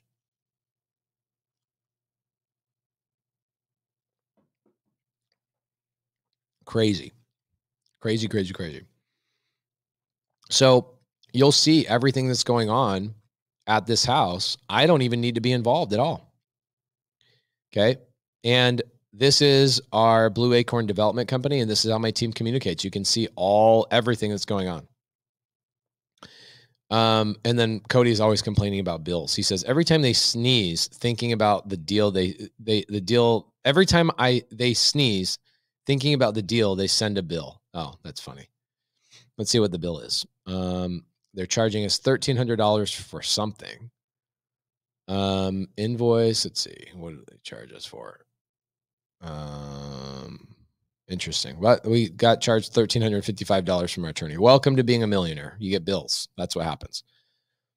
So yeah, that's how we communicate as a team. Our entire team communicates through Slack. I don't get blown up through text messages. I don't get blown up through emails. I don't get blown up through any of that kind of stuff. And people don't involve me in stuff. That's not my job. That's not my job, is to do those things. Okay. So there's your answer. I'm trying not to deviate from stuff. My students know I will deviate for hours. Okay. But here's the thing, you guys, I'm going to give this to you again. If you guys are wondering what state do I set up an LLC? How do I protect myself? How do I make sure that I pay the least amount of taxes? How do I know how to set up my bank account properly? Just go to Prime Corporate Services. Okay. I just gave you guys the code that we give to the 0 to Hero students. It's not as good of a code as the sub 2 code. And it's not like the same level of discount, but it's still a good discount. Okay. So primecorporateservices.com/0 to Hero. The link is right on the screen. The link is in the side chat. Here's what's amazing is if I go to an attorney to set up an LLC, or I go to an LLC company, they're going to charge me $300 to $1,500 to set up an LLC. Prime Corporate Services will give that to you guys for free. They will give that to you for free. They will do a free consultation with you. Let me go back to their site so you guys can see what that looks like. They will do a free consultation with you. Let's see. And they will set up your LLC. All you have to do is you have to pay for the hard cost with your state, which, depending on the state, it could be $30 or it could be $900. But this is how easy it is. You go to Prime Corporate Services, go to schedule your appointment, and then you look it up and you go, okay, well, let's see, who can I talk to? And I got a 1 o'clock or a 2 o'clock. Okay. Tomorrow I got a 10 o'clock, whatever or Tuesday, I got plenty of time all throughout the board. And I can talk to somebody from Prime Corporate Services about what kind of LLC do I need? Do I need an S Corp? Do I need a C Corp? Do I need a general partnership? Do I need a partnership agreement? What state should I do this in? How do I protect myself? How do I keep my name off of things? How do I make sure that when I start doing deals, I don't have major problems and major catastrophes happening to me in my business? It's incredibly important for you to get an LLC. I get a lot of people that go, when should I start an LLC? Now. Start an LLC now. What are you waiting for? If somebody's going to do it for you basically for free, what are you freaking waiting for? Okay.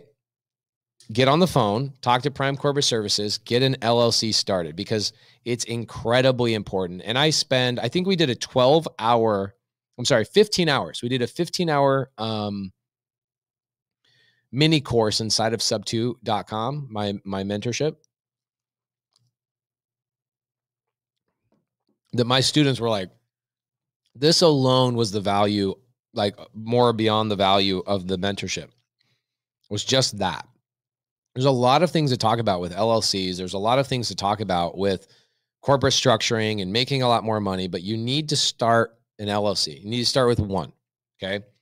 For me, if I have a budget and I have a little bit of money, I'm probably going to start with 3. I'm going to have a wholesale LLC. I'm going to have a fix and flip LLC. And then I'm going to have a buy and hold LLC, because those are 3 ways to make money in real estate is actually wholesaling deals, fixing and flipping, and holding. Those are the only 3 ways to get a deal. That's it. I'm sorry. It's the only 3 ways to actually make money in real estate. Okay. So what we'll do, and I'll go through this just one more time because I've got a little bit of time.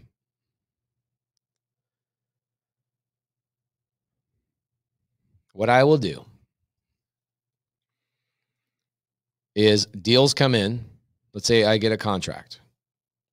We'll put a big fat juicy C on this for contract. Okay. I get a contract. That contract is always acquired in my, let's say, let me use this more simple.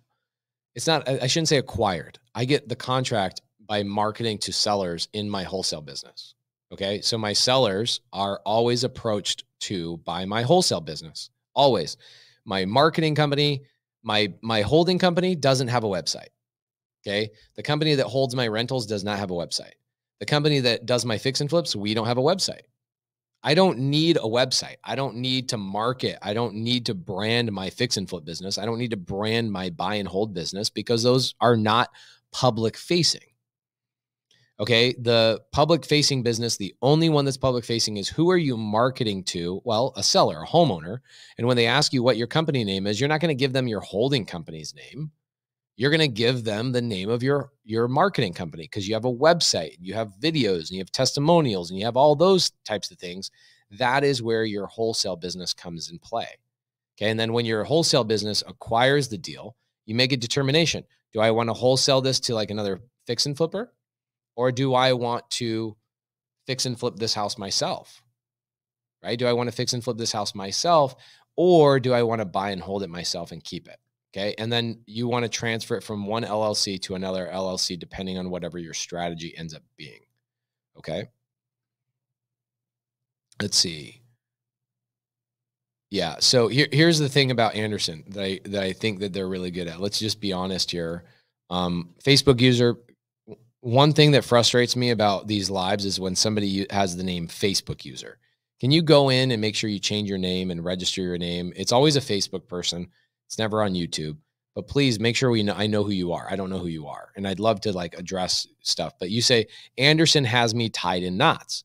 That's why I use Prime Corporate Services, not Anderson. I use Anderson for high level stuff like charities and IULs, whole life insurance policy, things of those nature. And they're very expensive. Anderson is very expensive, and they're hard to get a hold of.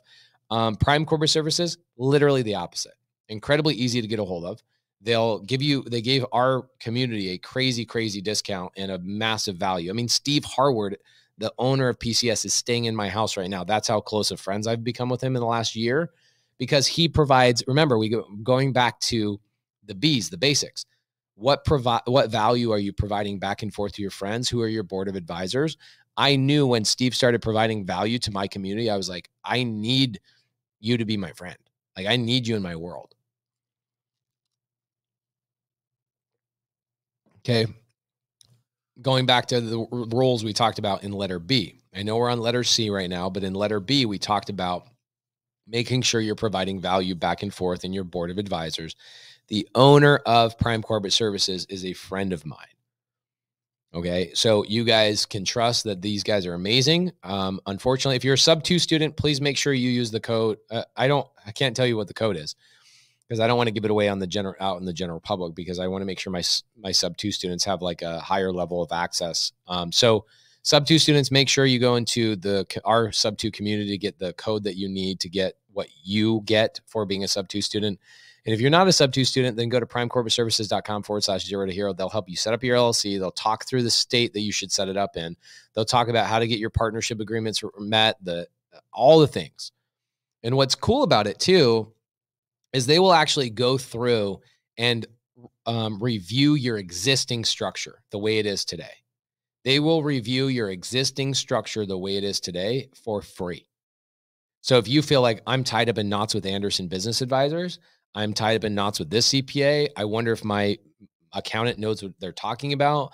I was thinking about starting my LLC myself. Guys, if you get a free consultation with Prime Corporate Services and they'll set up your LLC and your corporate structure just for the cost of like the filing fee and stuff like that, you have nothing to lose. It's crazy to me that people will sleep on this. And then what they'll do is they'll go get a deal and they'll go, Pace, should I go get a, hey Pace, should I go get an LLC? I now have a house under contract. Should I go get an LLC? I'm like, dude, what have you been sleeping on? Why didn't you get an LLC? Are you not serious about this business? Like, why? Why is that even a question at this point? You should have set the LLC up very, very beginning. Don't dilly-dally on things that are important. Why are we even having this conversation? Get your LLC. If you're serious about being in this business, then start the business. It's for some states, the filing fee is like $30. Okay. For some states, the filing fee is $150. I don't know. You got to figure that out for the state, but you need to know that Prime Corporate Services is not going to charge you for that, and they'll do a free consultation. So what is the reason you have not taken action on it? So again, the same thing going back to step one, right? We've got 400 people on here between a couple of live streams, 400 people watching this right now. And I can tell you right now, somebody still doesn't have an LLC and they still haven't gone to Prime Corporate Services website and they still haven't signed up for a phone call. Either A, go sign up for a phone call or get the hell off the live, because I don't want to teach people that are not serious about their business. I don't even want to be around people that are not serious about their business. I'm done. I'm getting too old. I'm too old for the non-serious people. I only want to vibe with people who are serious. Okay.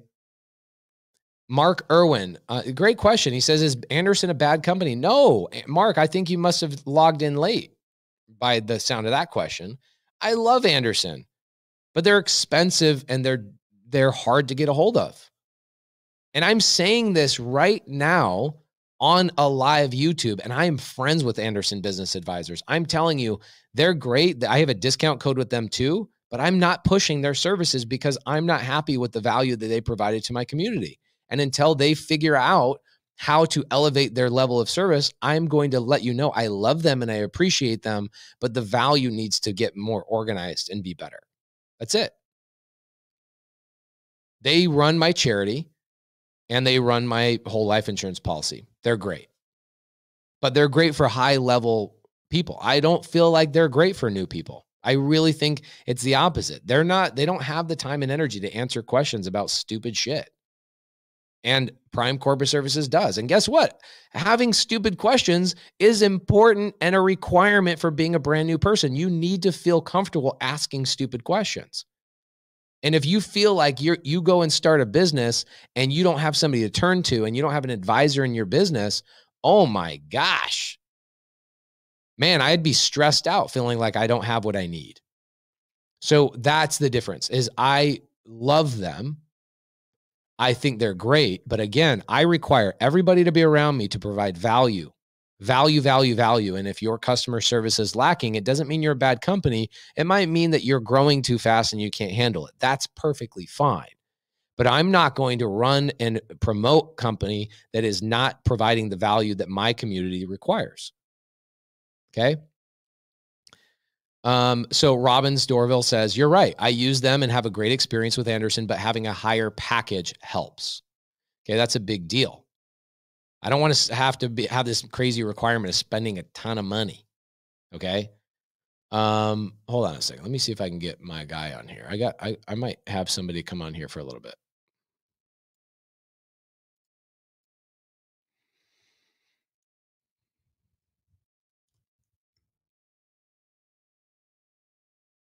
One of my good friends, Doug Lons, is going to come on here with us for a little bit.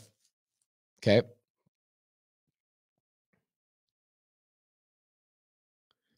Okay. So Ben says, I'm in Zero to Hero, and although PCS gave me a free consultation, they were charging me for set up my LLCs. Okay. So I've been so incredibly transparent and communicative of this. Okay. I'm going to say it one more time.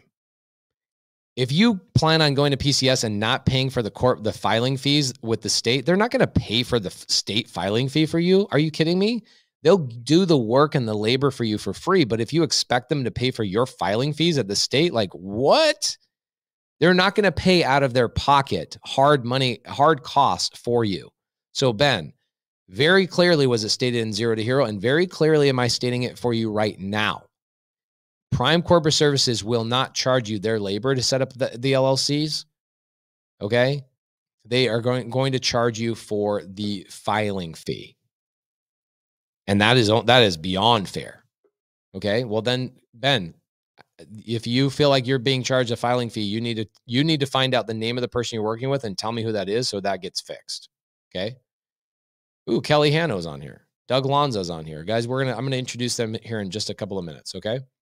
So if I'm going to say this to you guys one more time, we've got nearly 400 people on here between a couple of live streams. So thank you guys so much for being here at 5:57 in the morning. Okay. I appreciate it tremendously. Okay. So if you guys are here right now, okay, and you have not taken action on setting up an LLC, turn off the live stream. Don't even be here. Don't even be here. I am not interested in teaching or educating people who are not taking action. If you're just here absorbing information, leave. That's my invitation for you to leave.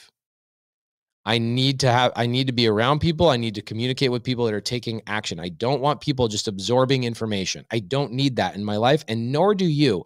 We're not providing value to each other if all we're doing is I'm giving you information, you're absorbing it.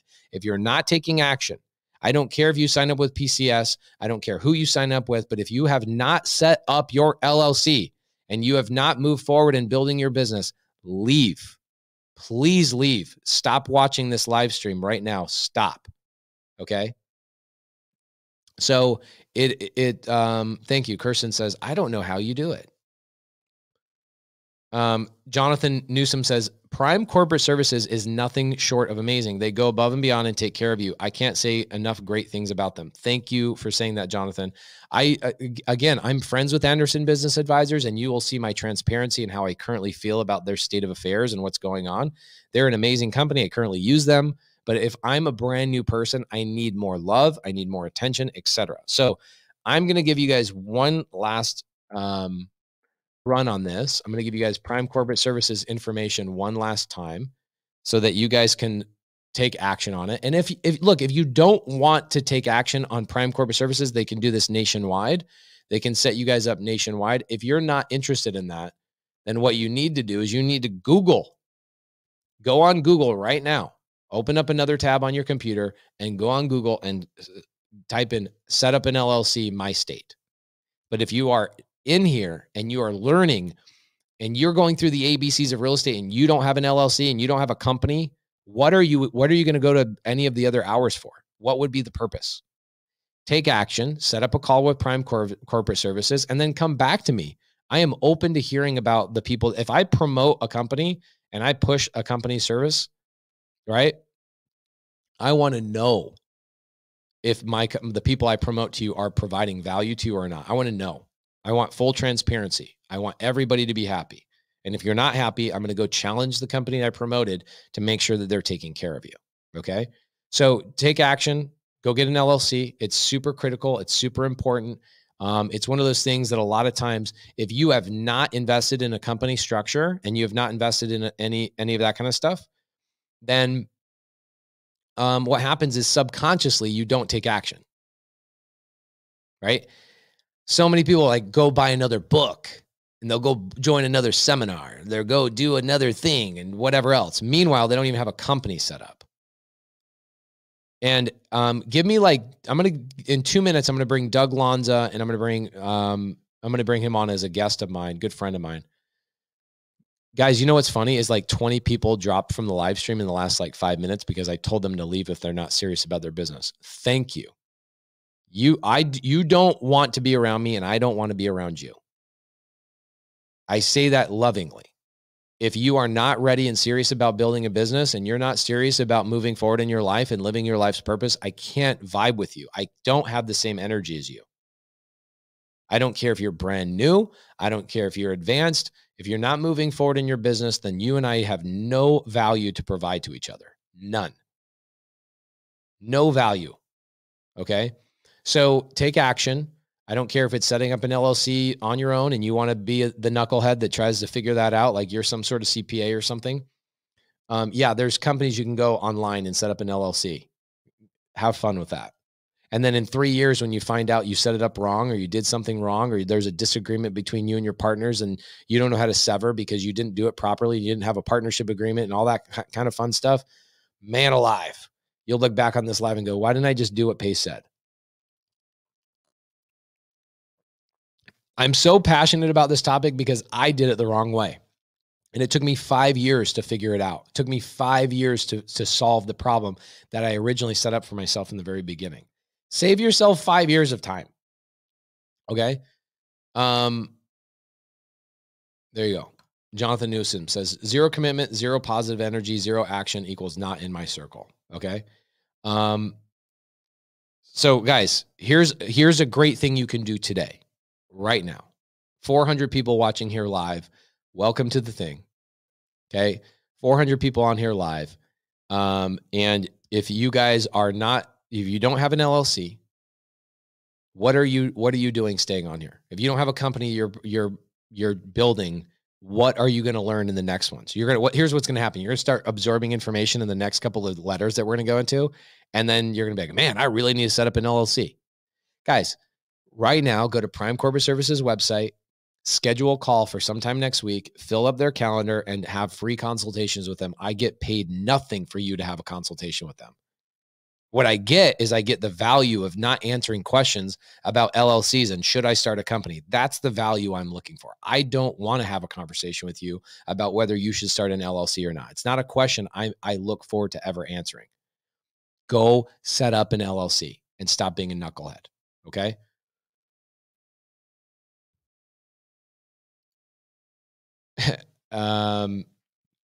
Marie says, you make me want to change the presentation I was doing at my meetup next week because LLC setup is important, right?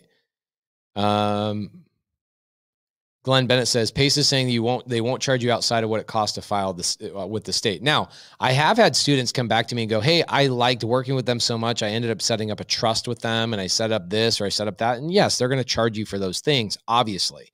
But what they're doing is they're trying to make sure that your excuse of not having an LLC for your real estate business is something that you don't ever have to have as an excuse ever again. That's their main purpose of their business. Okay. So go get an LLC set up. What was my mistake with the LLC? If you are one of my students, go watch. Anybody that's in here that is in my mentorship, you know, I have a 15-hour mini course and it's broken down into like 5 separate Zooms, 3 hours long, breaking down my entire corporate structure, how my money flows here, where this goes there, all that kind of stuff. In fact, the thing that I show is this. I teach my students this, how all of my company structure works, this whole entire beautiful thing, all the way from my living trust down to my holding company, down to all my individual companies where my vehicles are held, how I pay myself personally, my public charity, my whole life insurance policy, all of these things, my hard money business, my seller finance business, my rental business, my holding business, my title companies, all of those things, I break that down in detail in my mentorship. I don't have time to break that down today in a 26-hour live. I just don't. And I'm so sorry. I got to stay on topic. So here we are, guys, 6:05 a.m. We are having a good time. I think a lot of people have gotten a lot of value today so far. Now we're going to get into strategy. We're going to start getting into like, where do deals come from? And I've got one of my really, really good friends, Doug Lanza, out of NorCal. Where are you at today, bro? In Atlanta. Oh, amazing. What are you guys doing in Atlanta? You hanging out with your son? Well, yeah. So we're checking out some of the properties here, and also spending time with family. And then Eddie and the gang here have a meetup set up on Tuesday night that we're doing, which I think is actually open. It's not just going to be sub-2; it's open to the general public. So I'll probably drop that in the free creative finance group as well. Hey, but before we start, I'm bummed that I missed the premiere of your show. As far as being there in person in Phoenix, as you know, we were in Tampa together at the family mastermind, and then I had to fly to Atlanta, so I would have had to fly from Tampa to Phoenix back to Atlanta, and so I really wanted to do it, but just wasn't able to. But of course, I watched the show. It is an amazing show. What did you really think of it? Like, honestly? Okay, honestly, it's entertaining. It's funny, and it actually teaches you something. I mean, because you're dropping stuff in the show about like, this is what a bird dog is. You know, you talked about just different things that they never talk about in real estate shows. Yeah, even dude, it was really interesting. So we had some guys at the premiere, and these guys like are big influencers. They had these. One guy had $600,000 of jewelry on him, and he goes, dude, I'm blown away. Like, I never understood what a comp was. I never understood how this stuff broke down. He goes, I'm making millions of dollars and I don't know what I'm doing with it.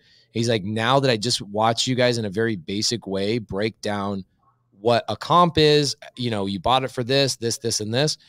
And he goes, that was life-changing information. I go, I'm thinking, really? I was stressed out about it because I was like, I feel like we didn't give enough. We didn't teach enough. We didn't do whatever. But I think keeping it as basic as we did on that first episode was probably a necessity. Absolutely. Yeah, but it's so cool because, I mean, like I'm saying, it's totally entertaining. And of course, Jamil and you and everybody else, I mean, are so funny, right? Like at the end, when you guys do that little thing about like, you know, you're high-fiving and Jamil's like, you left me hanging, bro. Like, what's going on? I mean, just these little tidbits here and there. But then you're actually teaching, right? It's like you're actually learning something on that show. So yeah, it's an amazing show. I'm bummed that I didn't make it for the premiere, but of course I'm going to watch every single week. And you'll come out to season 2 premiere, no problem. Definitely.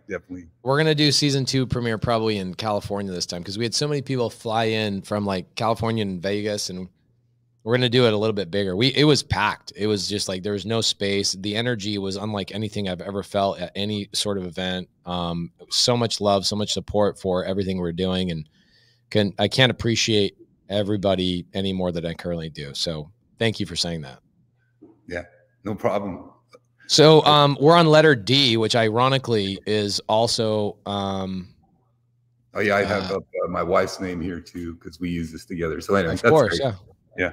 So Doug Lanza, guys, let me guys give you guys a little bit of information. Doug Lanza is somebody who's been in my mentorship for a little over a year and maybe 3 or 4 months.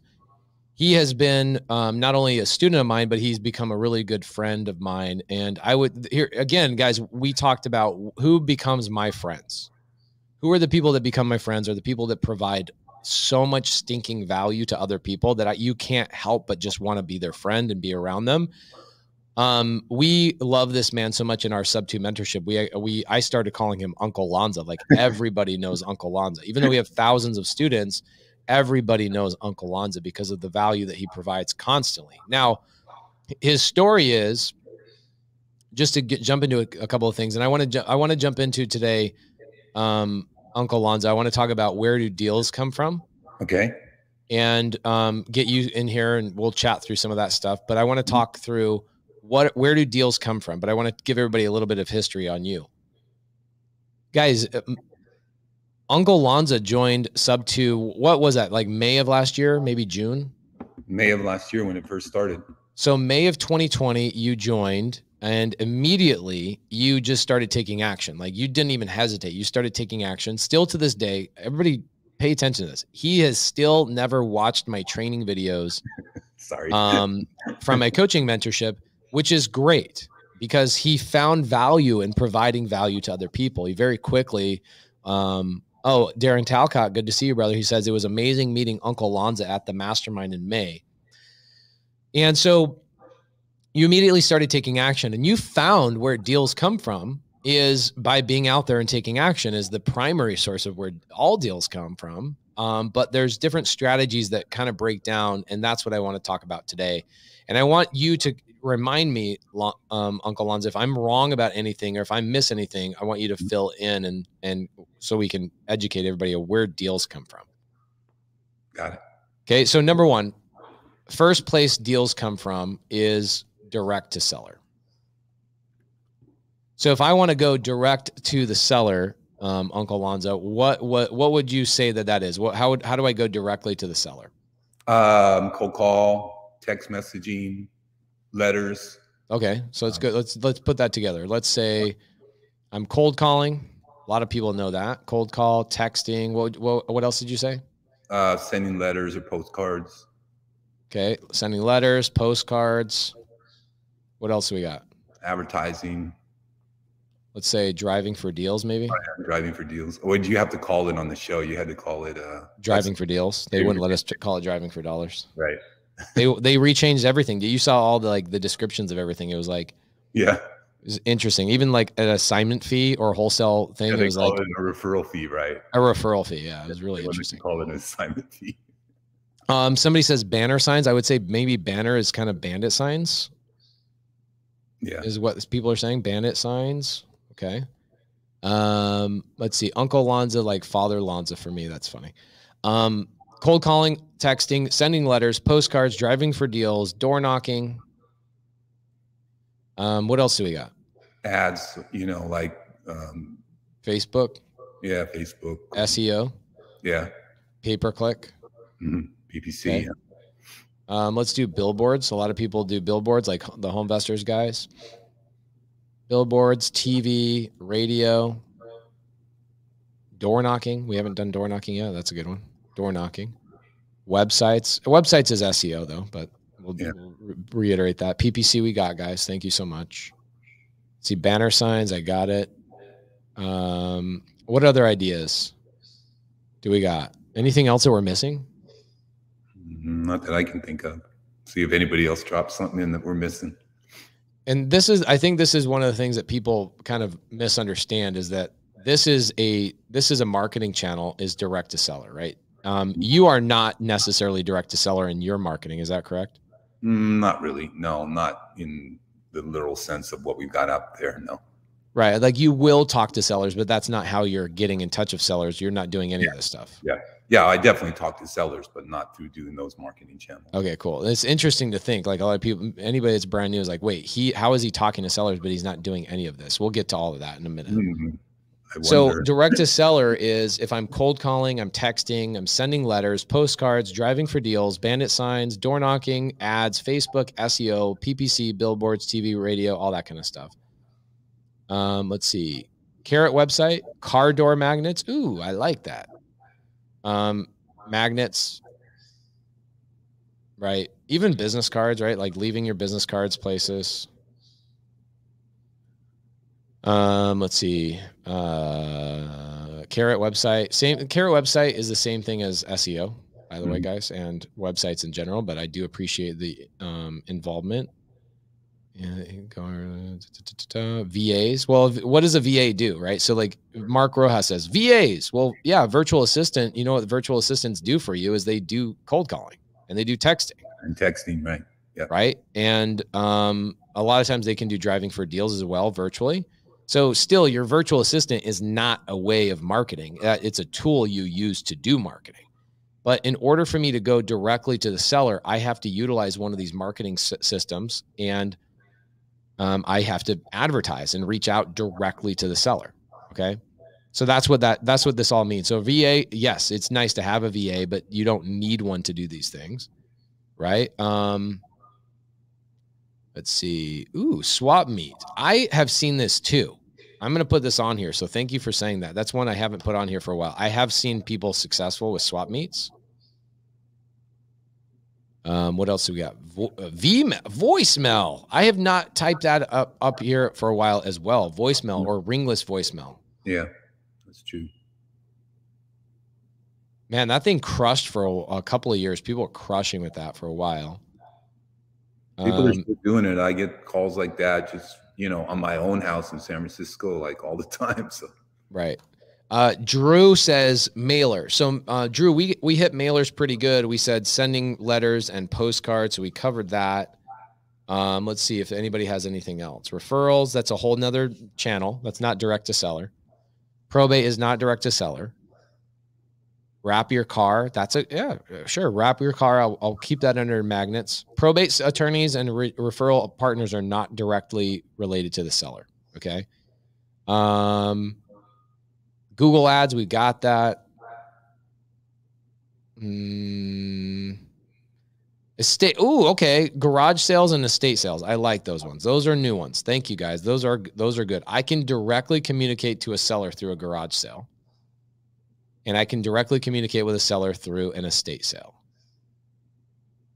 We got bandit signs thrown up here, but I'm telling you, we already got bandit signs on here. Yeah, got it. Ooh, flyers on windshields. Okay, cool. Retirement homes. Ooh, Craigslist. I like Craigslist. We didn't have that one. Craigslist is a good one. Also, Facebook Marketplace is really good too. Offer up. Let's just say websites in general. And then networking is not direct to seller, by the way. FSBOs. FSBO is not necessarily, because it's like, where do you go? How do you reach out to FSBOs? You still need a website. So that kind of is covered in a website. I do like that. But you still, guess what you still have to do?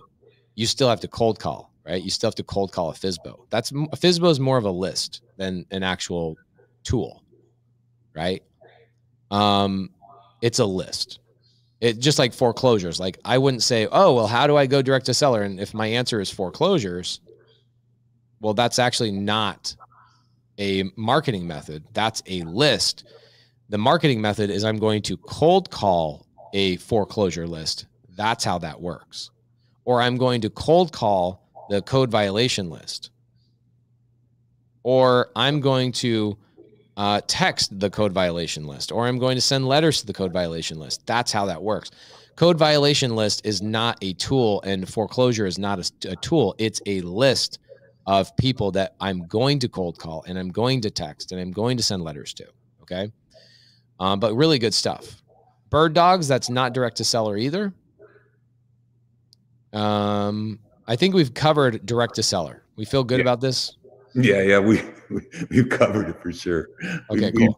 We've dug deep on that one. Yeah. So what's another one that we could use? Direct to seller is one method. What's another one, Lonzo?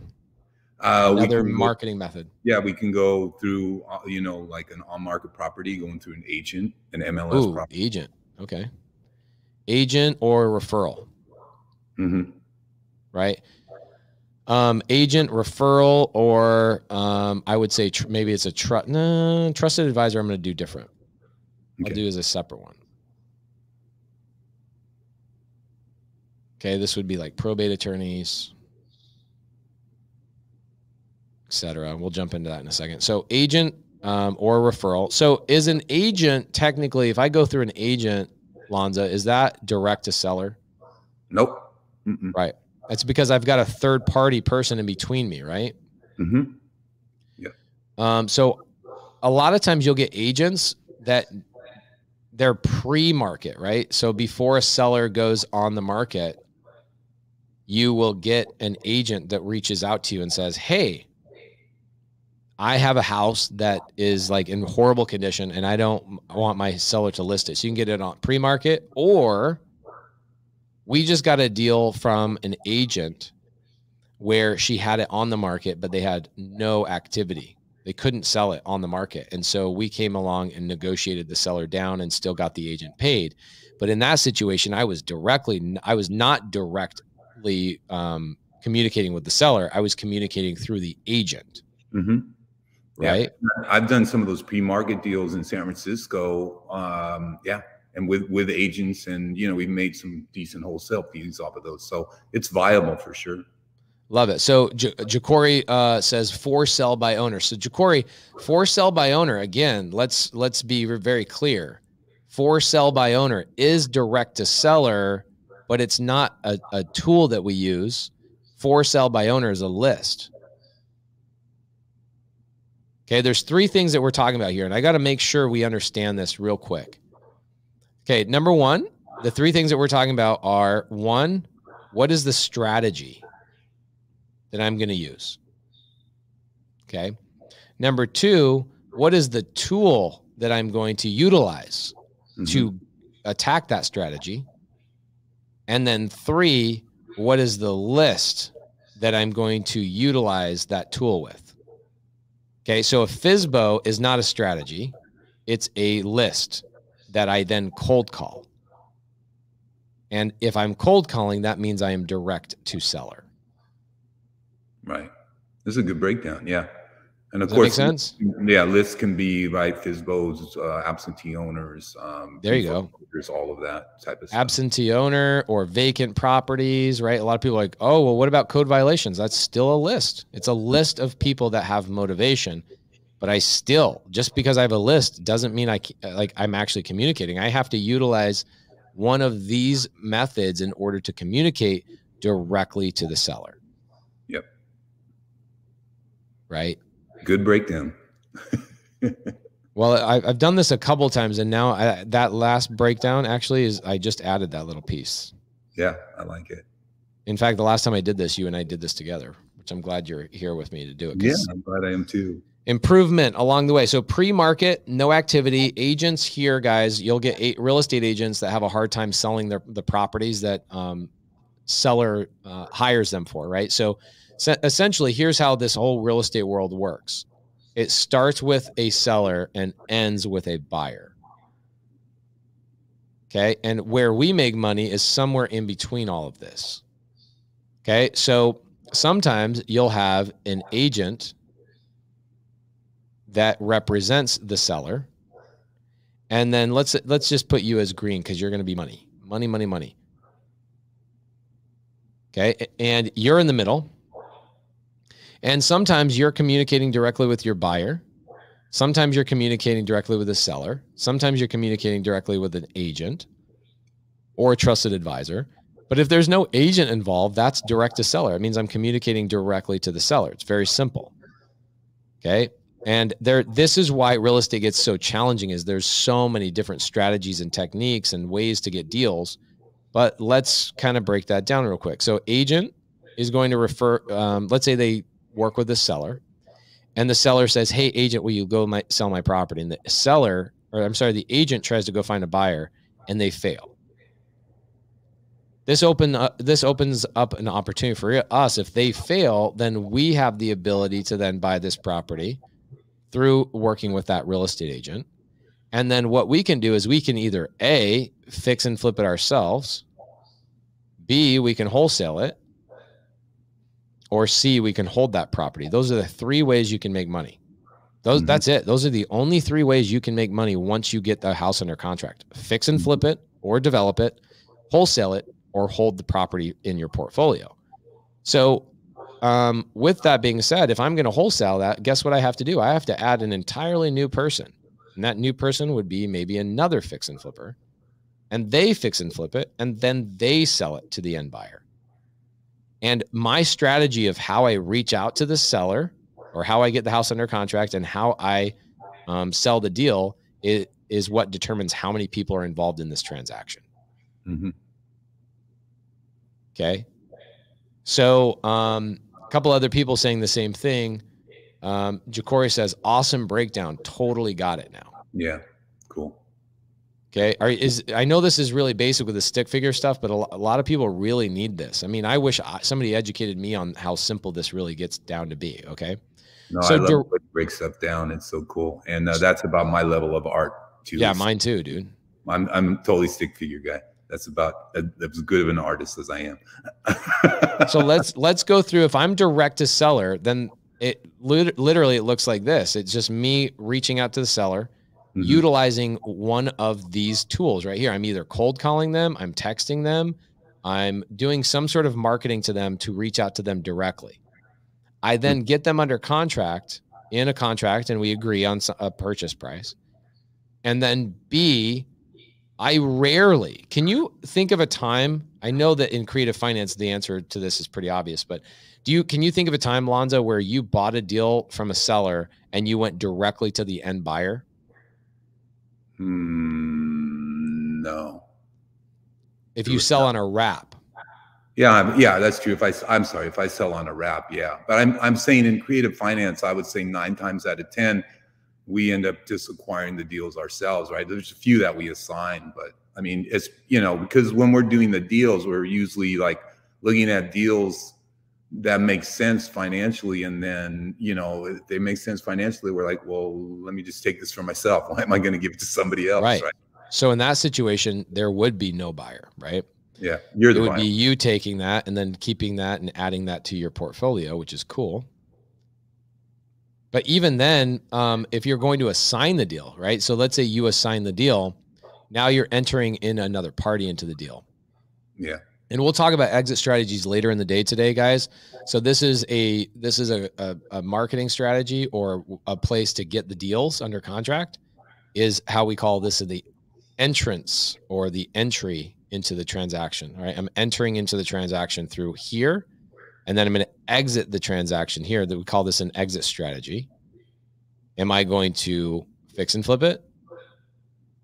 Am I going to hold it in my portfolio, like Lonza said, or am I going to assign it and give somebody else the opportunity to either fix and flip it and hold it, right? So let's get into the other strategies just real quick, because I know you have a dead stop in 33 that can minutes. go. There's so much with that you can talk about, but yeah. Right. So agents or referrals, right? People who are already communicating with sellers, we can go to them. Trusted advisors are different. Right? Trusted advisors are different in the sense that they are not interested in actually negotiating. What they're going to do is they're typically going to truly refer you. So I would say probate attorneys are good, financial advisors. Can you think of anything else? Probate attorneys, financial advisors, friends and family a lot of times. Yeah. What else? Who else do we think we can get deals from?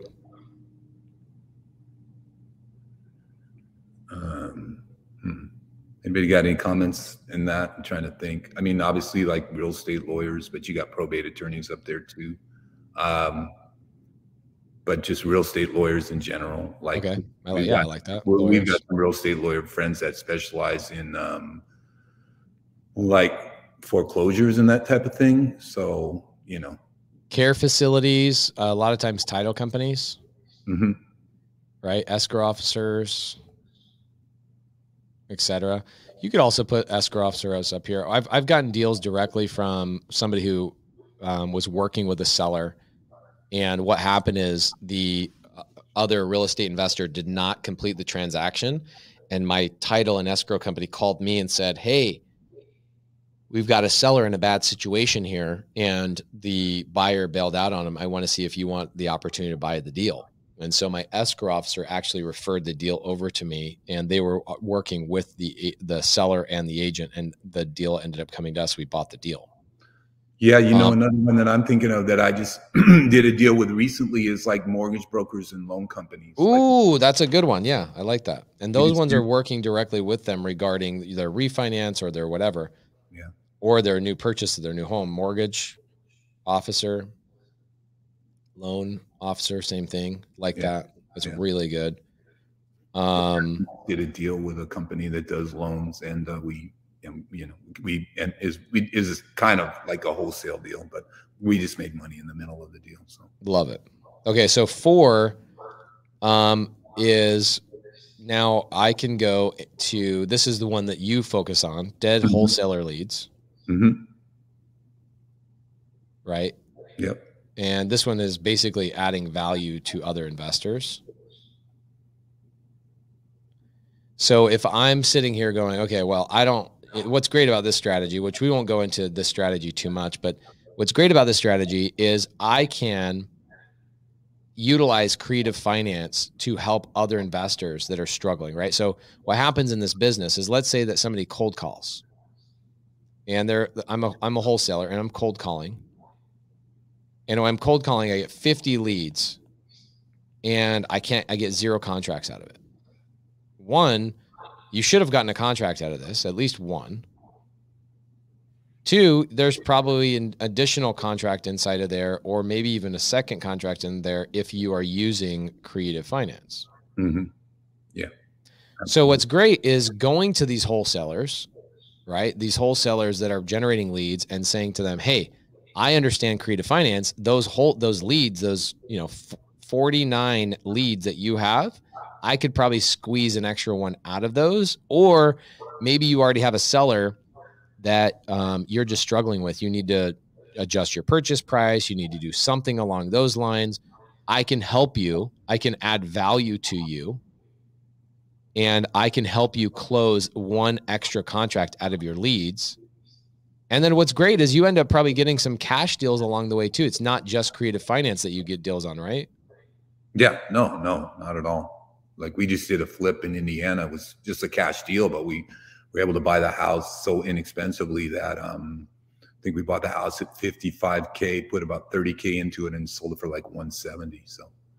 So like this kind of stuff, right? So like Chris Jackson says, I have a sub 2 deal under contract. The balance is 13,000. It needs 13,000 in repairs. The payments are 250 PI and it's a duplex. The repair cost includes turning into a 3-bed. I can sell it to a hedge fund after it's rented for 75,000. Would you do this deal? Me, no, I wouldn't. I personally wouldn't do that deal, but it doesn't mean that there's other buyers that wouldn't do it. That doesn't get me excited. Yeah, me neither. I just don't like the $26,000 in cost plus the $10,000 he's probably missing. Yeah. Plus right. Exactly. Plus I just don't like deals where like, I know there's houses that you can buy for super inexpensive, but then by the time it's all said and done, like you put in basically the same amount of work, right? Like that deal I just talked about, it's not like astronomical deal, but just think about it. Like I bought the house for 55, I put 30 into it. I sold it for 170, right? Right. So I'm like, I'm putting in the same amount of work as I would put into this deal here, but I'm making probably 2 or 3 times more money. And that's not even that high price point of a house, right? I mean, yeah. I would, at the end of the day, I would sell it. If you want to do that deal, Chris, and again, this is something I teach the students, like think about your buyer. Like, what does your buyer want?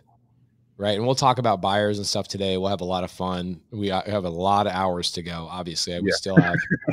I don't know how you're going to do it. You're amazing. I still have 23 and a half hours. No, don't say it. Don't even think about it. Just don't even put the So what I would do is I would think about your buyer in mind. It sounds like you got this under contract, Chris, without even thinking what your buyer wants.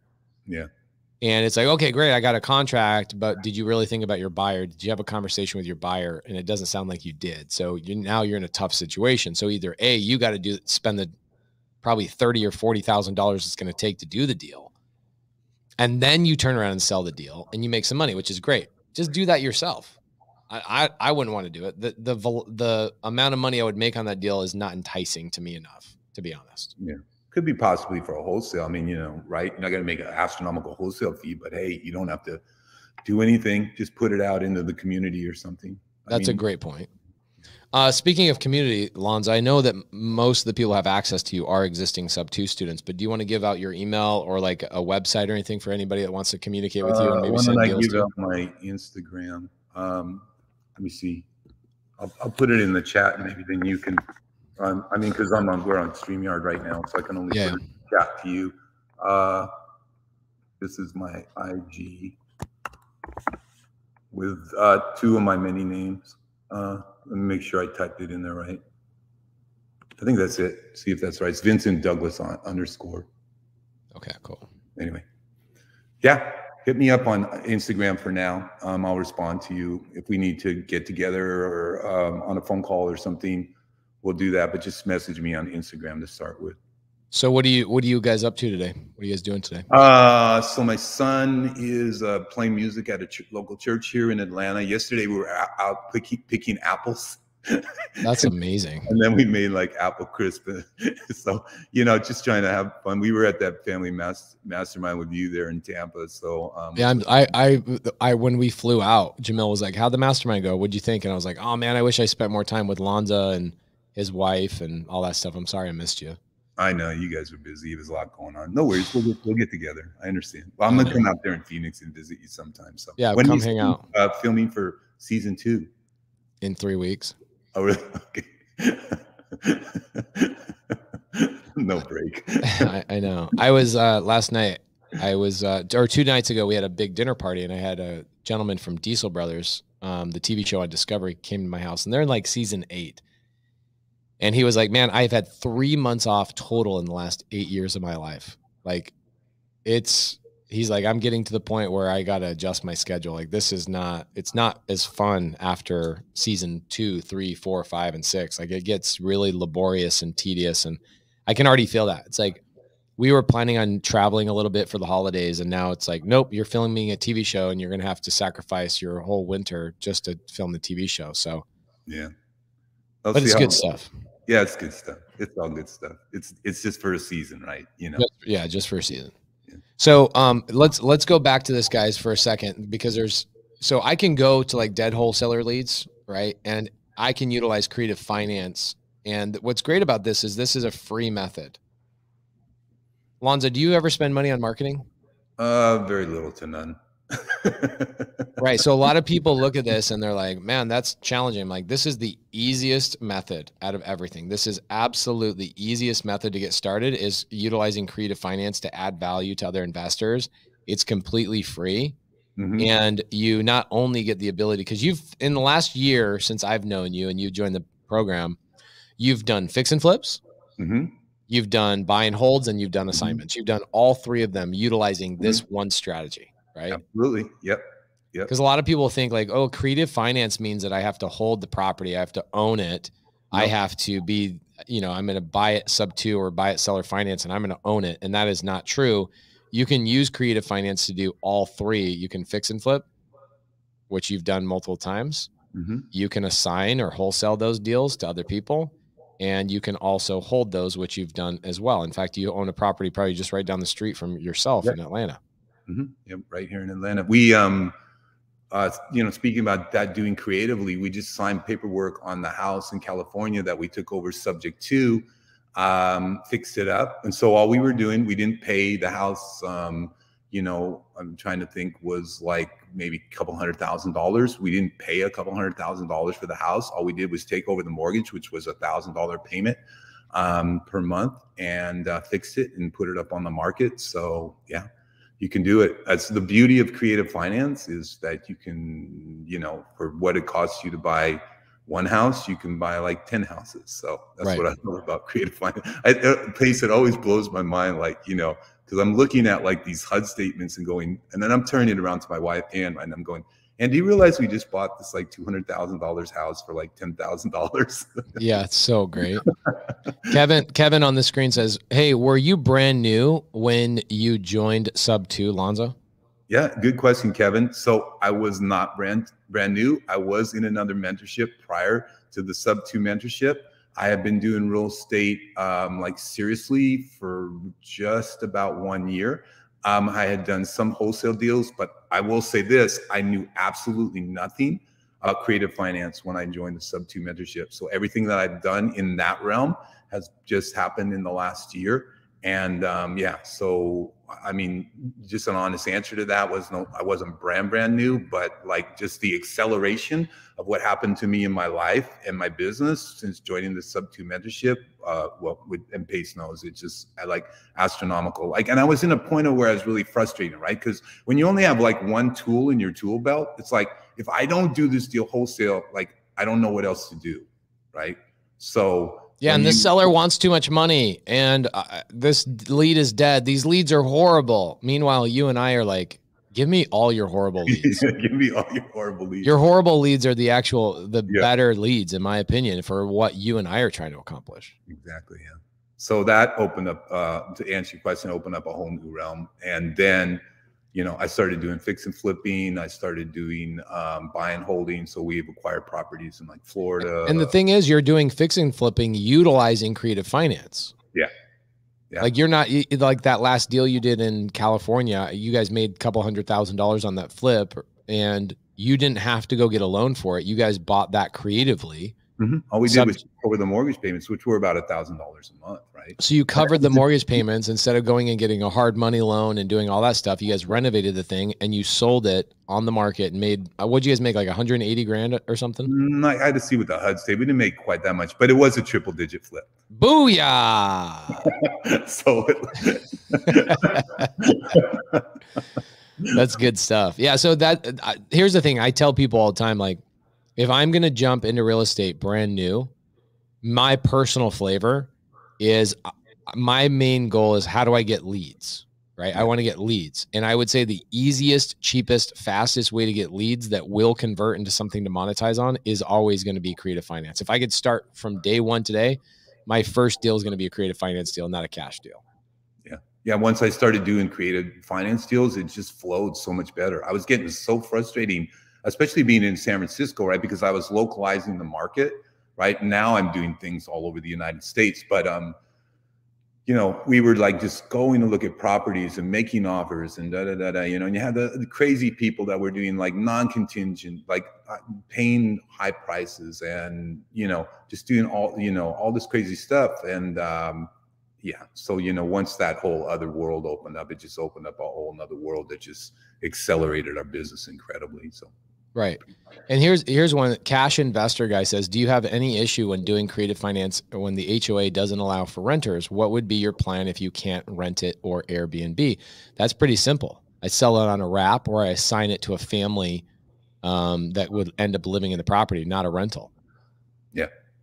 Right. Or because there are HOAs that don't. So sell it to an end buyer. And you can sell it on a wrap, which, you know, is a little bit over a beginner strategy. Wraps are a little bit more challenging, but you could assign it to somebody like me.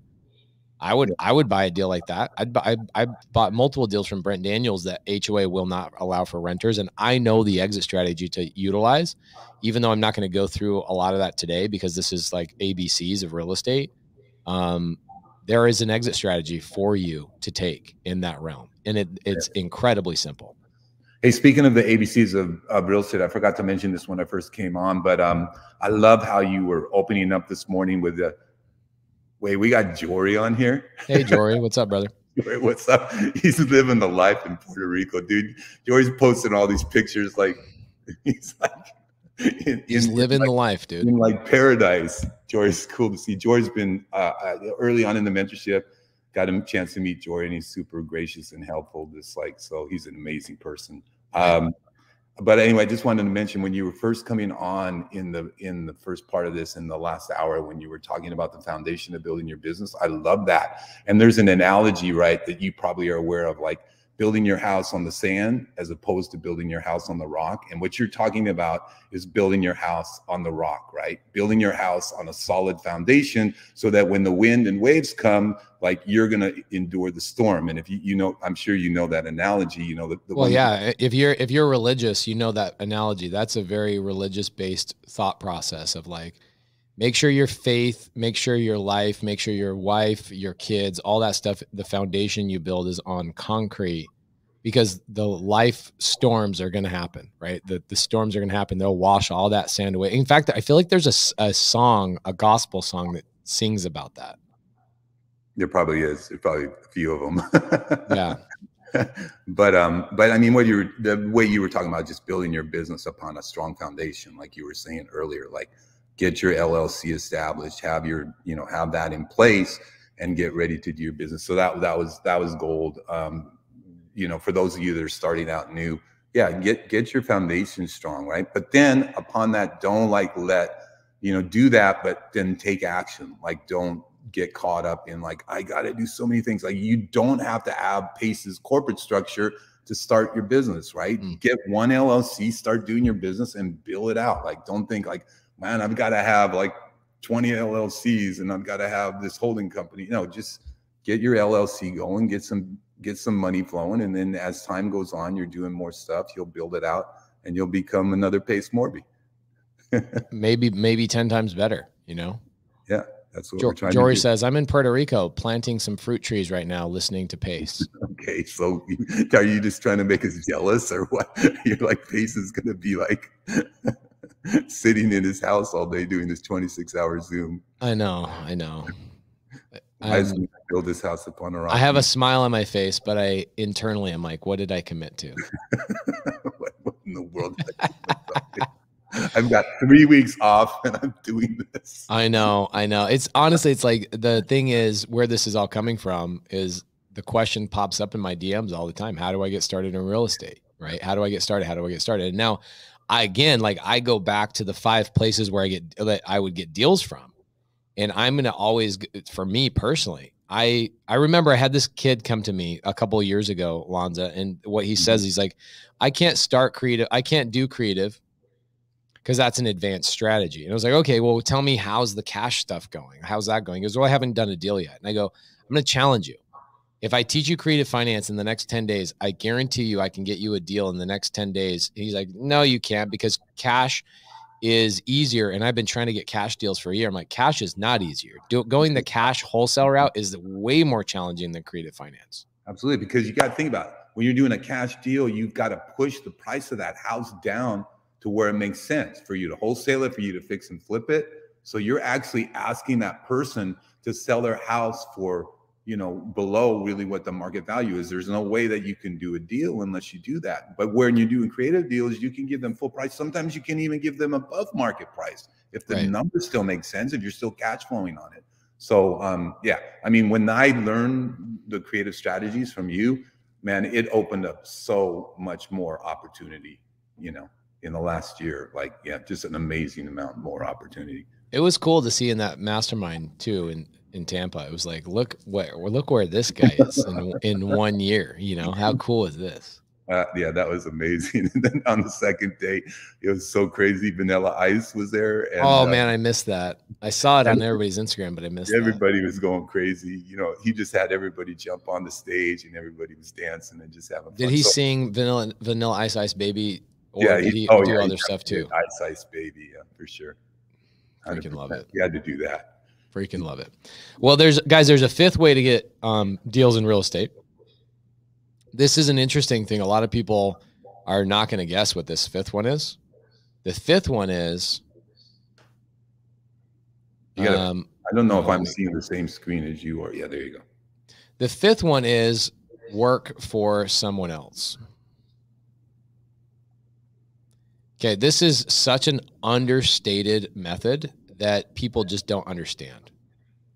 A lot of the people that I have helped become successful have come through working for me, right? Yeah. Like they come work for me for a season, for a year, 2 years, or whatever, and they get to watch the internal part of the business grow and flourish, and they see all the challenges, and they hear the conversations that we have as partners, and they get to watch our failures and learn from all of that kind of stuff while being able to earn pretty good money.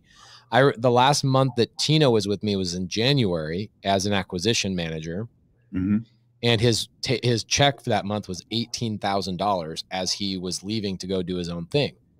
And so guys, you can make $18,000, $25,000, $30,000 a month working for other people in their acquisition department. So this is something I look at. I'm like, if you don't like your job, right? You don't like your job and you're making $3,000, $4,000 a month in your job. Why not go work for another real estate business? I didn't say realtor, not being a realtor. I'm saying, why not go work as an acquisition person, which is sales, right? It's sales, and it's typically a commission structure, but this is a fast way to get practice and get a lot of experience under your belt before you go out into the world and start spending money or, you know, experimenting and putting yourself in weird situations. It also helps you overcome a lot of fears of like, well, what if I fail? Well, if you fail, it's not your business. Yeah. What do you care? I mean, you should care. Obviously you want to make money, but it's not like you have to worry about every lead coming through that door because you didn't have to pay for it. Yeah, no, I mean, actually what you're talking about is something we talk about all the time, which I mean, I know even you do, right? Like, because you're part of that family mastermind thing. Is like, you're just around people who are doing better than you. You're around mentors. I mean, like I was talking with my wife about that because I was like saying the other day when we were coming back from Tampa, we were flying from Tampa to Atlanta. And I was like, yeah, I mean, even Pace has mentors. Like I talk, you know, Pace always says like, I'll have mentors like my whole life. So what you're talking about is like basically a mentorship that you get paid for doing. You know? Yeah, dude.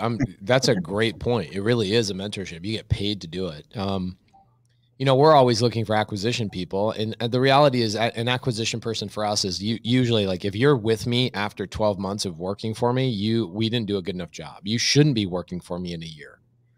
Yeah. You should learn so much working for me and inside of my business that in a year from then, you're like, I'm good. Like I'm making a couple $100,000 a year from just closing deals with you that I have all the confidence in the world to go out and build my own business. So if you're somebody that's out there and you're like, look, I'm making 50 grand a year, 30 grand a year, young kids. Like, it's amazing to me nowadays. Like, I don't know what the heck I was doing at 20, but like kids nowadays, I'm sure you can attest to this. Like now kids, 18 years old, 21-year-old millionaires, like it's crazy what's going on. No. So if you're young and you don't feel like you have value, you feel like, oh, I got to go to college. I got to go do this. Like there's nothing wrong with college, but if you want to jump in and start making really good money, the fastest way to do that, whether you're 18 or you're 60 or you're 75 years old, probably is going and working for other people and getting on the phone and talking to sellers and closing deals.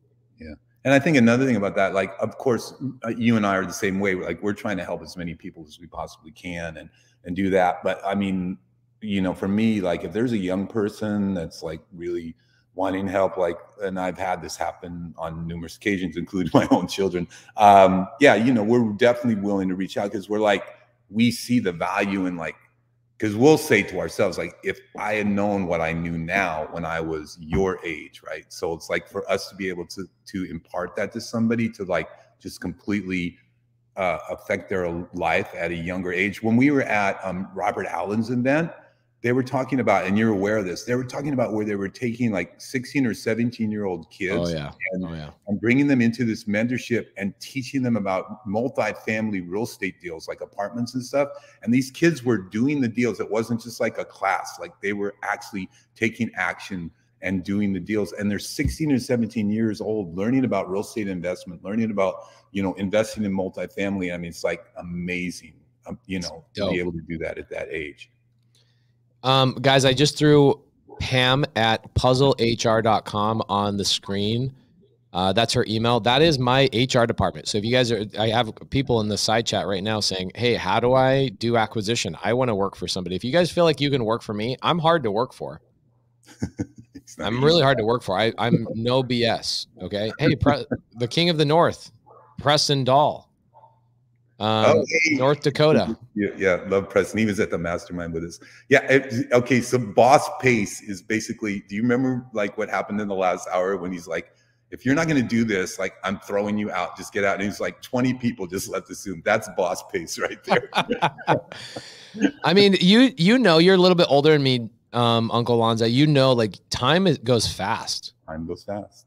Right. Like the good thing is like now that COVID's kind of slowed down a little bit, you've been able to go travel a little bit more with your family and stuff, but it's great. Like that whole year during COVID, you not being able to go travel and visit your kids and all that kind of stuff and your grandbabies, that year you look back on it, felt like 2 weeks. Yeah. Yeah. We don't have time.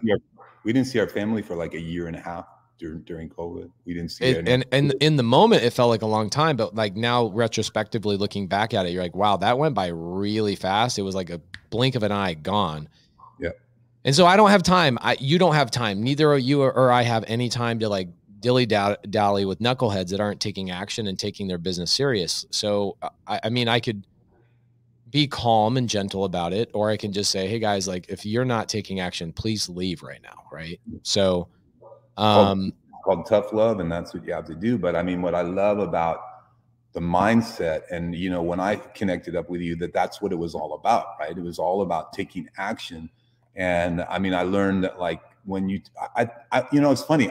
Last night I was watching the testimonials from the Sub 2 mentorship, and I dropped one in there like 2 weeks into the mentorship, right? And I'm like, just 2 weeks into the mentorship, I was already like doing deals and stuff. It was crazy going back over a year later now and going like, and then we're saying, all of us are saying like, can you believe like, if we look at where we were at like a year ago to today, like it's so crazy, like the acceleration. And even you, I was saying that to you. It's like when I was texting you yesterday about the show, I was like, Pace, it's like even you a year ago to now, it's like, just so crazy. The acceleration. I've changed dramatically. We've all that's the goal of a mentorship. Like we talk about this all the time. This isn't Pace's mentorship. This is our mentorship because I'm learning as much as you guys are. I might be learning different things because I've mastered creative finance, but I'm learning other things, maybe how to articulate better, how to teach better, how to care more, how to understand people's circumstances and help them get through things.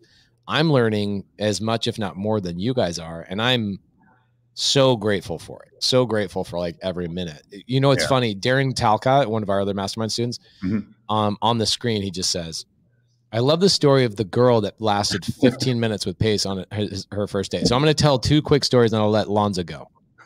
Okay. So I had a girl, she came in to work for our construction company really, really like long time ago. And she came in and I go, there's 25 excuses that people typically use on like in their first 30 days. And I tell you, if you use any of these 25 excuses and you call in sick or whatever, just call and fire yourself. Like, don't even use these. Like, my grandma passed away. Somebody in my life passed away. My dog is sick. I got a flat tire. Whatever the stuff is, it's not real. And I don't want any of these excuses. And if you're going to give me an excuse why you can't show up at any point in the next 30 days, like one of those days you call in sick, give me an excuse that's not on this list of 25 things. Because I've heard all these 25 things so frequently that I would give you a pass in your first 30 days if you gave me an excuse that I've never heard before. And so literally the next day she calls in and she's like, I have a flat tire. And I go, okay. So you're fired, right? And she's like, yeah, you're right. I'm fired. I'm sorry. And then that was it. That was her entire existence. She never even got to work her first day. Okay. Never even got to work her first day. Then I did let go of another girl day 1 where she said, I was listening to the Beatles. We were driving around looking at properties and I was explaining to her my business. And I had the Beatles playing and she goes, wow, who is this? I'm like, the Beatles? She's like, yeah, I've never heard of the Beatles. Never heard of the Beatles. Oh my gosh. Then I go, you don't know who Paul McCartney is? She's like, no, I don't know who Paul McCartney is. I'm like, oh my gosh. And we go back to the office and I go to Myra, who was my general manager at the time. And I go, Myra, let that girl go. I never want to see her ever again. And I never saw her again. I will be a little bit harsh from time to time, but like, oh my gosh, if you've never heard of the Beatles, how uncultured are you? Oh my gosh, you like the Beatles, for heaven's sake. They've influenced everybody. And I was in a weird mood. So guys, I say those stories not to brag or anything, but I am hard to work for. And so if you guys do want to have a chance to work for us, I have an HR director. The HR director, her name is Pam. And her email is pam@puzzlehr.com. If you guys want to apply to work for us, you can work for us. You can work for us virtually. That means you can work anywhere. If you live in New York, yes, you can work for us. Email pam@puzzlehr and just let her know, hey, I'm interested in working for Pace and Cody in an acquisition role, and we'll give you a shot. We'll have a conversation with you, okay? pam@puzzlehr.com. Lonza? Yes. Love you, man. I love you too. I really appreciate you. It's so great to just even see you for a little bit in Tampa, and hopefully get a chance to hang out again soon. Bro, we're tied to the hip. You're going to see me about 1,000 more times throughout your life. I'm waiting. Enjoy Atlanta. Tell Ann I said hello. I will. Yeah, we'll see Eddie, Charger, and all the guys on Tuesday night. So our Atlanta sub 2 family is amazing. They are. Eddie's an amazing guy too. I love Eddie. He's been so helpful. Like the part of the community. Like the other day, I needed a referral for a roofer at one of the properties, and Eddie's like, "Here you go." The guy was great. Did the work for really cheap. And yeah, just like the things. Just I know I'm talking about just little things, but it's just like that's the way the community is. Just ready to help each other at the drop of a dime. It's so amazing. It's the campfire effect. I've never felt more warm and welcome than even in my own mentorship. It's where I get my energy from. I'm sure you feel the same way. Not only when you receive, but primarily when you give. I know that it's like your plug in, right? Your plug in. Yeah, yeah. It's like every day I'm going like, how can I give more? What can I do? It's like this morning I was waking up and thinking like, remember we were talking about the thing a while ago, like where we would have me and Ann come on and maybe a couple other husband and wife teams and talk about like working together with your wife. So it's like that coming to me again. I'm like, we need to do that. Like, I know that will be helpful to people. We need to get that going at some point. I love that idea. Yeah. I love that idea. That's really, really good. So we'll do it soon. All right, brother. I appreciate you. Right. I appreciate you too. Go have a great day in Atlanta. Give Eddie Charger a hug for me, please. I will. Take Later, care. brother. Thanks for having me on. Love everybody. Thanks for the time. Appreciate it. So, Uncle Lonzo, everybody, he's amazing. So let's review this because it is 7 o'clock now. I've been on here 4 hours. We've gone through A, we've gone through B, we've gone through C, and now we just went through D. And what we did with D is we talked about the 5 places that deals come from. Okay, these are the 5 places that deals come from. Okay, the only 5 places deals come from. And if the screen's a little small, we're going to go through it one more time. Actually, here's what we're going to go through first. There are 3 things to consider when you're looking at deals. Okay, and here are the 3 things. Number 1, there is strategy. These are strategies. Direct to seller is a strategy. Working with agents and referrals is a strategy. Going to trusted advisors is a strategy. Working dead wholesaler leads is a strategy. And working for somebody else is a strategy. They're all strategies, okay? Then the second thing you are looking at is a tool, okay? A tool in order to take action on that strategy. So for direct to seller, the tool would be cold calling or texting or sending letters or postcards or driving for deals or bandit signs or door knocking. Those are tools. It's not a strategy. It's a tool to utilize to go after direct to seller. You are directly reaching out to the seller. That is the strategy. These are the tools. Okay. Now, the other thing is, in order to utilize the tool, I'm going to need a list of motivated sellers. So a lot of people go, well, what about foreclosures? What about FSBOs? What about, vacant homes? What about that? Those are lists of motivated sellers, but you still have to use a tool to then implement that strategy. So the list is, let's say, foreclosures, right? People that are losing their homes to the bank. Those people are in foreclosure, but I still have to cold call them, right? I still have to utilize one of these tools in order to get a hold of them. I can't just have a list of foreclosure without cold calling them and getting a deal directly to the seller. So that is an important thing for a lot of people to understand. You need to find motivated sellers. Like right here, motivated seller would be foreclosure. Okay. You then utilize that list and you implement a tool on a specific strategy. So what we just talked about is we talked about the 5 strategies that you can utilize to get into this business. I don't know any other strategy beyond this, and I would love to know another strategy. Okay, direct to seller is probably the most commonly thought of strategy that people think about. Cold calling, texting, sending letters, postcards, etc., driving for deals, door knocking, ads, Facebook, all that kind of stuff, right? Will that document you are referencing be made available to you? I don't know what document you're talking about. Are you talking about this screen right now that's like up on the screen right now? Is that what you're talking about? Irene says, I missed the first 4 hours. Will I be able to replay? Yes, you will be. This is all being recorded. 100% promise you. Okay. And Myron says, Chad, we are in Dallas. I've heard a lot about, Chad is freaking amazing. Myron, you're pretty dope yourself. That was a good couple of days you spent over here at the house. But anyway, these are the strategies. These are 5 strategies to get into real estate. So I know it took us 4 hours to get here, but direct to seller. Okay. Why is this a challenging strategy? This is a challenging strategy because it costs money, right? Like the only thing that doesn't really cost money is, I would say the cheapest here. I'll highlight the cheapest the cheapest tools on here. Driving for deals is really cheap. Door knocking is really cheap.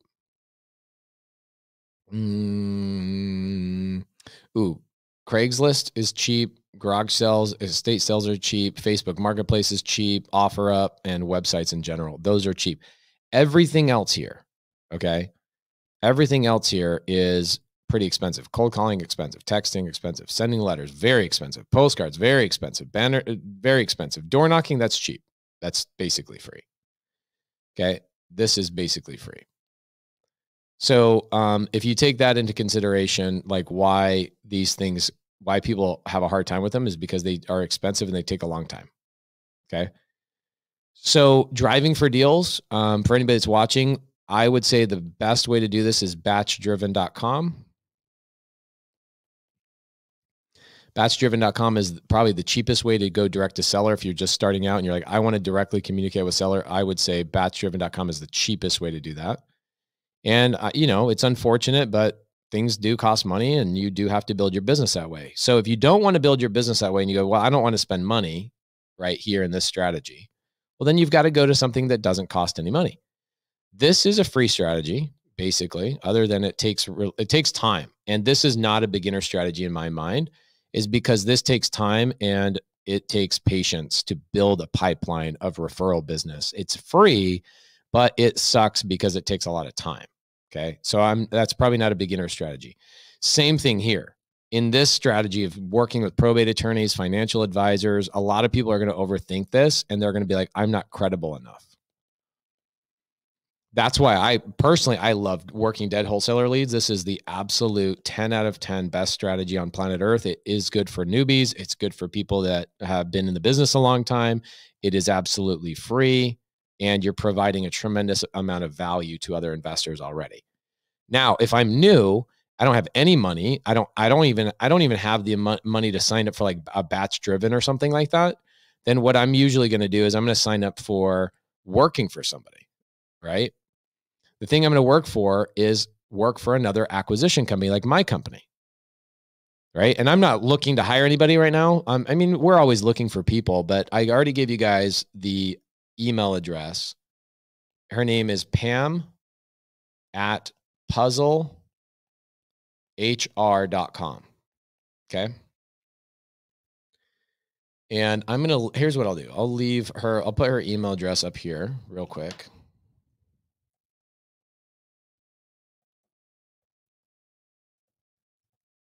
I'm going to put it up there. And then guys, I'm going to go get a new glass of ice. I'm going to get a new cup of ice real quick. I'm out of ice and I'll be right back.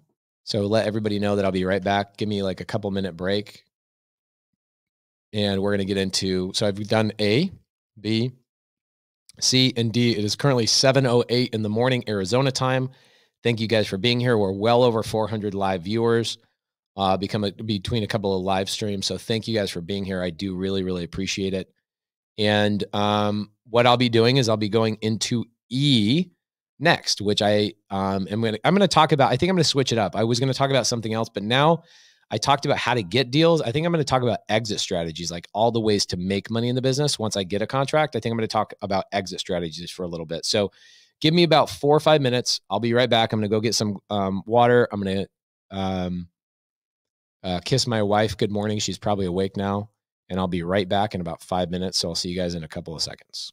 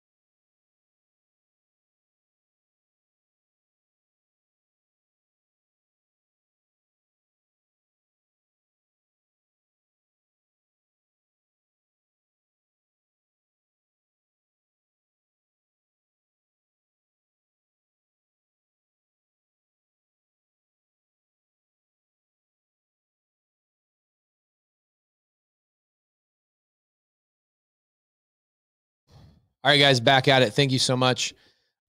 We are 7:11 a.m. So thank you guys for joining. Looks like we just lost like 40 people because I took a 5-minute break. Sorry, guys. All right. So what we talked about so far is we talked about A, analysis paralysis, like how to get over this, setting the foundation. We talked about B, what are my top 10 basic steps I would do today. I would then, hey, Glenn Bennett, we do novation agreements in my mentorship. We've been doing them for years. So if you want to talk to my students do novation agreements all the time. Okay. I would say that focusing on novation agreements as a strategy is an imperfect strategy. And I really like Eric Brewer, but I feel like it's an absolute missing strategy. It's one little thing in a full strategy. Okay. A novation agreement is great, but it is imperfect, very imperfect. Need a lot more than novation agreements to be successful. Okay. All right. So Jonathan Dunn, thank you so much. Says, Pace, you're a beast, man. I've always been watching you for a long time. Always appreciate you. Thank you, guys. Appreciate that. Jonah, by the way, says, hey, Glenn Bennett, let's talk. He's one of my students. He's been around a long time. MJ Wade says, Pace, you should have taken a longer break. Right? Okay. All right. So then what I did is, so A, analysis paralysis. We covered that mindset. B, top 10 basic steps for you to get into real estate. 3, we talked about corporate structure. You need to get a company built. And we talked about what that would take. We talked about you guys getting on the phone with Prime Corporate Services and doing that. And then 4, we talked about where do deals come from? D for deals. Where do they come from? How do I go get deals? And I gave you the 5 strategies to go get deals. Okay, that's it. There's only 5 deals. There's only 5 strategies. We just talked about them. And here are those strategies. I'm going to throw them on the screen one last time. There's nowhere else. There's nothing else besides these 5. There's nothing else. Direct to seller, agent or referrals, trusted advisors, dead wholesaler leads, and working for someone else. There's nowhere else. Okay. Nowhere else. If you guys can tell me that I'm missing anything, please let me know. But every deal I've ever done has fallen underneath one of these 5 strategies. Okay. And then what I did is I then gave you guys my HR department's email, pam@puzzlehr.com. If you guys are looking to work for a company instead of trying to build your own company, then that's a really great person to email and just say, hey, Pam, my name is so-and-so, and I'm interested in potentially working for Pace in the acquisition department. Please let me know what you'd like to see from me. She'll tell you to send her your resume and why you think you'd be a good fit and all that kind of stuff. But if you're trying to get into real estate, sometimes the easiest way to get started in real estate is go work for somebody else. Okay. So just be aware of that and let you know that that is an opportunity. Okay. It looks like Jonathan Newsom says all 5 look good. And they do. There's 5 things. And number 2, actually, there's one thing that I didn't really deep dive on. Okay. Number 2, I would say also, let's just throw one thing on here and then I'll move on to the next thing. This is also co-wholesaling or JV, right? Joint venture. A lot of people call this micro flipping or astro flipping, but really these are the only strategies. Okay. Astro or micro flipping.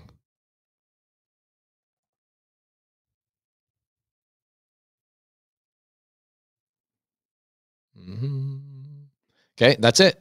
Those are the 5 ways. So you now have to think about, like, what do I want to do? Where do I get started? Do you want to go spend money? Right? Do you want to go spend money and utilize these strategies? If you do, then great. You'll have a lot this is fast. Okay. Really fast, but it also spends a lot of money. This is why Jamil's mentorship does really, really well. And this is why my mentorship does really, really well, is because these are the two strategies we teach. I teach a lot of dead wholesaler leads, how to go leverage other people's leads and bring them value. And same thing with Jamil. And so essentially you can build your entire business off free lead generation, utilizing the strategies that we teach, right? So I also do direct to seller. I do agent and co-wholesaling. I do trusted advisors. I do deals with probate attorneys. I do a lot of this. And I never worked for anybody else, but you can do that for sure. A lot of the people who have worked in my acquisition departments have gone on to build their own companies. And so that's a really great way to go. I would not sleep on that for sure. If you're sitting there thinking, like, actually, I'll give you a good example. So Ashley Bullock, who currently works for me. This is not a knock on Ashley, but I think it's just challenging for like a stay-at-home mom, not a stay-at-home mom, but a full-time mom and a full-time wife to go out and build an entire business and not have the support that she really needed. And so Ashley came and actually worked for us after a year, maybe 2 years of trying to be in her own business. And she immediately, boom, boom, boom, started doing deals way faster. And she's like, I just love the structure. I love walking into an organization. You guys have a level of energy. You guys have all these things available. And the fact that I get to work for you guys and be around all of this and make money is amazing. And so think about that. Like, if you want to go and network with people and you want to get into this business, then go work for somebody else's acquisition business, right? Go work for that. Now, let's talk about a couple of things, okay? I want to talk about exit strategies. Now we're going to get into E. So it's 7:17 in the morning. Thank you guys for joining us. We've already gone through A, B, C, and D. We're going to go through E, which is exit strategies. I've already just now told you, how do I start? How do I get into the business? What are the 5 strategies to get a deal? Those are the only 5 strategies to get a deal. Now, what are the 3 ways I can make money? There's only 3 ways you can make money in real estate. There's only 3 ways.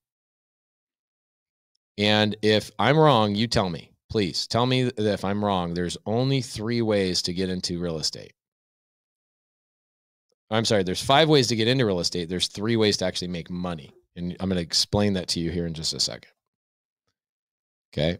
So here we go. First way,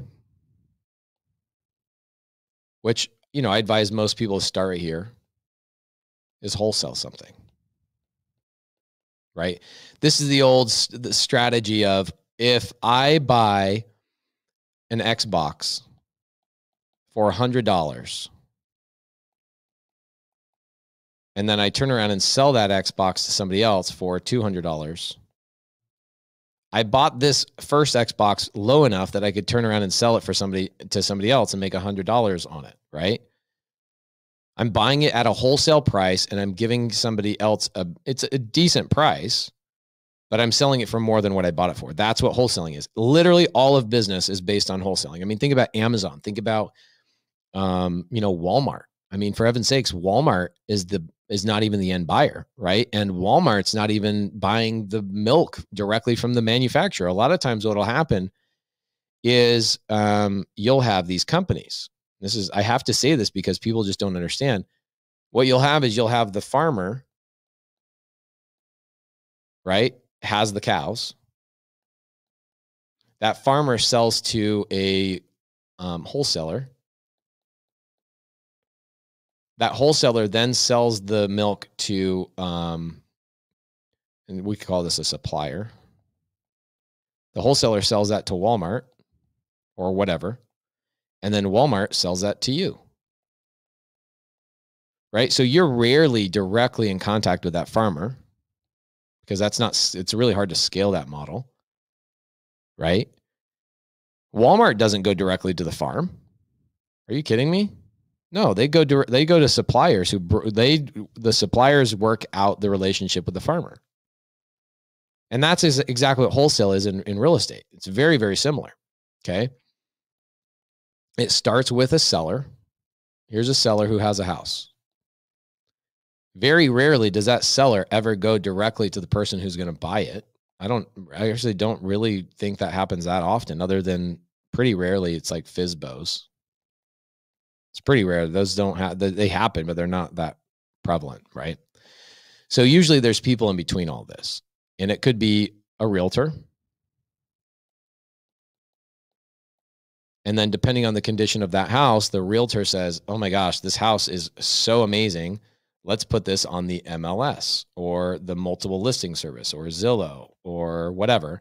And this buyer doesn't even see that. The buyer works with their realtor. So there's all these people that are involved in this whole entire transaction. So let's make this a little bit easier and kind of line this out. So the seller hires an agent. The agent puts the house on the market on the MLS. And then the MLS notifies this other realtor, the buyer's agent, that there's available homes that their buyer is looking for.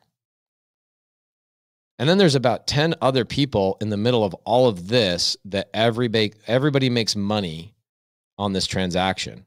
And all they're really trying to do is they're trying to get the seller and the buyer to communicate with each other. They're not communicate with each other, but they're trying to get them to sell a house or buy a house from each other. And there's so many people that make money on that transaction. It's ridiculous how many people make money on that transaction, which I'm happy for. I'm not upset about it whatsoever. So how do we make money in this world? Well, we make money, again, by either A, right? We talked about this, A, direct to seller, B, a realtor bringing a deal to us, C, a referral, or like a professional relationship, D, a wholesaler giving us a dead lead, or E, working for somebody else. But whatever it is, somebody had to reach out to that seller. Somebody had to go directly to the seller to communicate with that seller in order for this to be an opportunity for us. Okay, so who are those people? Usually it's one of these people. It's a realtor or it's a wholesaler. Okay, and then the realtor either A, goes and puts that on the MLS, or the realtor sometimes will go to a wholesaler. And this is where it gets really confusing. Is like they go, why would a realtor bring a deal to a wholesaler?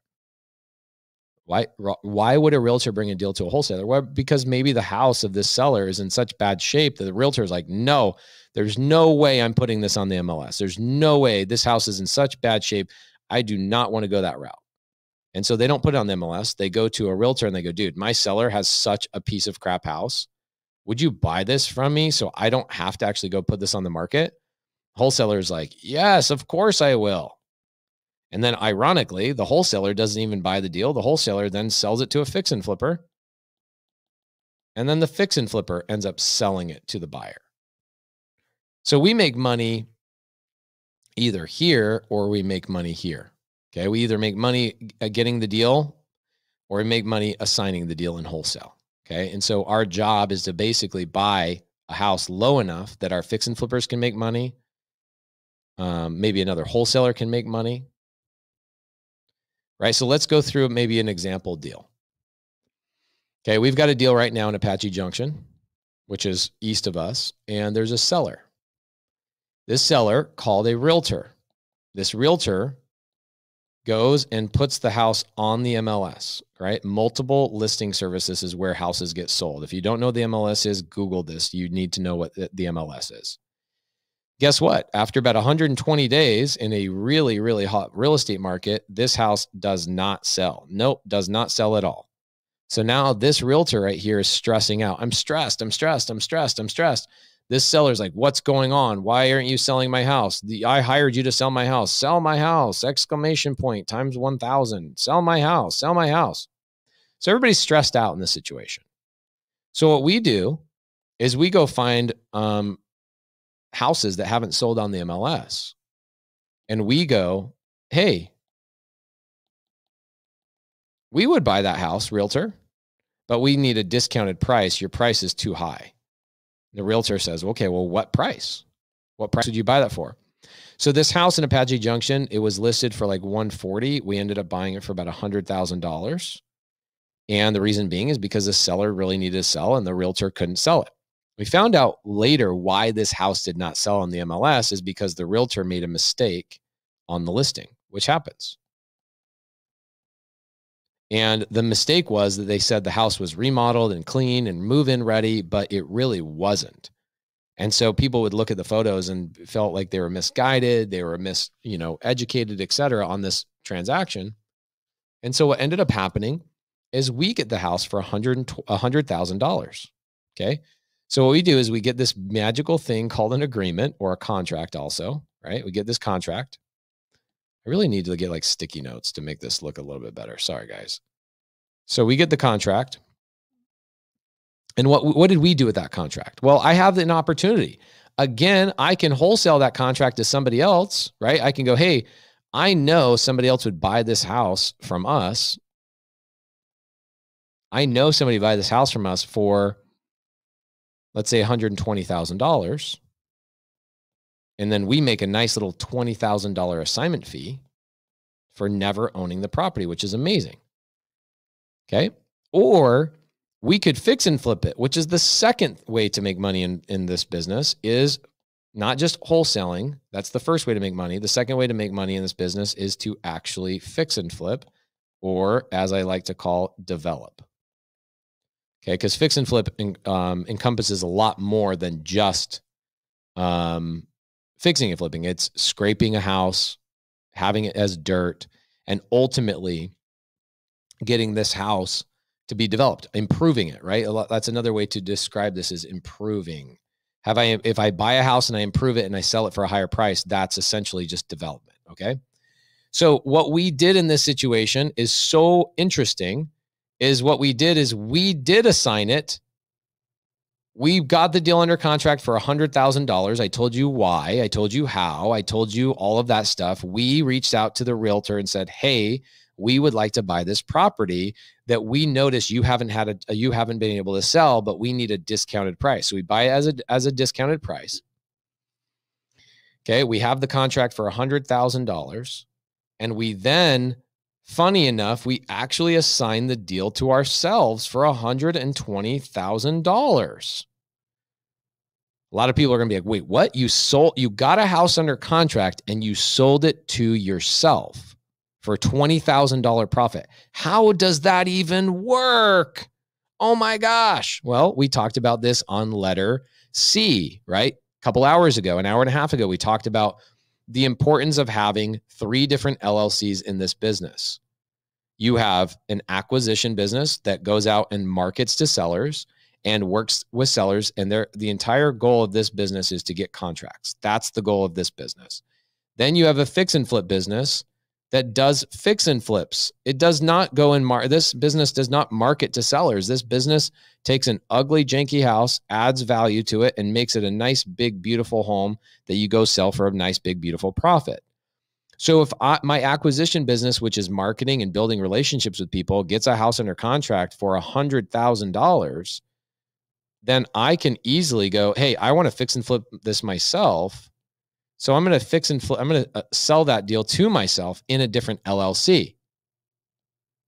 And I'm going to tell you guys the reason why here in just a second. So now I own this house over here for $120,000. I bought this house with hard money. Just for anybody that's curious, we did not buy this with cash. We did not use our own money to do it. And what happens is now this acquisition business has $20,000 in cash sitting in the bank. Why? Because they got a contract with this seller for $100,000. They sold it to this other business, even though it's our own business. My hard money lender gave us $120,000. And out of that $120,000, this company ended up keeping $20,000 for its profit. Why is that important? It's important because you have employees, you have business expenses, you have power, utilities, you have internet, you have food for clients, you have car maintenance, vehicle maintenance, and all that kind of stuff inside the acquisition business. So if what you're doing is you're going out and you're marketing to sellers and you buy those deals to fix and flip, well, then your acquisition business, which is meant to go out and start marketing to sellers, you're robbing from that business. You're stealing from that business and you're not paying that other business. We treat every business as a completely separate business. So if I'm going out and I'm wholesaling, and then I also want to fix and flip. Well, guess what? I'm wholesaling from my wholesale business over to my fix and flip business. And my fix and flip business is going and using private money or hard money to pay for that purchase. And when that money goes over to the acquisition business, that acquisition business now can pay its employees, pay commissions, right? Because there's a salesperson that went out, Kyle actually is his name. Kyle went out and got that deal. So if Kyle went out and got that deal, don't you think Kyle deserves to get a paycheck? Don't you think Kyle deserves to get paid a commission? Don't you think Kyle deserves to get his bills paid? Well, that's why we assigned the deal from our acquisition business to our fix and flip business, so that our acquisition business can be paid a profit, even though we're going to go off and fix and flip that. And some people will say, okay, well, why don't you just, pay your Kyle guy out of the fix and flip profit? I'm like, okay, well, do you think Kyle wants to sit and wait for his commission on a deal? Do you think Kyle wants to sit there and wait to get paid? Or is it easier if I get the deal under contract, right? Get the deal under contract and I sign that deal to my fix and flip business. And in 2 days, Kyle gets paid a commission, right? It's way better to go that route, because now your employees, your people on your team get paid way faster. Everybody's happy. Okay. Munif says, Pace, do you want, what do you want from brunch? Don't get me anything. If you feed me, I'll get tired. I'll want to fall asleep. And I don't want to do that. There you go. Carolyn says, so you have money in the bank, right? Sean Bolden says, this is excellent. True value. Love it. Jonathan Newsom says the same thing. You've got to pay for the marketing, the overhead, the employees. You got to pay for that stuff, right? And so that's the way it's done. Ooh. Alizette, Pace, did you pay the real estate agent their fee? 100%. The real estate agent got paid in that transaction. Now, the real estate agent, unfortunately for this realtor, is that this realtor tried to sell this house for 140 grand when it wasn't $140,000 house at the moment, right? It was in its as-is situation. The realtor goes to sell the house on the market, and in its as-is condition, the realtor tried to sell it for $140,000. And the reality is the house was in horrible shape. And so the realtor could not sell it. And unfortunately, they didn't sell it to us for $140,000. They sold it to us for $100,000. So in that situation, the realtor got paid their 3% commission, which means that realtor got paid $3,000 for selling that deal to us. And the seller actually received $97,000 from the $100,000, if that makes sense, because the realtor got paid their $3,000 out of that cut. Okay. So yes, the realtor got paid. And the realtor should have gone to a wholesaler in the first place, or a fix and flipper in the first place. That realtor should have never put that on the market. But a lot of times what realtors do is realtors will go put houses on the market and tell their clients they can sell houses for way more money than they really can, just so they can get a listing, so they can get this seller and them into a contract. And then they convince that seller and them that, hey, we're in a great relationship. I'm going to take care of you. I'm going to sell this house. Okay, well, you were $40,000 overvalued, and no, you did not sell the house. And then the realtor not only made less of a commission. Do you think that realtor is going to get another listing or a referral from this person when they told the seller, hey, I'll sell this for $140,000 for you? They don't, and they end up selling for $100,000. Do you think this seller is going to refer this realtor to another one of their family members? Absolutely freaking not. No way. No way are they doing that, right? So that's the thing with realtors, is a lot of realtors that are experienced in the business won't even go and put the house on the market. They'll just go to the seller and go, hey, seller, I'm going to go find an investor to bring this deal to. And that is the opportunity for us. Okay. So yes, the realtor got paid. We bought it for $100,000 in our wholesale business. And our wholesale business sold this to our fix and flip business for $120,000. And out of that $120,000, we got a hard money loan from a hard money lender I'll even give you, you guys want the hard money lender, I'll give you the hard money lender. I have a great hard money lender that is nationwide. If you guys are interested, blow up my chat and share this with all your friends and all that stuff. And I'll give you guys my hard money lender. They will lend in 46 states, I believe, 46 states. Okay. And I'll give you their information. Okay.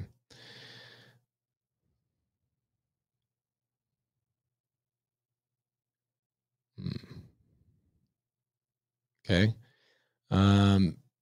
Wow. You got the seller to pay closing costs and seller commissions.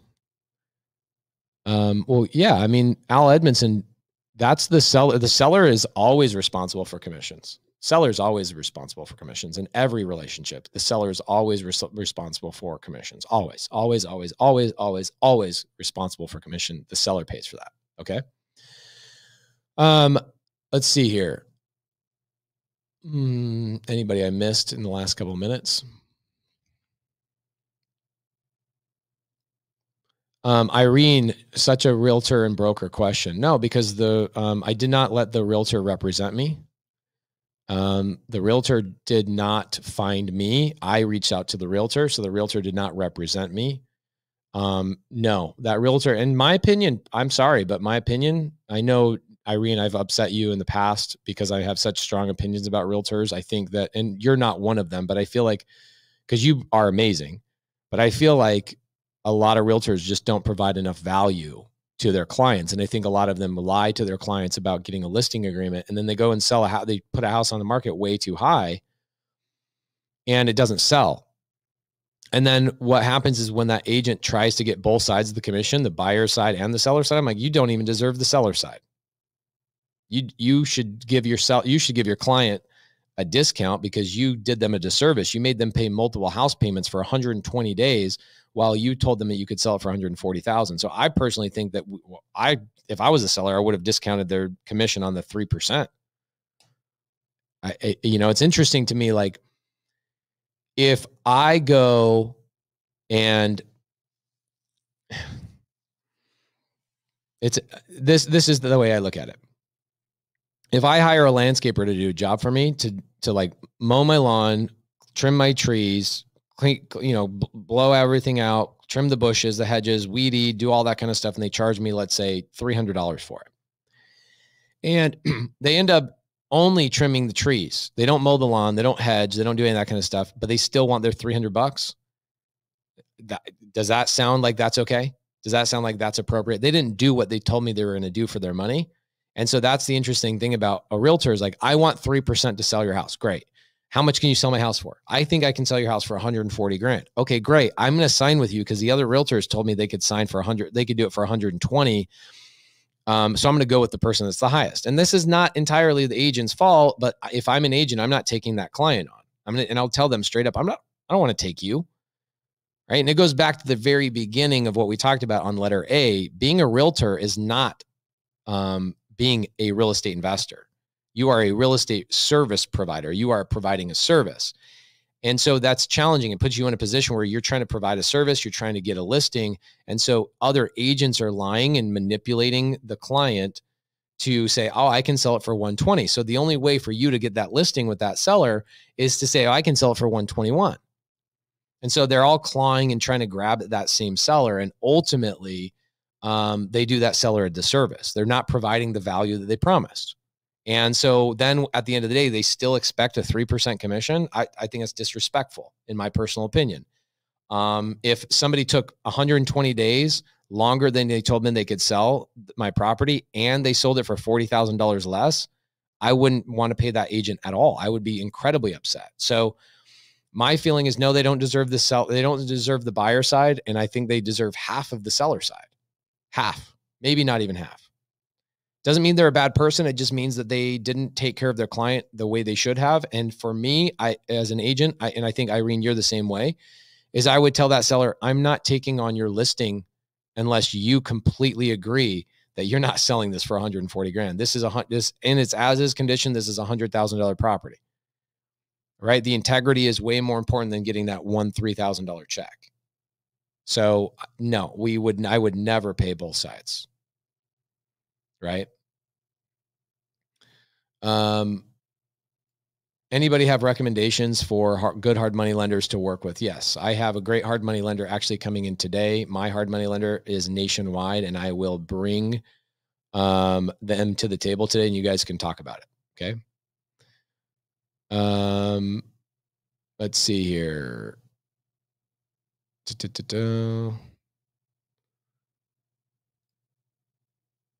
Yeah, it's interesting. And Irene, you're incredibly valuable. I think that from like a realtor standpoint, this is good. It ties back into like, what does a realtor do for you as somebody that's going out and trying to find deals? Is you've got to find the agents, and they're out there. You've got to find the agents that are making these mistakes, and you have to come in and provide value. So you guys can see where we provided value is that we came to this realtor and we go, hey, we noticed that this house that you're trying to sell has been listed on the market for 120 days. What's going on? Is there anything we can do to help? And we ended up getting the house under contract for $100,000. And the house is worth way more than that once it's fixed up, but it's not fixed up. And that's where our value is, right? Where do we provide value in a fix and flip operation? Is we then take this house and we improve it and we sell it for a higher dollar amount, right? Cool. So again, let's go into 3 ways that you can make money in real estate. There's only 3 ways in real estate, not being a service provider, but actually being a real estate investor. There's only 3 ways to make money in real estate. And again, I am not talking about being a service provider. A service provider would be if you are a real estate, if you're a notary, you're providing a service. You are not in real estate. You provide a notary service to people who are in real estate. Big difference. If you are a title and escrow company, you are providing a service to people who are in real estate. If you are a realtor, I'm sorry, there's a lot of realtors in here. We've got 500 people in here basically. And if you are a realtor, you are not a real estate investor. You are providing a service, a job. You are basically completing a task for somebody who is in real estate. A lot of people don't want to hear that, but that is absolutely true. Okay, so that is not a way to make money in real estate. That's a way to provide a service to people who are in real estate. And that might be just the way I describe it, and it might upset some people. I know when somebody told me, well, if you're in wholesale, you're not really a real estate investor. Well, no, but I am in real estate. I actually control assets. I control a house. As a wholesaler, I'm in real estate. I didn't say I'm a real estate investor. The only person that's really a real estate investor is either a fix and flipper or a buy and holder. But I am in real estate. I control the house and what happens to that house. I can dictate what price it sells for. I can dictate what the exit strategy is. I control that asset. As a wholesaler, I am in real estate. Okay. But if I'm a real estate agent, all I'm doing is selling somebody else's property that I don't control that asset. Right? I don't have it under contract for me to buy and for me to dictate what's going to happen with it. I am simply a service provider to that seller or even to that buyer. So let's break down the 3 ways that you can make money in real estate. Being a realtor or a service provider is not one of them. Okay. 1, I can wholesale. 2, I can fix and flip, or a lot of times we just call this develop or improve, right? I'm going to improve a property and make money on it. Improvement, sorry. And then the third way is to hold property. Now, the goal is to do all 3 of these, right, at the same time, so that depending on what lead comes into your business, whether you're door knocking or you're cold calling or you get a referral or whatever it is, you can do any one of these 3, depending on what current situation is going on inside of your business. Okay, wholesaling, fixing and flipping, or holding. Those are the only 3 ways to make money in real estate. That's it. So when somebody says, how do I get started in real estate? Here's my question. What do you want to do? Do you want to wholesale? Do you want to fix and flip? Or do you want to buy and hold? Okay. And now how do we determine which one of those strategies we go after? I can tell you right now that buying and holding is not necessarily a beginner strategy. I think the biggest beginner strategy would be wholesaling and fixing and flipping, right?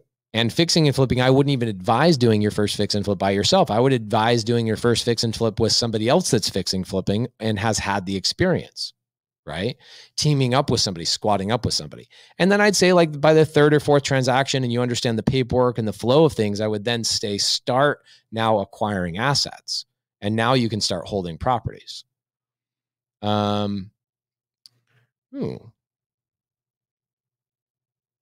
Pace, is there an example of a contract for seller financing? Yeah, I mean, yeah, there's a lot of examples, but that's not what I'm talking about today, unfortunately. Pace, the way you articulate and simplify things is amazing. Thank you so much for doing what you do. I appreciate that. Really do appreciate that. Barbara Christie, if I had a seller who would not come to a price for what the property is worth, it has now been listed with an agent for 10 weeks at that high price. Do I go back to the seller or call the agent? Always call the agent. Great question, Barbara. Always call the agent. Respect the relationship that the agent has with their client. I never go around the agent. I respect that because for me, that real estate agent could be a lifelong relationship that I want to keep in my back pocket and provide value to that agent. Here's the thing, Barbara. Let's talk about, in this one situation, right, where this seller had this sold for 100, had this on the market for 120 days, right? 120 days right here. Oops, my bad. The agent had this up on sale for 120 days. That's 4 months. That's 4 months. 10 weeks? Or I'm sorry, what'd you say? 10 weeks? Or how long is that? I would say 10 weeks is not long enough. Okay, we tell our team not to reach out to anybody until 12 weeks, right? 12 weeks is the beginning. Okay, so let's go through that just real quick on the pain and anguish that an agent goes through real quick. When an agent signs with a seller, okay, the agent signs with a seller, here's what happens. Here's the seller, and the seller says, I have a house, and I want to sell it for top dollar, and I'm going to hire a real estate agent that's very fancy and has very nice business cards and works at Sotheby's and Keller Williams. I'm going to go find somebody that's a reputable person, and I'm going to sell this for top dollar. Okay. Here's what happens. This agent they're amazing. They're smart. They're educated. They're great. What they do is they have to go get that person into a contract. Agents are getting a contract with that seller. It's called a listing agreement. And the listing agreement is a standard. It's pretty standard. Some agents change it, but that listing agreement is 6 months. They have 6 months to sell that house. Now, 90% of the time it's 6 months. Maybe 99% of the time it's 6 months. And the agent now has 6 months to sell that house for that seller. So here's what's going to happen to this seller, the agent. The agent knows everything about the house and the seller knows very little. Okay. They know very little. And so they're over here hoping that the agent's going to sell the house. By the way, agents don't sell houses. Okay. The home, the location, and the price sells houses, not agents. Agents do a lot more than sell a house. They keep the transaction together. They help out with negotiations so the seller doesn't get screwed, but an agent doesn't actually sell houses. The MLS sells houses. Let's be honest. If you're a realtor and you disagree with that, you should definitely tune out. You do not sell houses. Let's be real. Your price and the price, location, and the market and the MLS sells the house. You do way more important things, to be honest, in my opinion. I love realtors. My wife is our realtor. She saves us a tremendous amount of money, but the agent is not there to sell the house. Seems like they are, but they're really there to protect the seller from bad things happening from the buyer and the buyer's agent. Okay. That's what a good agent does. And they deserve every freaking penny they make. Okay. But they don't sell houses. The market does. The MLS does. The price of the house sells the house. I mean, I'm telling you, I've seen so many amazing agents not be able to sell a house because the agents don't sell the house. The price of the house and the MLS sells the house. In fact, I actually think the buyer's agent does way more work than the seller's agent. The buyer's agent does actually the majority of the work. The majority of the work is done by the buyer's agent, but that's another topic for another day. What I really want to talk about is what's the timeline of this? And Barbara asked a good question. This agent has 6 months I have 6 months to sell this house. That's it. So let's do this. Here's the ticker. Here's 1, 2, 3, 4, 5, 6. 6 months. I'm going to tell you right now, there's a moment in this 6 months where this agent starts to sweat and stress out. And it doesn't start until about right here, after month 4.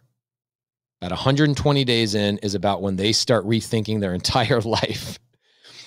Here, the agent thinks it's going to sell. It's going to sell. They might do a price reduction. They might do a couple of open houses. By the way, open houses don't sell houses either. That's another fallacy, another thing that people just don't understand.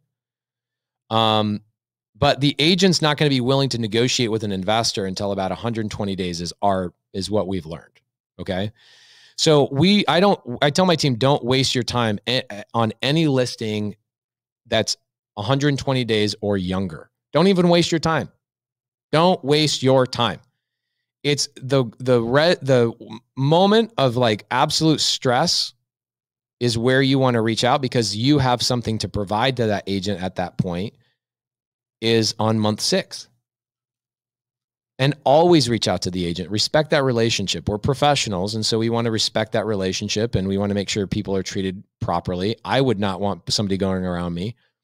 So what we do is we start reaching out on month 5. We then really start pushing heavier on month 6, because this is when the agent goes, oh my gosh, I thought I could sell this house, but I need help. I need help. I need help. I need help. And by this point, the agent has now communicated with the seller a couple of times and saying, hey, I'm having a hard time selling the house, but don't worry, everything's fine. Everything's fine. And they're saying that here. Everything's fine. Everything's fine. Everything's fine. Everything's fine. Then you get to month 4 and the agent starts going, oh my gosh, I don't think everything's fine. So for me, my strategy, and when I talk to people and they're like, oh yeah, I'm working with people that not FSBOs, but I'm working with like agents. I'm reaching out to agents. And I'm like, great. When do you start reaching out? And they go 30 days, 60 days, 90 days. Guys, don't waste your time. These agents have 6 months to sell the house.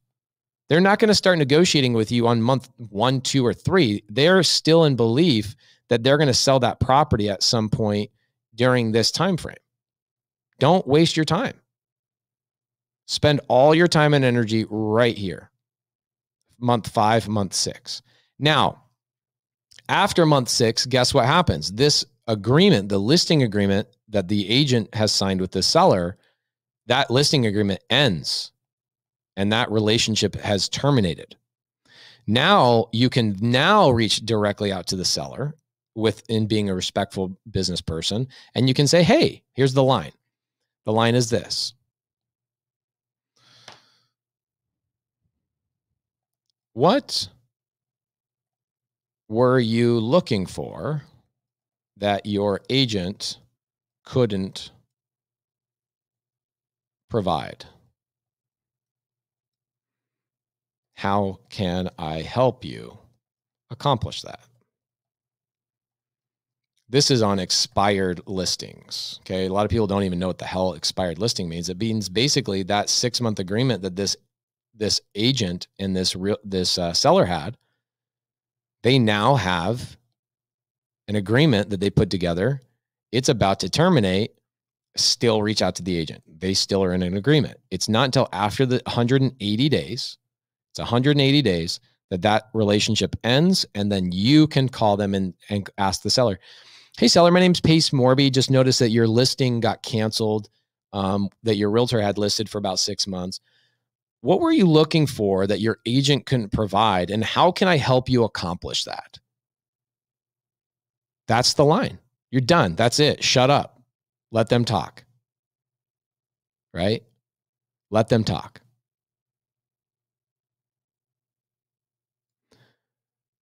Kirsten DeVito says, in 2020, 6 months later, its value after 4 months is exactly what they overpriced it to be in the first place. Expired is the same thing as failed. Yeah.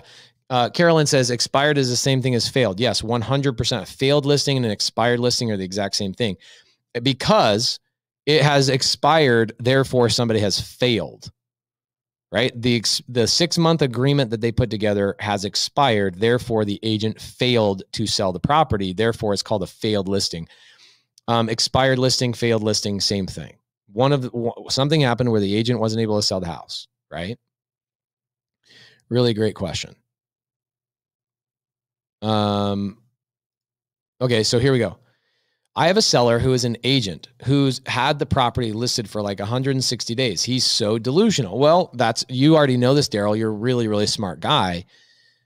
We already know that if a seller is delusional, either A, we're going to use creative finance, which you've done multiple creative finance deals, or B, we're just going to continue to follow up for a very long extended period of time. That's it, right? Pace, awesome premiere. Can't wait to watch the show. How do you suggest structuring fair payment if you revive someone's dead lead and then say work for a sub-2 student to close the deal? Chelsea Gray, great question. That's an unrelated question. I got to stay on topic. I'm very sorry. I would show up to Sunday service maybe, or have a conversation, or go watch my 25-hour live, or go to my 16-hour live. I broke that down in each one of those trainings as well. Let's see. Let me just see if there's any questions on the side.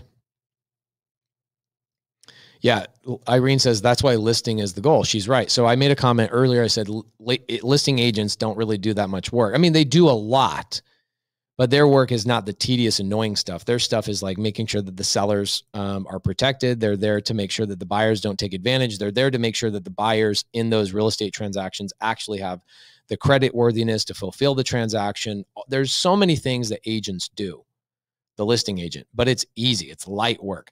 I would say that an agent spends less than 10 hours. A listing agent spends less than 10 hours total on an entire transaction to sell a house. Whereas a buyer's agent probably spends 30 or 40 hours making the same amount of money. Right? So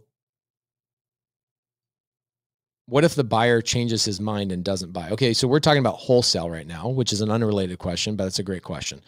Daryl Olson says, yes, he told me that no to creative finance a few times. He's in my follow-up system once every week. Awesome. Actually, I'm calling sellers today, guys. Let me see what time I'm calling sellers today. Hold on. I am planning on...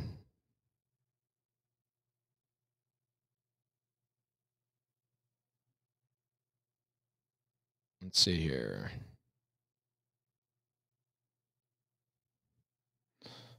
Let me see what Caroline's got for me.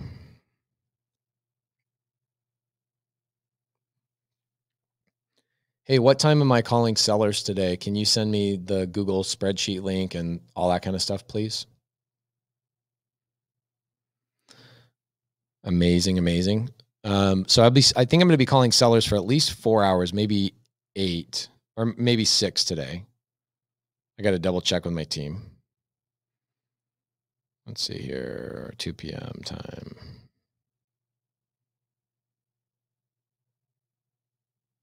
Amazing. So in 2 hours, I'll be calling sellers for multiple hours. How many hours am I doing that? Is that 4 hours or is that 6 hours?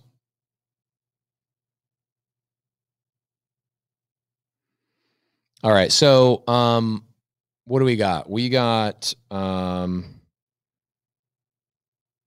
got a couple of things I got to check in on, guys, because I want to make sure I bring you guys crazy value. A lot of times people are just afraid of taking action in this business. And so we're going to show you how easy it is to talk to sellers today for like hours and hours on end. Do me a favor, guys. It is 8 o'clock on the hour, 8 a.m. on the clock, on the dot. Do me a favor, share this, tag me on Instagram. Please, I'm going 26 hours straight. I've been doing it for 5 hours. I've been up since 1:30 this morning, got ready, got live at 3. It is currently 8 o'clock. We've done 5 straight hours. We've got 21 more hours to go. I feel like I'm just getting warmed up, except my vocal cords are bruised and hurt from talking so much. Yesterday at the premiere of the TV show, it was just so long. I had to talk so loud, yell, all that kind of stuff for hours and hours and hours. It was tough, but we're going to go another 21 hours. So give me some support, share this in some Facebook groups, maybe make comments, take a tag, take the YouTube link. If you guys are on the YouTube channel, which I highly suggest, guys, just go to the YouTube channel. Way more people are on the YouTube channel. I'll tell you right now, we've got 377 people on our YouTube channel. And then I've got 5 other places people are. So guys, if you're not on my YouTube channel, it's youtube.com/PaceMorby. You are missing out on squatting up and communicating with another 377 other people. And as much as I appreciate people on our Facebook group, Facebook is a little bit laggy. It's not great. And also one thing I've learned about Facebook is it only lets me live stream there for 8 hours at a time. And so I'm gonna have to reset up the stream at some point. So if I were you, I would head over to youtube.com/PaceMorby. You can watch the live there. So I'm also going to call a seller for one of my students, Mike Hayes. He says, okay, cool. He's got a seller that wants wants to know if we're credible buyers. I'll be on whatever Zoom. Hey, bro, I'm live streaming this on YouTube, and so I will be happy to call your seller. It looks like 2 p.m. my time, so that's not going to be for about 6 more hours, which will be perfect. So 2 o'clock my time, happy to do it. I will make that phone call. Thanks. All right. So 8 o'clock on the dot. Let me see what the schedule says I'm supposed to be talking about today. Ooh, love it. All right, flow. Flow. This is great. So I've got 2 hours until we start calling some sellers for about, I think it's 6 hours. And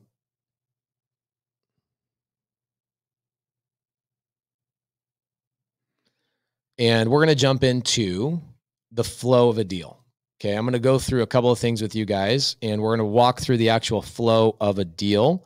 But I kind of want to finish this off. And so what I almost want to do is I want to talk about like how this works a little bit more with realtors and deals and all that kind of stuff.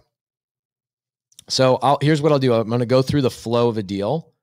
I'm going to go through like a really complicated deal, and I'm going to break it down step by step for you guys. Okay. So flow of a deal. Yes. Christian is correct. He says Pace gets his energy from the chat. I do. I truly do. So yes, if you guys are sharing this, it gives me energy. It really does. Like it keeps me going. So really good, strong chat, watching you guys squatting up with each other, helping each other out is where I get a lot of energy. I get a lot of energy also of you guys tagging me on Instagram, letting other people know what we're doing. I've got 500 people watching today. So this is great. It's a great place for us to communicate and hang out together. But I want more people in here so you guys have more people to work with and more people to squat up with. So please go into share this into a Facebook group you're a part of in your local wholesale Facebook group. Go to those Facebook groups and just say, hey, dude, we got Pace in here doing a 26-hour live, and let everybody know. The other thing I want you guys to know about is we are currently doing a sweepstakes. And the sweepstakes is the winner gets to get all the proceeds, all the profit from mine and Jamil's next fix and flip. You get to fly out, hang out with Jamil and I, hang out on site at our project, do our fix and flip with us. We will find the deal. We will fund the deal with our own money. We will then run the project, let you watch, let you be there in person if you want to be. And then we'll sell the house, and literally all of the net profit from the deal, we give it to you. 100% of that profit goes to you. So that sweepstakes, I don't know if some of my students can throw that in the side chat for everybody. That would be super great. We did it last year, but we only gave the girl Keen, we only gave her half of the profit. So she ended up getting a wire transfer for $27,000. And we never flew her out to Arizona. We wanted to, but we just never did. It was like COVID stuff. So the experience was great. She got to watch everything, right? So I almost wish I could go in there and kind of show you guys how that flip went, but that was like 9 months ago. Let's see here.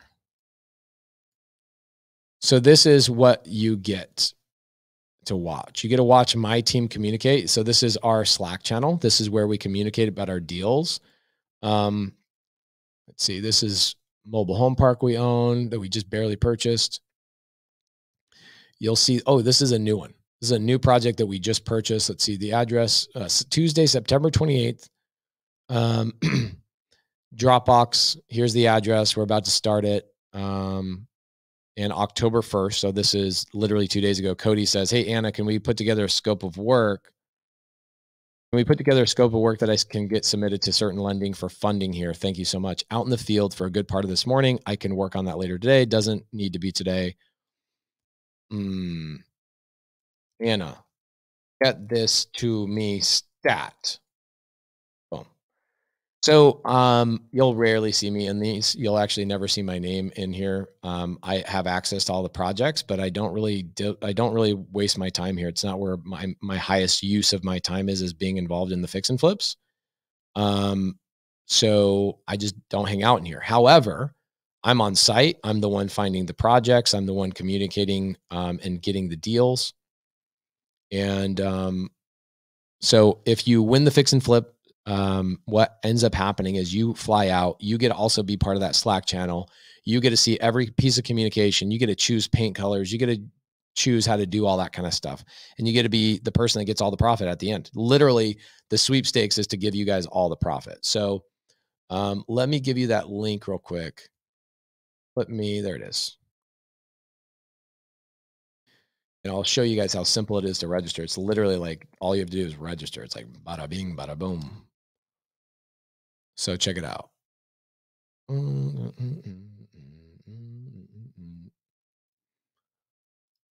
So here you go. You can come in here and you can enter Pace Morby 26-hour live event. Join Pace Morby as he goes live for 26 hours discussing the blah, blah, blah, blah, blah. So go in here and enter your information in here. And you guys will enter into the sweepstakes to get the have the ability to win the sweepstakes for the fix and flip. You guys get all the profit. Really, really cool stuff. Yeah, all the homies are on the chat, dude. All the cool people are in here, man. I'm telling you, all the cool people are in the chat. So guys, thank you so much for showing up. 500 people came to support me, and I really appreciate it. So let's get into the next hour. Let's get into the next topic. And if you guys have specific questions, throw them in the side chat. I really am not going to talk too much about creative finance today because I got all my students in here. Like, we don't need to talk about creative finance. All my sub 2 students are in here. Not all of them. We got 2,600 students, I think. But not all my students are in here, but a good amount of my students are in here, and they're here to help you. So if you guys need help with creative finance, reach out to my students in the side chat. I'm not here to talk necessarily about creative finance. I'm here to talk more about the basics of real estate and how to get started. Okay. So what we've talked about today is we've talked about A, analysis paralysis. B, first 10 basic steps I told you guys to take. C, we talked about corporate structure. What's my first step of getting my company built and all that kind of stuff. D, we talked about deals. Where do deals come from? There's 5 places that deals come from. And then E, we talked about the ways to actually make money, the exit strategies of how to make money, right? You're either going to wholesale, you're going to buy and hold, or you're going to fix and flip. That's the only 3 exit strategies there is on planet Earth. Okay. You're either going to wholesale it, you're going to buy and hold it, or you're going to fix and flip it. Those are the only exit strategies in the regular world. There's some extra exit strategies if you're in creative finance, but we're not going to necessarily go into that unless you guys really want to. If you guys want me to blow that, if you guys want to blow that up, I'll go through it. Shoot. I'll go through it. Regina White out of Houston, Texas. Man, look at all these students in here. How amazing is this? Love it. Good to see you guys in here. Good to see you guys in here. A lot of you guys came in from out of town to support us at the premiere. Really, really appreciate you guys tremendously. So, all right. Chris Davidson says, any students from Tennessee? A lot of students from Tennessee. A lot. Ooh, I am calling for 6 hours today. Caroline says, I'm calling for 6 hours today. Okay, cool. So we've got an hour and 50 minutes until I start calling sellers. So what I want you guys to do is let's share this in Facebook groups. Let's share this on your Instagram, give people the link, do the thing, text your friends, tell people, hey, look what we're doing today. Cause we're doing this, right? There's people in here that are doing this with me. All right. Give me a second. I'm going to get another bottle of water and I'll be right back. Right back. Hold on just a second.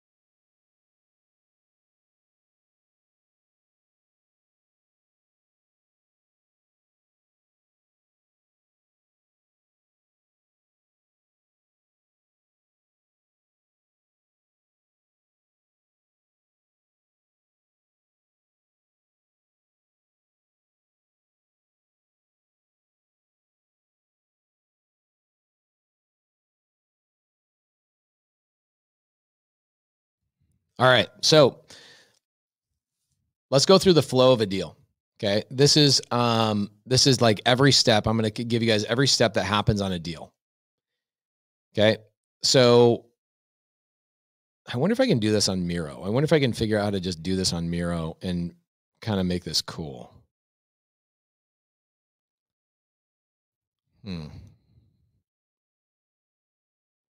Yeah, let's do that. Let's do this on Miro. And wow.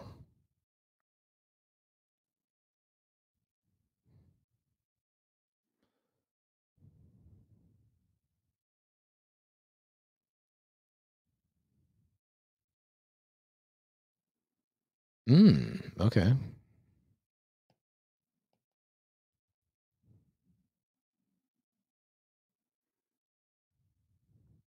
This is a board I did I did this like 6 months ago.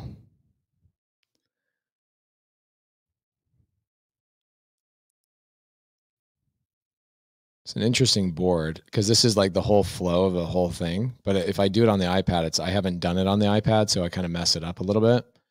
I almost want to rebuild this to a certain degree. Okay, so here's what we'll do. I'm going to do it basic on my iPad because it's just more simple that way. Sorry, guys. The Miro board is really cool, and I love doing the Miro board, but a lot of times the Miro board just is a little bit more complicated when you're on an iPad versus doing it on the screen. So here's what happens. Okay. We're going to go out, and the first thing that we need in our business is we're going to build basically A to Z. We're going to have a conveyor belt, right? Okay. Here's the very beginning of that conveyor belt, and it goes all the way down, and we get a check. This is where the paycheck is right here. Okay. That's where we get paid, but it starts with a lead. It doesn't start with information.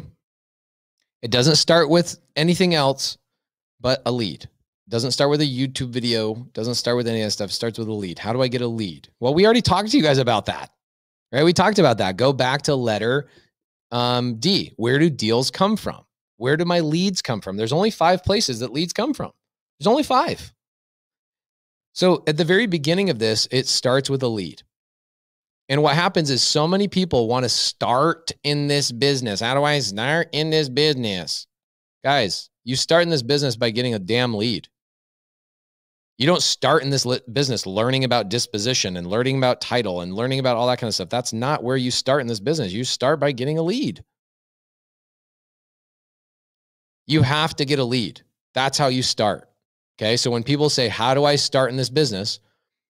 Well, let's figure it out. What do you want to do? Where do you want to start? How do you get your lead? You have only 5 places that leads come from. So let's punch that in one more time for all the people in the back that we're not here for this. Oh man, do I have this up here or did I erase that? I hope I didn't erase that. That was so good. I did erase it. Of course I freaking did. Sorry, guys. Okay, so there's only 5 places that leads come from. We already talked about this, so if you missed this, then you're dumb. Sorry, guys. Direct to seller is first. Next one is JVing. That's either with a realtor or another wholesaler. 3, it would be a professional relationship. 4 would be creative, dead lead reviving. And then 5 would be working for someone. I don't know any other way to get a deal. I don't know any other way to get a lead. Nothing. I don't know any other way to get a deal than these 5. Okay. So when this whole entire business starts with a lead, you have to choose which one are you going to go for? Are you going to go direct to seller? Are you going to spend money on marketing? What are you going to do? Are you going to go and do JV, which this is astro flipping? Are you going to go, my creative finance course covers all of this stuff, utilizing creative finance to leverage all of these relationships and all these ways to go about doing it. Like even I could go work for somebody and use creative finance and amplify their business. So that's a good thing. But that's it. That's the only things. These are the only things, either direct to seller, or I'm going to JV with somebody, or I'm going to work a professional relationship like a probate attorney. I'm going to go revive people's dead leads, or I'm going to go work for somebody. Those are the only 5. And we broke that down for an entire hour. Those are the only 5 ways you're getting a lead. And you're not going to be able to start in this business without a lead. Okay. If you don't have leads, let me tell you guys something. I want you to write this down, and I'm going to put this at the top here. Okay. If you don't have leads, you don't have a business. If you don't have leads, you don't have a business. That's all there is to it. If you don't have leads, you don't have a business. And so many people are spending all their time educating themselves all in this realm. How do I build a buyer's list? How do I do this? How do I get a CRM? And they don't have any leads. Okay. So let's talk about that. If you don't have leads, you don't have a business. So what does that mean? A lead is a motivated seller that has pain for us to solve. That's what a lead is. Okay. So our job is to find people who have a sign they're holding. Okay. Every time I think about a seller, I think, what's the sign they're holding? Okay. So what's going to happen is we're going to go and call sellers today for 6 hours. There's nobody on the planet as good as me as talking to sellers, and I'll do it for 6 hours for you guys to show you. Okay. I will get on the phone, and my main reason why I'm so good on the phone is, number one, I care more than most people do. I actually care about these people that I'm going to be talking to. I care about them. I've never spoken to them before, but I'm going to be on the phone today for 6 straight hours with seller after seller after seller after seller. Probably make 25 calls, have 25 conversations. It should be really, really good. I care about these people. That's the first thing. Second thing is, I really am looking for, what sign are they holding? What's the sign they're holding? If a seller is holding a sign that says, I need help, I can make money. If a seller has a sign up that says, I don't need your help, I'm going to list my house with a realtor, there's really not much that you can do to solve that problem or to make money. We make money in this business. We make money in real estate by solving other people's problems. So I'm looking for a seller who says, I have pain. I have a bad situation going on, right? We got a contract the other day where, and I'm talking about cash, because when you start talking about creative finance, you can also implement something called gain. In a cash transaction, which means I'm giving the seller cash, I'm getting a loan, we're paying off their house, all that kind of stuff. In a cash transaction, I'm looking for people who have pain so I can solve their pain. In a creative finance situation, I'm looking for people who want pain have pain or are looking for gain, which means they want to sell their house for the highest possible dollar amount. Okay, well, I can solve that with creative finance, but I can't solve that with cash. So let's talk about cash. I'm looking for people who have pain, significant pain that I can solve. Okay, that's it. That's what I'm looking for. So if I'm talking to somebody and they don't, and I'm have 10 conversations with them and we haven't moved the needle forward, then that's probably not somebody that I want to work with. Okay. So what happens a lot of times is when people are looking for leads, they think anybody willing to talk to them is a lead. That is not a lead, guys. A lead is somebody, okay? A lead is somebody who has pain. So this all starts with a lead that has pain. So that's where this business starts. And if you don't have leads, you don't have a business. So when people say, how do I get started in this business? I say, well, what do you want to do? Do you want to go direct to seller, like knocking doors? You want to cold call? What do you want to do? You need to go find a motivated seller and you need to put them on your pipeline. That's how basic this business is. That's how basic this business is. What do you want to do? You want to be direct to seller? You want to JV with other wholesalers? You want to go get referral relationships with probate attorneys? You want to learn creative finance and revive other people's dead leads? Or do you want to go work for somebody like me? Right? That's it. There's no other ways to get deals. That's it. Those are the only ways to get leads. So what happens is then I start talking to people about their business and they start saying stuff like, well, man, I got leads, but I can't close them. And then I go, okay, well, let me talk to your seller. And a lot of times that when I'm talking to their sellers, I'm like, this is not a lead. This is just somebody willing to talk to you. That is not a lead. That is absolutely not a lead. Okay. So let's break this down. The words that people use incorrectly in this business is, here are the words that are not interchangeable. A lead is a motivated seller.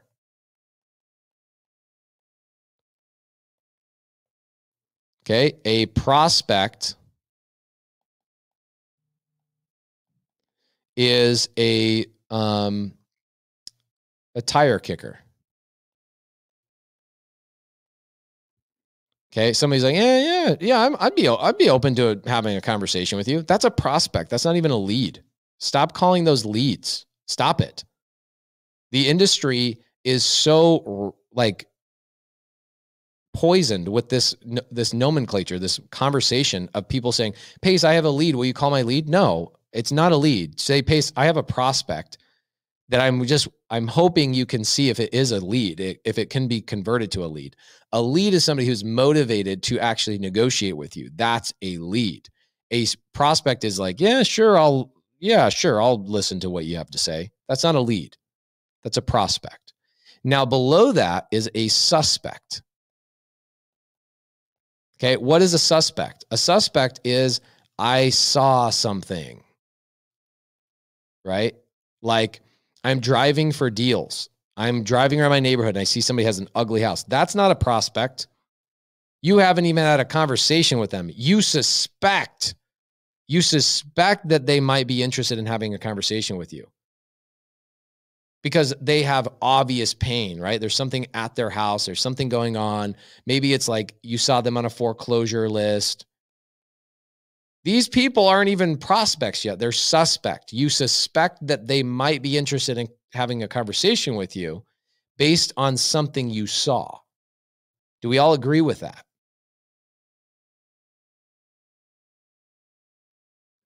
Do we all agree with this? Yeah, they're not leads, guys. Okay. I'm okay with you having these. This is not a problem at all. Like we need suspects. We need prospects in order for us to get leads, but they're not the same thing. So let's stop using those words interchangeably. Okay. Stop using those words interchangeably. Say, I have some suspects. I suspect this person might sell because their windows are broken or boarded up, or they have abandoned cars in their driveway. That is not a lead. So many people are like, I got a lead. Will you call my lead? I go, yeah, what's going on? They go, I don't know. I just saw their house looks like crap. Would you call them? I'm like, that's a suspect. I'm not going to waste my time. If you can't even simply have a conversation with somebody and say, hey, would you be open to selling your house to me at a lower discounted price? Man, you got to go take care of that, right? So that's a suspect. Then you've got prospects, and then you've got leads. Now, above that, what's above that? Above that is a deal. And oh my gosh, this is the one that's most used incorrectly. People go, hey, Pace, I got a deal I would like you to look at. I got a deal I would like you to look at, Pace. Okay, well, your deal means you have it under contract. Okay, so let's go through this. Here's the flow. The flow is this. It goes from being a list. Okay, I got a list of potential suspects. You know, maybe it's like foreclosure, whatever, absentee owner.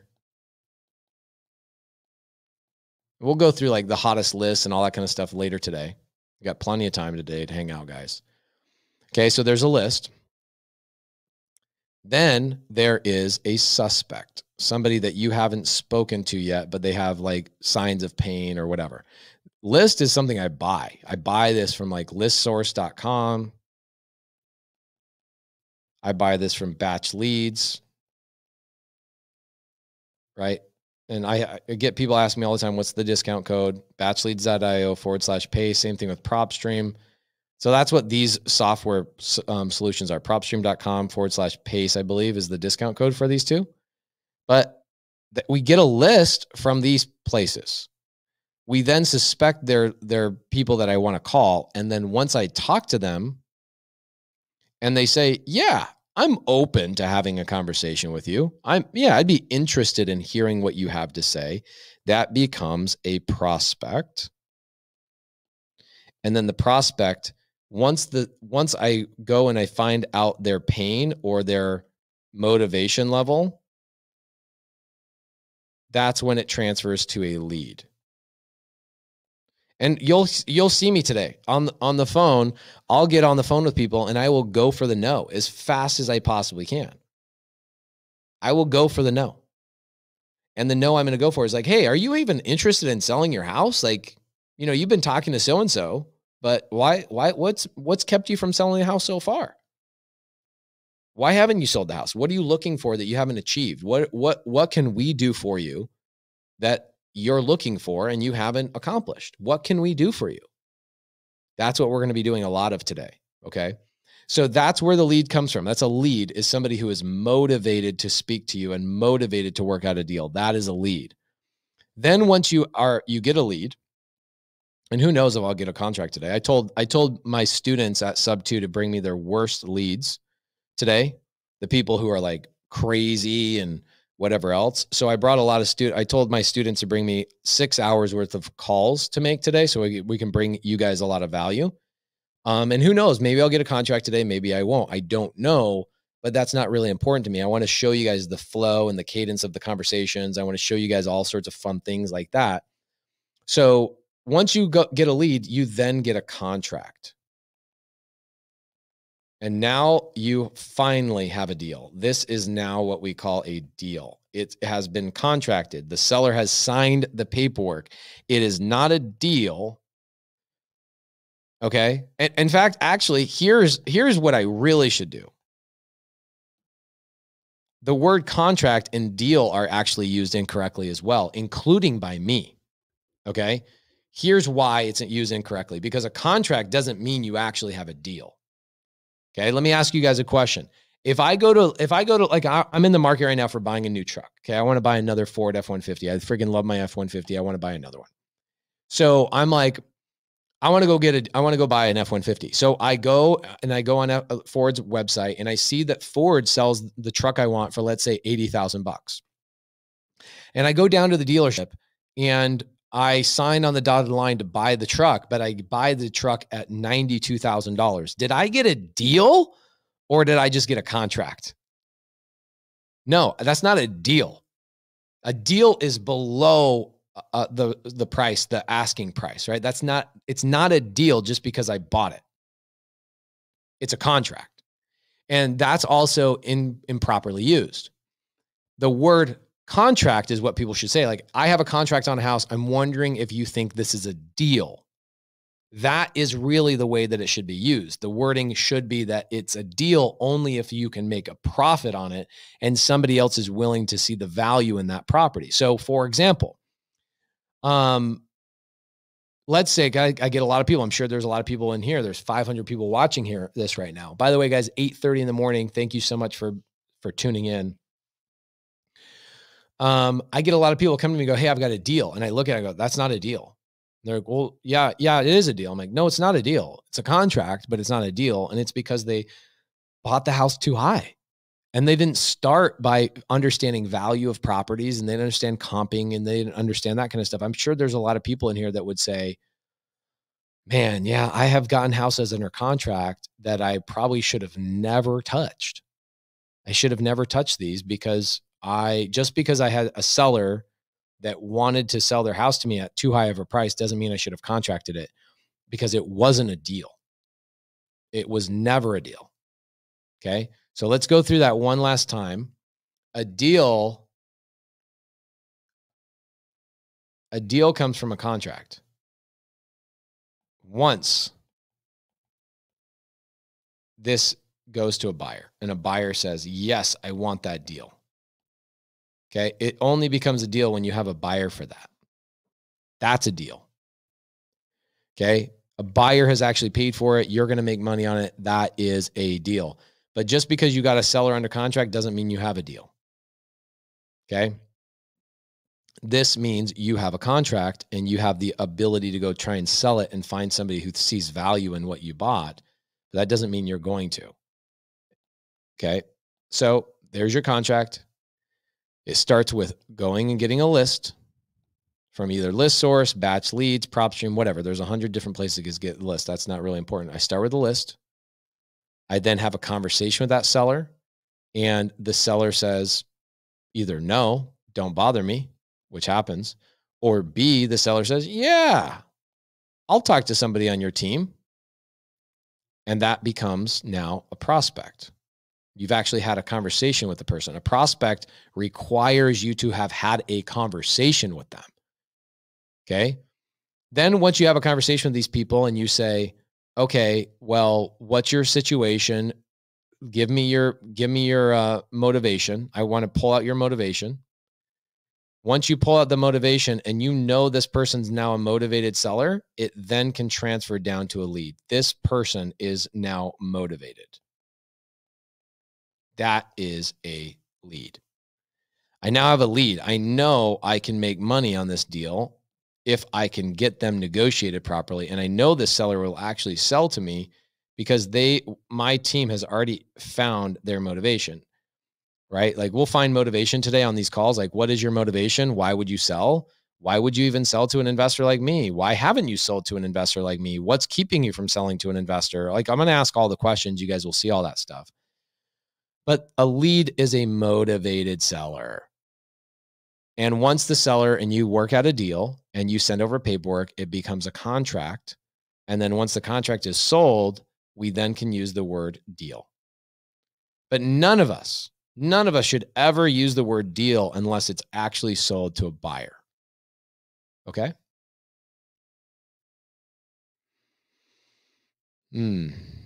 Oh, Antoine says he's been here since 3 a.m. Who else has been here since 3 a.m.? We got 500 people on here right now.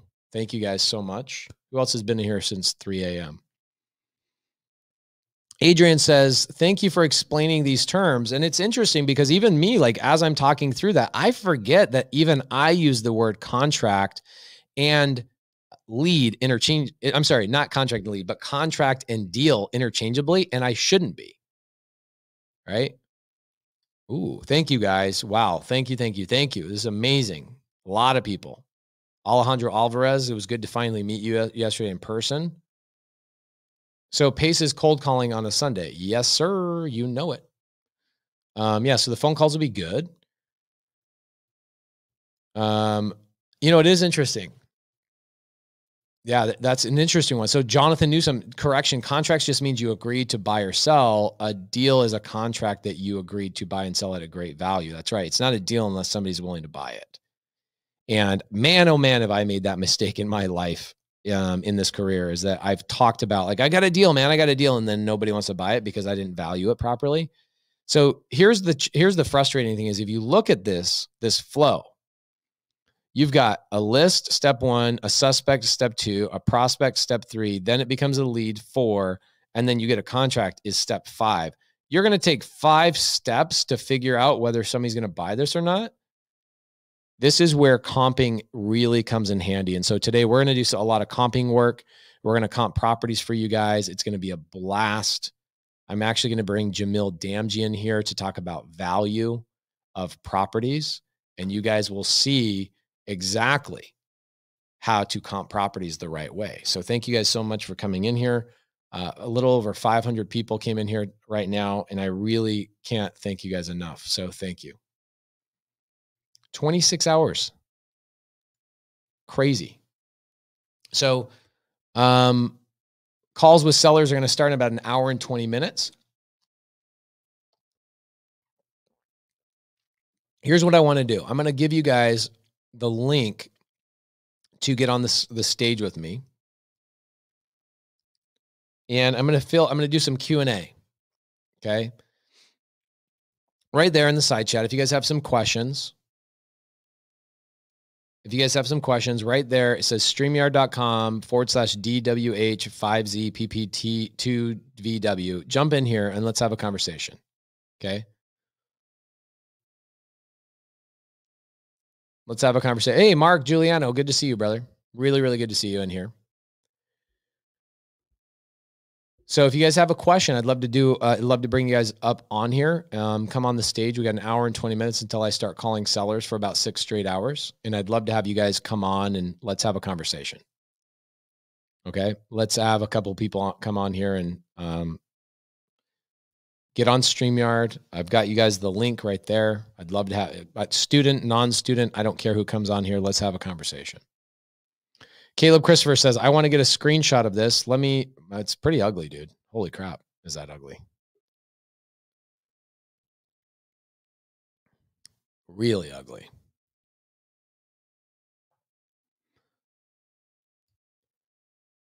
Saqib? Is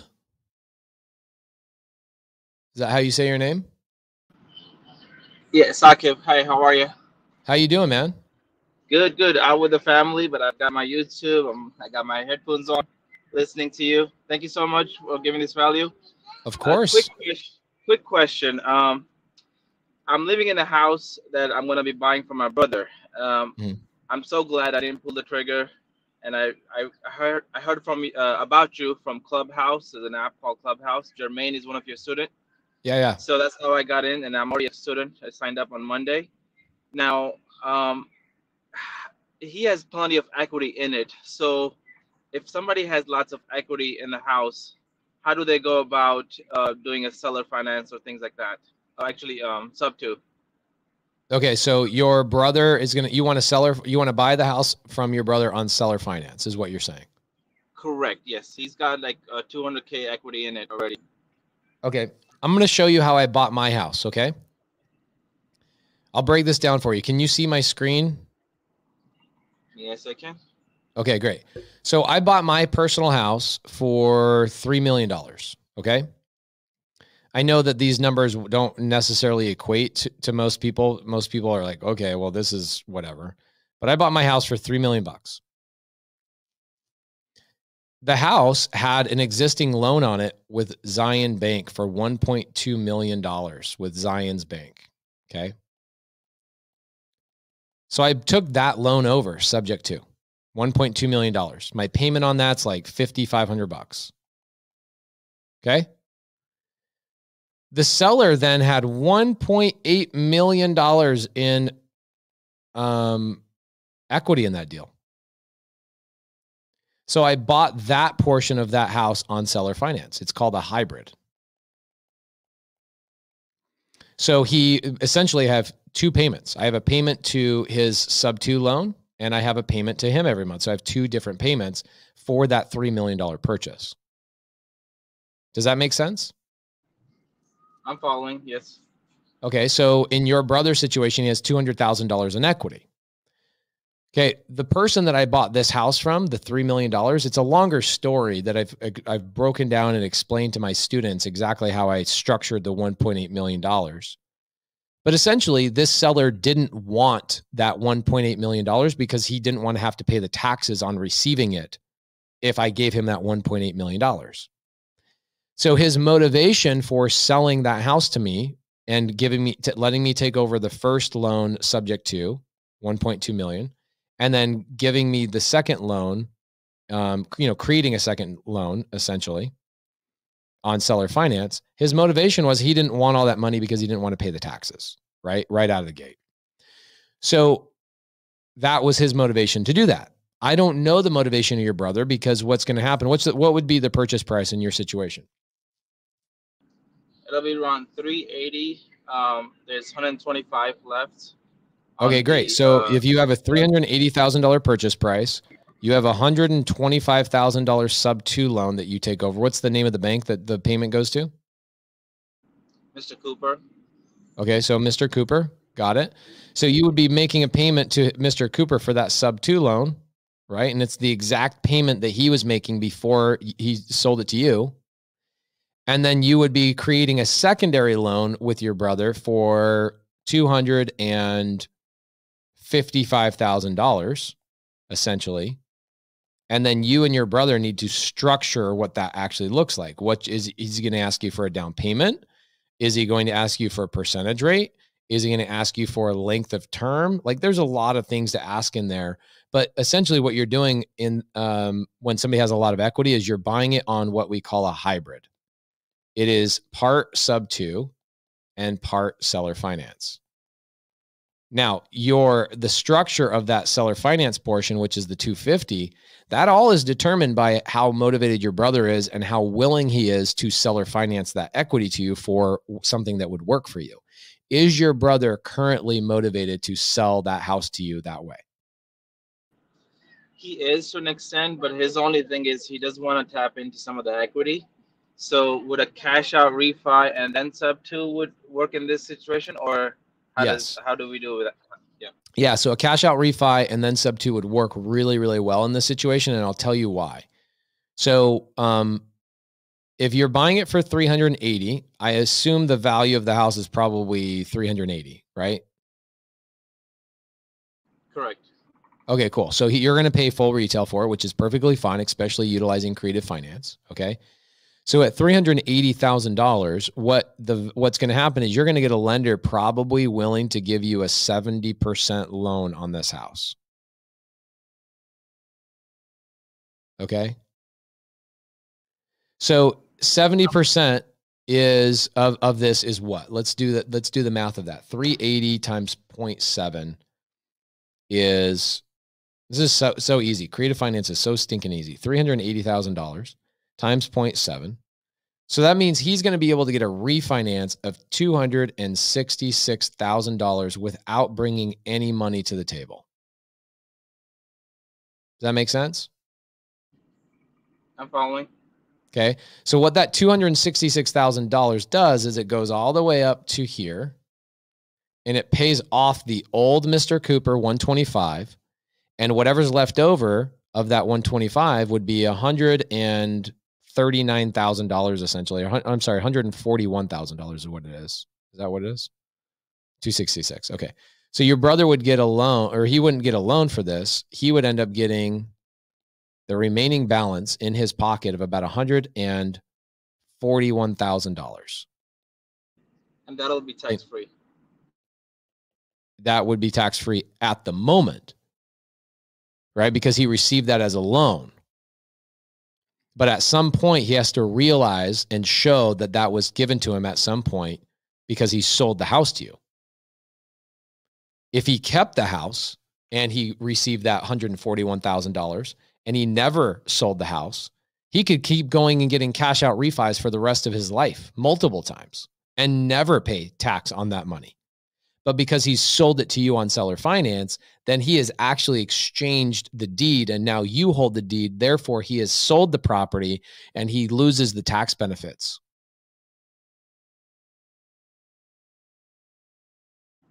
Gotcha. Okay. So It doesn't mean he has to pay taxes on the 141 right now. But what's going to happen is he's going to, he'll get a loan. He'll get a secondary loan for $266,000. It'll wipe out Mr. Cooper. So the Mr. Cooper was $125,000. Mr. Cooper now gets paid all the way off and done. So Cooper's gone and done. Okay. Done, gone. He's paid. Mr. Cooper's paid off. Then he has a remaining balance of $141,000 in cash that your brother gets in his pocket. Cool. That's great. That's good for your brother. He gets some cash out of the transaction. You didn't have to come up with any money to the table. That's amazing. But now you have a $266,000 sub 2 loan that you took over from whoever his new lender is. And you then have to create a secondary note of $114,000 that is now a seller finance note. Does that make sense? Yes, sir. There you go. There's the answer to your question. So whether you can pull this off or not is your ability to negotiate and your ability to articulate this to your brother.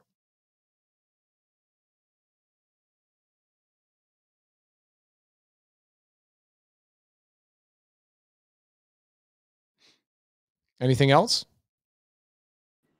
That'll be it. Thank you. No problem. D Young, what up? Yo, what's going on, man? Can you hear me? I can hear you great. What are you truck driving right now? Yeah, yeah. Love it. I'm gonna make it. I'll make it real quick because I'm finna go through these mountains in Pennsylvania. I'll be gone 2 to 3 weeks at a time, and I really want to do, get into wholesale, so I can have my freedom and everything like that. But with my schedule, what do you suggest I do as far as actually, doing it? Because I know it take a lot of time, calling people and stuff like that. Oh, so your question is, how, if you want to start in wholesale, how do you do that while you're driving trucks and all that kind of stuff? Right. Okay, so here's what I would advise. If you have money, right? As a truck driver, I'm sure you make pretty decent money, right? Right. Okay, so what I would do is if you have a budget, I wouldn't cold call. I would hire a cold caller from Start Virtual, our virtual assistant business. And I would just have somebody cold calling all day long for you. Okay. And if you want to know, like, literally the step-by-step process of doing that, like exactly how to do that, Cody, Matt, and myself started a brand new business in North Carolina a couple months ago, and we documented through video exactly step 1, 2, 3. Like, we didn't show people how to build the business. We did it and let them follow along. And so we literally we're setting up the LLC, setting up the website, setting up all that kind of stuff on a live, and recorded that. And the place you can find all those recording is 0 to hero REI.com. Okay. 0 to hero REI.com. 0 to hero REI.com. It literally shows you exactly how to start your business, only working 3 hours a day. And what we learned is that you'll get a contract. Typically what we're seeing people getting contracts is in less than 15 days.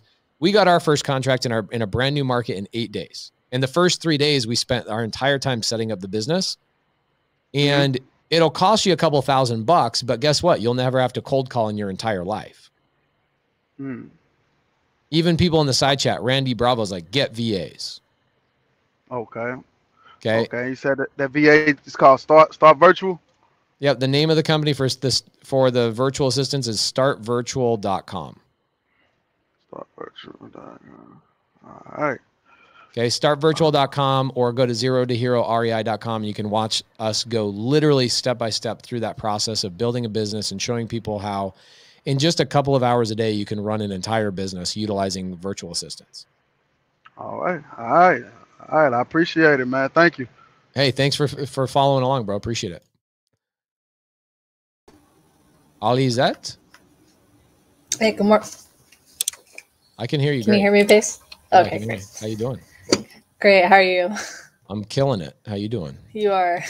I'm very much awake because I'm learning a ton, and I appreciate it. Love it.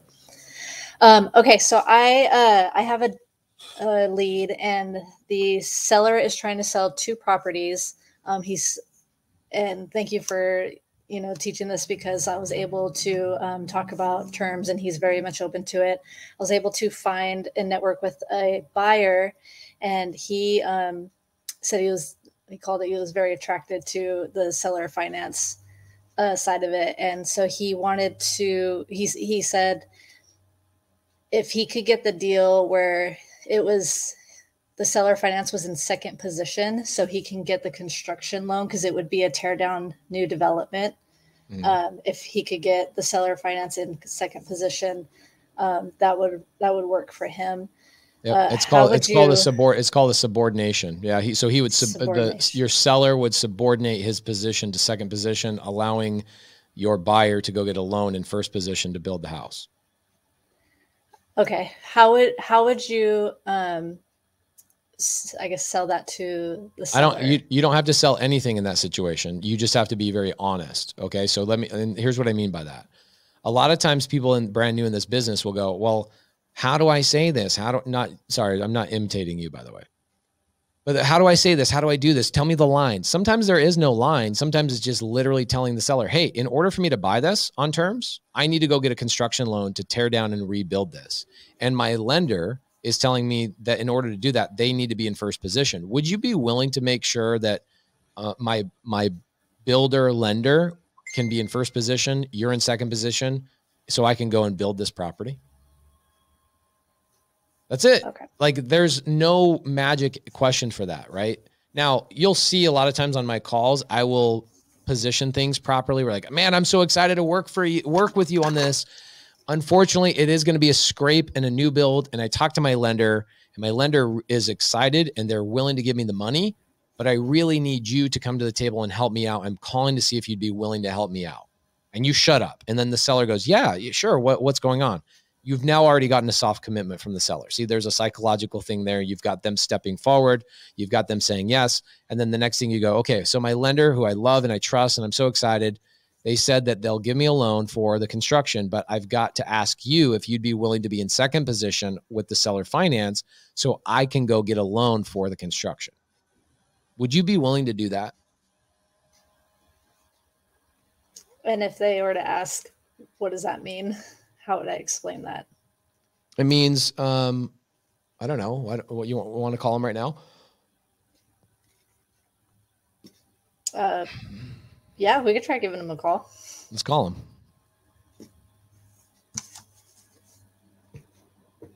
No, you don't call them. You need to give me, dang it. Can you DM me? Do you have my Instagram? Mm-hmm. DM me the seller's name and phone number and I'll call him. Okay. All right, we'll do. Thanks, face. Jesse Aguilar, what's up, dog? How you doing? What's going on, man? Pleasure, face. Good to see you, brother. Good to see you too, man. What do you got for me?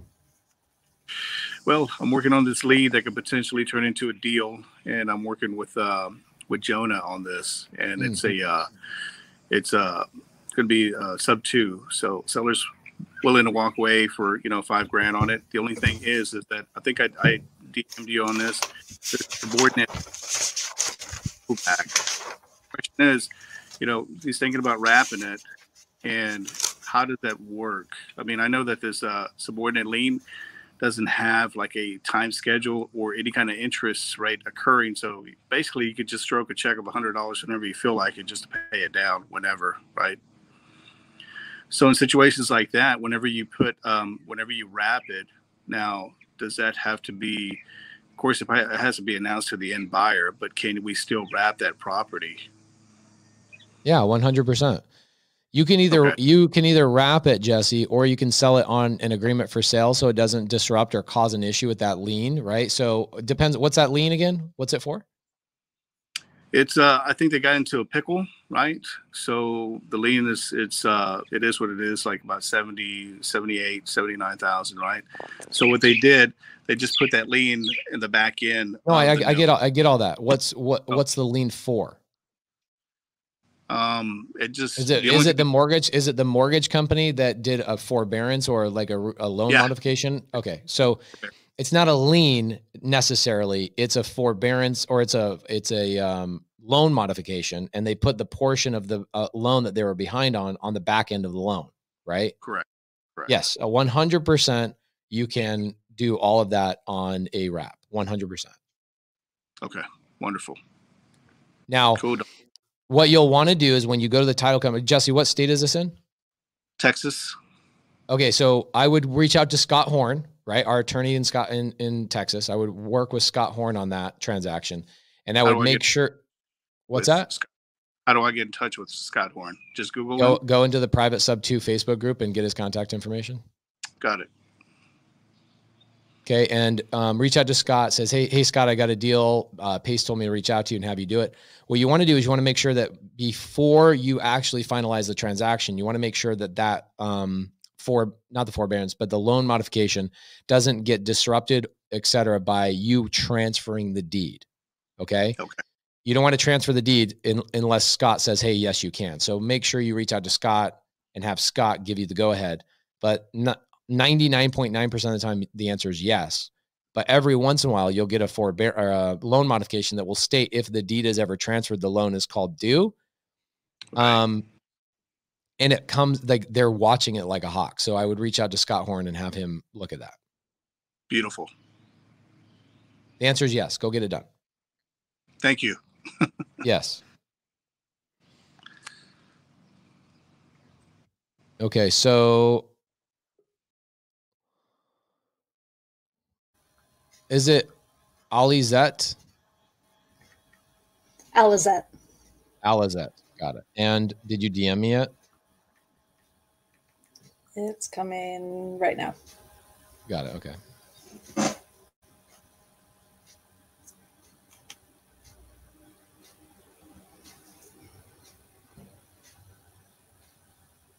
Oh, you've never. Oh, yeah. You did DM me at 4:03 a.m. This is the first time you've ever DM'd me. Shame, shame, shame. Well, I actually have been working, squatting up with Carolina. Okay. Here in Portland. Oh, Carolina's awesome. Yes. So she's was talking with John as well. And it's Alizette or Alizette?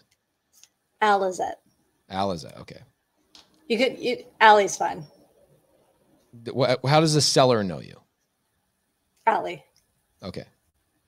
Guys, if I ever call a seller for you, got to tell me your real name that you call the seller. When I call sellers a lot of times, I had a guy the other day, his name is Jesus. And I called his seller and I'm like, yeah, I'm calling on behalf of Jesus. And he goes, who's Jesus? And I'm like, what the freak? And it turned out he told the seller's name is Jesse. And I'm like, you got to tell me that, knucklehead. Okay. So love it.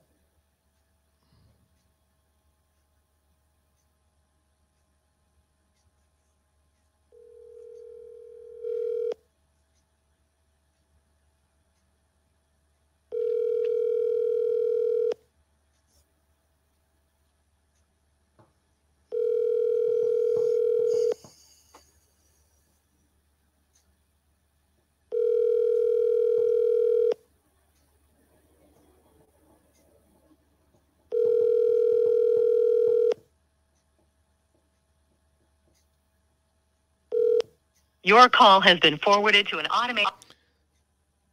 If you only call once, you have not called at all. The first call starts after the second call. Just a quick tip for you guys.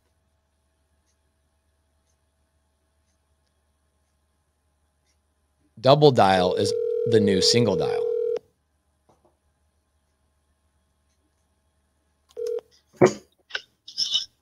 Hey, is this John? Hello? Is John there? No, who's calling? My name is Pace. I'm in a conversation with him about a church and another property of his. I told him you called, and I don't know how long he's gonna be back. Okay. What's your name again? My name is Pace. P-A-C-E. Pace. P-A-C-E. Yep. Pace. Okay. Yep. This is your number? Yes. Okay, what area code is this? 480 Arizona. Oh, Arizona. So, but you're in Portland? Nope. Okay. I'm in Arizona. So, I'm in Arizona, but I invest in properties in Portland. Okay. I'll let him know that you called. Okay, great. Is he at church? Is he at church? Not. I don't know. His church started at 9, but I don't know if he went there, but he left early. Got it. Okay. Well, let him know we called. Thank you so much. Thank you. Okay. Bye-bye. So, the conversation is really simple. I'm going to role play with you for just a second. Okay. Okay. You're John. I'm Pace. Okay. Hey, John, my name is Pace. How you doing? Good. How are you doing today? Killing it. Hey, I've got a quick question. I'm working with Allie on this. I'm actually her partner that helps out with the financing on this deal. And I know you guys are having a conversation about potentially doing a seller finance on the home. And I wanted to touch base and just see if it would be okay if I could ask for your help. Okay, what can I help you with? Thank you so much. So I've got a lender that's coming to the table saying they'd be happy to work on the deal with us. At the end of the day, we've got to remove the existing structure, build a new one, and that's our game plan on this property. The lender's excited about the project. So are we. We want to work with you and super appreciate the fact that you're going to seller finance the house to us. But the lender's wondering if you would allow them to be in first position and that you would put your seller finance position in second place. Would you be open to helping us out with that? So would that mean I don't get paid until after the first loan's paid off? Right. So let's say that we go sell that property, right? We're going to build a new one. We're going to go find a buyer. The lender who brought the money to the table for the loan, for the construction, he gets paid first. But you get paid within 5 minutes later. You get paid second.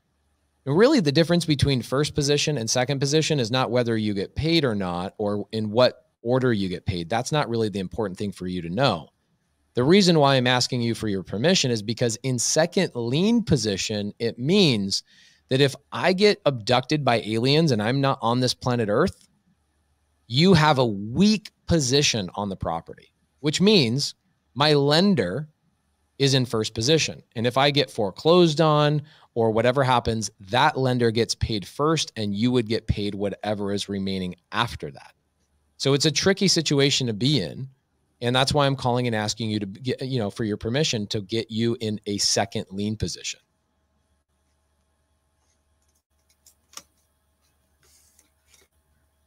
Okay.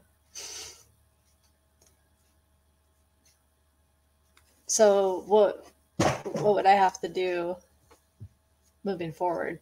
Well, I just want to make sure you're okay with it. Most of our sellers are, but some of them really don't even know what it means. And so I just want to call and explain that. That's at the end of the day, that's my department. My department is making sure the financing is in order. Everybody's on the same page, communication's happening, et cetera.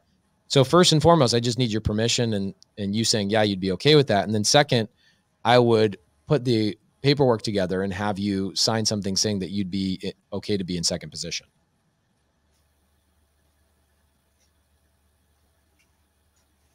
Okay. So, Alizette, your seller's going to say completely different things than what you're saying right now. Yeah, I'm sure. Okay. So I put you in a position. What I'm doing when I role play is I'm forcing you to think, what do you think is the worst thing the seller's going to say? And you're pausing because you're like, I have no idea what he's going to say. Right. This is why I offered to make the phone call for you. So you could just show, this is what I do for my students all the time. They go, how do I do it? I go, I don't know. Let's just get on the phone right now, because every individual seller is different. This is why I don't believe in scripts. This is why I think the worst closers on the planet are people who follow scripts. The best closers are the people like, let's just get on the phone and figure it out. Right. There's no magic script. It's just honestly getting on the phone and having that conversation with no fear, by the way. I have no fear. I'm in front of 530 people that are watching me right now. I could give two shits. You know what I'm saying? Like, I just want to have a conversation with people. So at the end of the day, you got to write down, just have a conversation. If the challenge is understanding how to explain that, then of course you're going to have to kind of go off of a script because it's the first time you've ever spoken about that particular topic. But the smart thing of like is having a mentor. I'm not your mentor, right? You're not part of my program, right? Right. So it's hard for you to be able to tap into me as a way to, you know, I'm like today, I'm going to call for 6 hours. I'm going to call my students leads today, the same way that I tried to call your lead right there. You need to find somebody, Alizette, right now, as quick as possible that you can leverage, whether it's a mentor or somebody in your local. Where do you live? Portland, and not far from Carolina. Okay. So there's amazing people in Portland. I've got great students. Obviously you're squatting up with one of mine, but I would typically leverage one of my students to make that call for you. And if one of my students doesn't even feel confident to make that call, then they can have me make that call, right? That's a fun conversation to have. That's not a really common one that people have on YouTube. And it's like, how do I talk to this guy about second lien position? First off, most gurus and people creating content are not actually doing the business they say they are, let alone actually having conversation about subordination of a second lien. That's like a high level ninja strategy. So I'd be happy to have that call, have Carolina reach out to me. And if John ends up calling back, I'll answer the phone and I'll see what I can do to nudge that forward. Okay. Thank you, Pace. Mark Gura says, you need to sign up. Don't sign up. Just keep working with Carolina. Okay. Sound good? I wish your seller answered. We'll have to try him maybe a little bit later. If there's a break in the action during my 6-hour calls with sellers, I will get back on the phone and try and have a conversation with them. Sound good? Yeah. Okay, cool. Saeed, what up?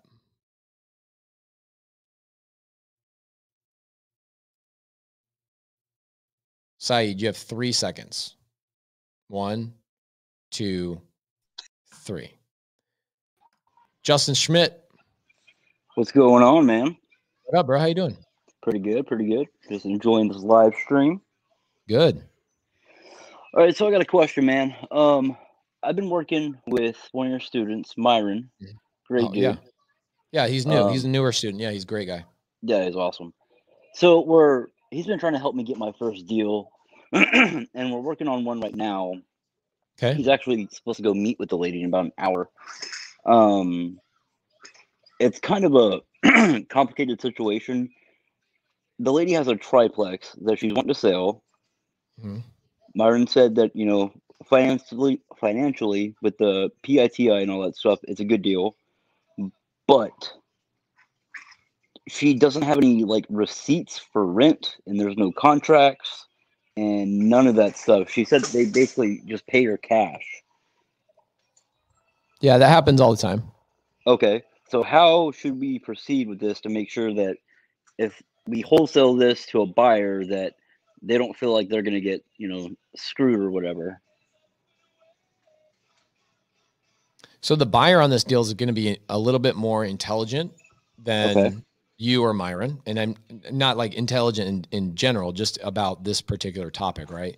Right. We buy deals from sellers all the time that are not keeping good records. In fact, most sellers that sell on seller finance don't keep records at all. They just receive the money, and most of them, ironically, are like not even paying taxes whatsoever. They're collecting all this money in cash and they're not even like reporting it. Right. Right. And it's really common. So your buyer, the end buyer, by the way, Justin, what I would be doing, this is what I would be doing right now, is I would go on PropStream or I would go on Batch, and I would find a buyer within a 5 to 10 mile proximity of another triplex and ask them if they're open to buying another property. I'd do that today. Like literally I would do that right now. Okay. And what I would do is I would have a conversation with them and say, what would you need, assuming the seller doesn't have any receipts other than bank statements to prove the deposits? What would you need from me? And it's probably going to end up being that you need to go in and you need to find out how much these tenants are actually paying, right? Mm-hmm. And then you also need to find out if she has lease agreements. She doesn't probably even have lease agreements, I would imagine, right? Nope.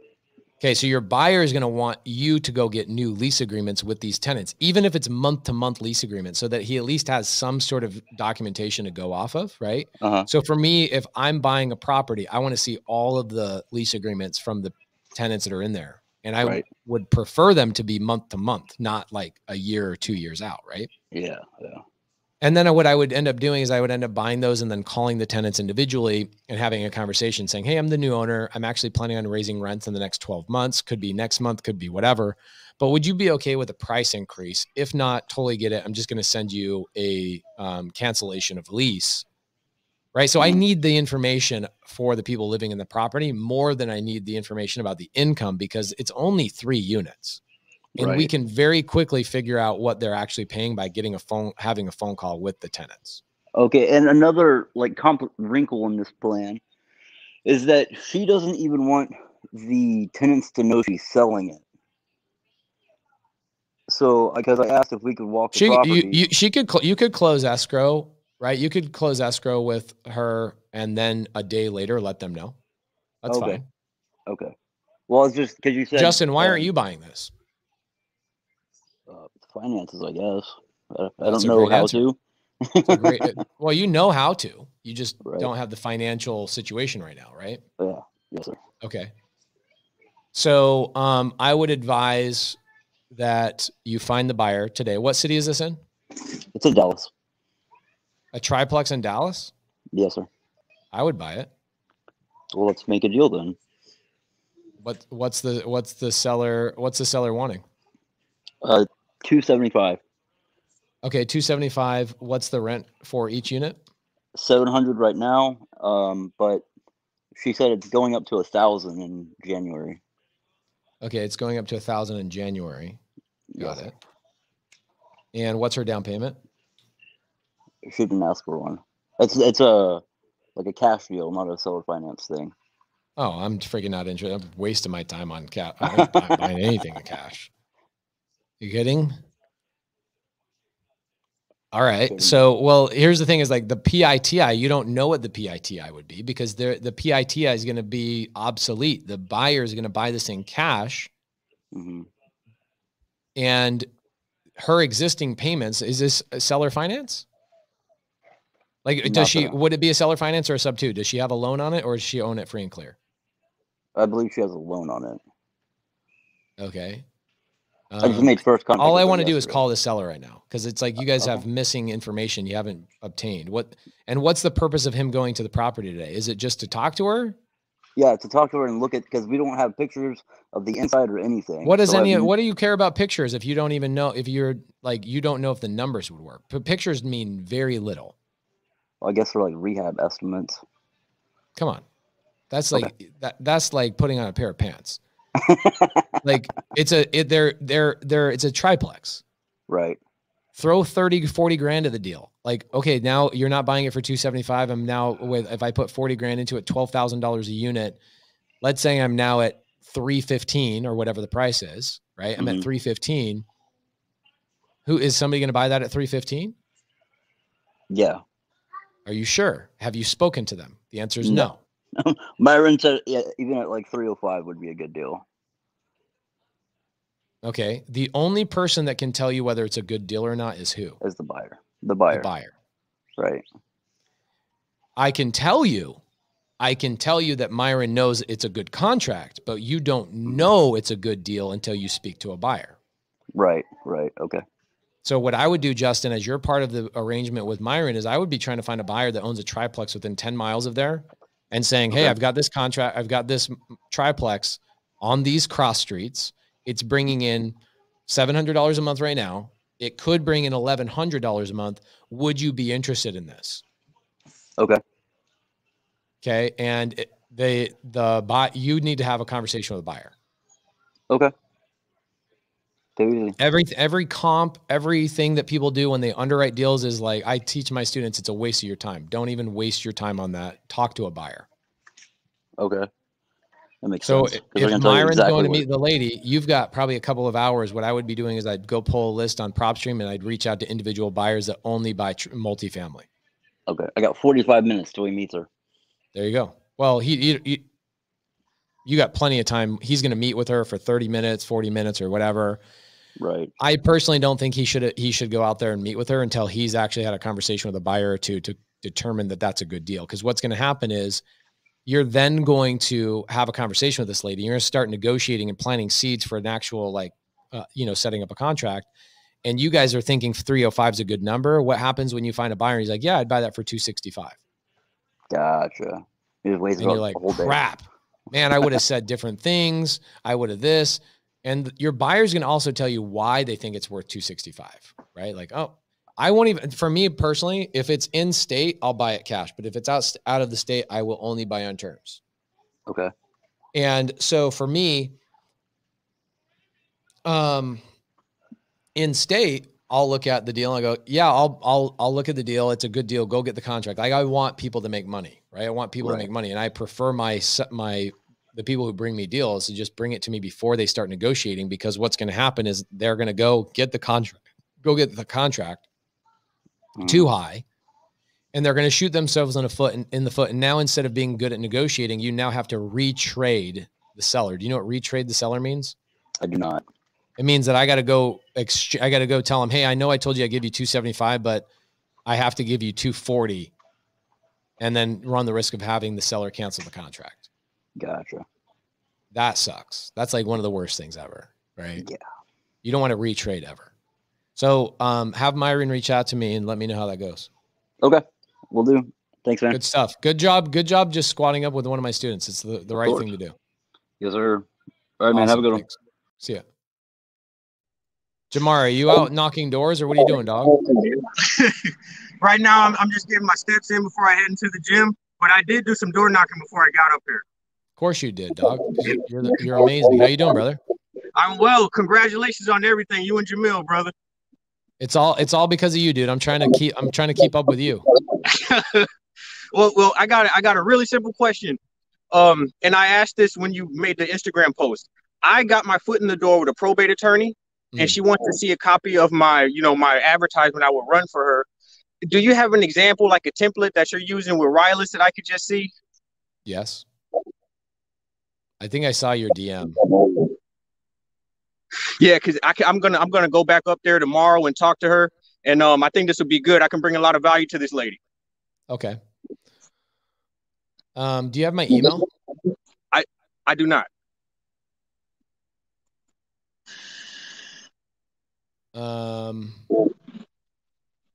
DM me one more time, Jamari, and I'll give you my email, and let's email back and forth. I'll give you a copy of it. Okay. That's all I got, man. But hey, congratulations on everything, man. Y'all done made it to the big time. Y'all Hollywood now. We're just starting, bro. You're on the journey with us. I appreciate you. Thank you. Thank you, brother. Saeed.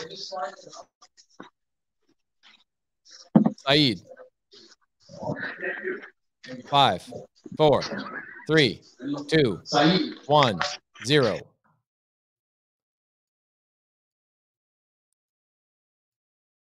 Saeed.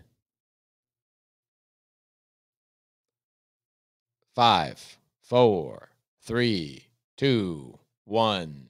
Saeed. Bye. All right. All right, we got 40 minutes or so until I'm going to call some sellers. So why don't I invite you guys, a couple of people on here. I love the live Q&A. It's good stuff. So let's keep that going. Have a couple more people. Justin, I saw you come on here and then you left. I don't know what happened, but I saw you pop up in here for a second. Yeah, Jason Murphy says, I think he has slow internet. Yeah, for sure he does. Yes. All right. I think he has slow internet. Saeed, bro. Yes. All right. I think he has slow internet. Saeed, bro.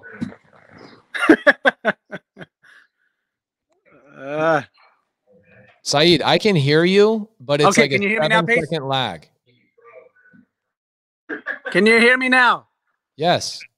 Okay. Saeed, I can hear you, but it's like a 7-second lag. Okay, Pace, the question is really this. Yes. The question is, I get asked over and over repeatedly in recent meetings with people, is timing important in real estate? In what context? Generally speaking, in entering real estate. Now, I don't have the concept of seeing timing as a problem to enter real estate, because obviously I'm within the mentorship, the community, whatnot, different perspectives. But as I, engage with people in conversation, the question comes up to say, well, it's really just a timing thing. You have to time the market correctly and things like that. I'm just putting the question out there for the individuals who have that question and what your perspective would be for them. Timing is important, because here's why timing is important. Because you're going to die one day. That's why timing is important, right? You've heard the phrase, we've all heard the phrase, don't wait to buy real estate and wait, right? We've all heard that. We know that. So no, timing is so ridiculous. What are you trying to time? Either you're buying an asset that's cash flowing, or you're not. And here's the thing is, we've talked about this. Equity comes, equity goes, but the cash always flows, which means if I buy an asset that's going to cash flow, what does it matter what the economy is doing, right? Even during the 2008 fall apart, rental rates went up, right? Rental rates go up. So if you're buying an asset and you're holding it, the only thing that's going to happen is rent rates are going to go up. That's it.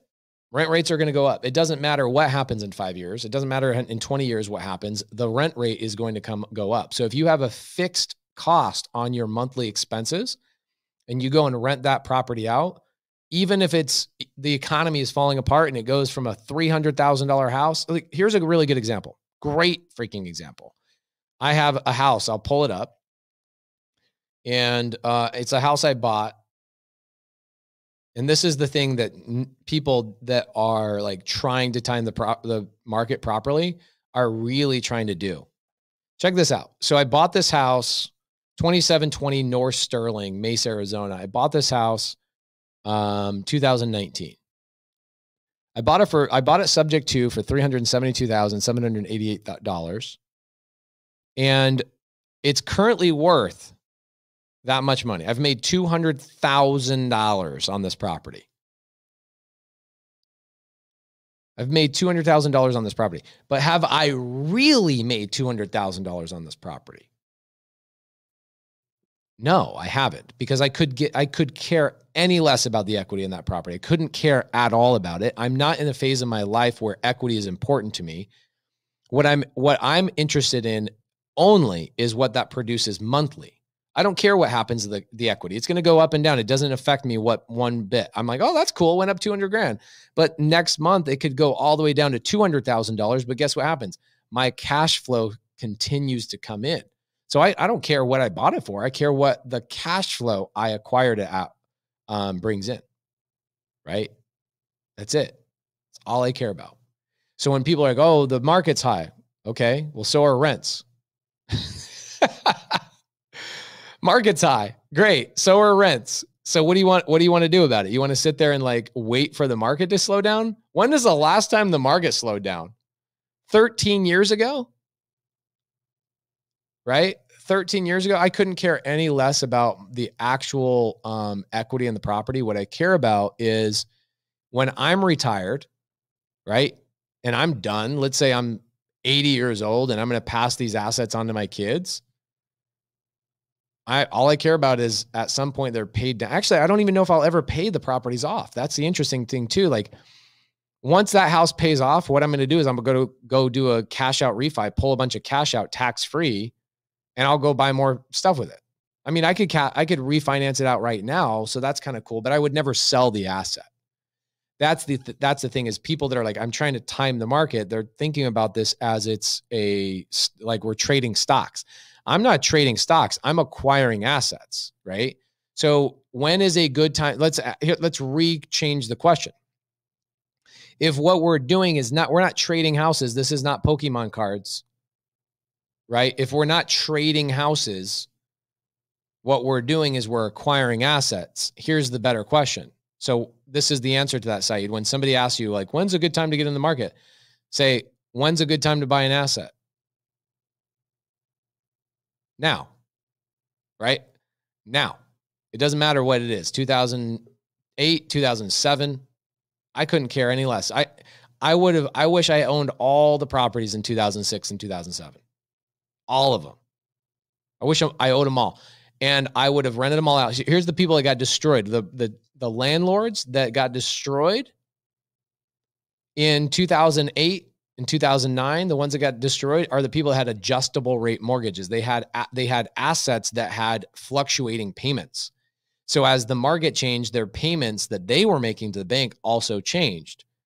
And so it didn't matter that the rent rates were still going up. So their payment amount was going up as well. And it really kept them from actually cash flowing. And they had to let go of their assets. Right? So that's the real question. The real question is, when should we buy an asset, Saeed? And your answer is, you already saw you in the behind the thing. It's now. It's today, right? Justin, what up, dog? What is happening? Congrats, bro. Congrats. Hey, man. Did Super you get to pumped. see the show at all? Oh, hell yeah. I did had the family outside. Wow. Yeah, we made like our own little viewing party. Yeah, cheering you on, bro. Thank you, brother. Thank Yeah. you. How you doing, man? Doing really well, really well.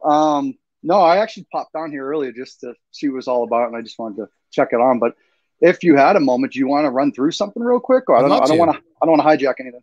You're not hijacking anything. In 30 minutes, I'm going to start calling sellers back to back to back. So this is good. You give me some energy before I call sellers. Right on, right on. Hey, so something actually just popped up this morning. They reached out to one of our mailers. And now as I'm going on with this woman, I can tell like she's dropping words PITI. She then said something about subject to. So I'm like, what's going on here? Like they were just working on behalf of a disabled seller. So there's a house in forbearance. I don't know how long. So ARV, let's say 400. They owe about 250, $20,000 loan on it. Lien. And they are looking to see the best approach. Well, I'm actually going to be looking to see the best approach on how to deal with forbearance because I've never dealt with it. So I know it gets tacked on at the end. The arrears is 60. I think it's about 60K. So okay. I don't know if I just threw a bunch of junk at you. No, it's good. So at the end of the day, what you really want is you want a loan modification. You don't want to mess with forbearance as much because half the forbearances that we've purchased, the forbearance when we're in the middle of the transaction, the forbearance will come to us and go, okay, we want you to pay the forbearance off. I'm like, what are you talking about? It's a forbearance. It's not, nobody has to pay this off for 3-4 years. Like, nope. If you're going to do a sub 2 or seller finance, what they're fine with, the forbearance needs to be paid for. So what you do in that situation is you do a loan modification. Sorry for anybody that's brand new in here. So sorry. Justin's definitely not brand new. So we'll answer the question honestly and right to the point. Either A, you want to go for a loan modification, or B, you want to acquire it on an agreement for sale or a land contract so you don't transfer the deed. And then that way it doesn't trigger the forbearance to be something that they call up front and they go, well, this needs to be paid for right now. Right? Yeah, right. Is it a good deal? I don't know. It's in Massachusetts. So property's pretty hot still in Mass, and just jumping the border. It's on a border of New Hampshire and Mass. I mean, the prices are, extra $100,000 at least. So I don't know.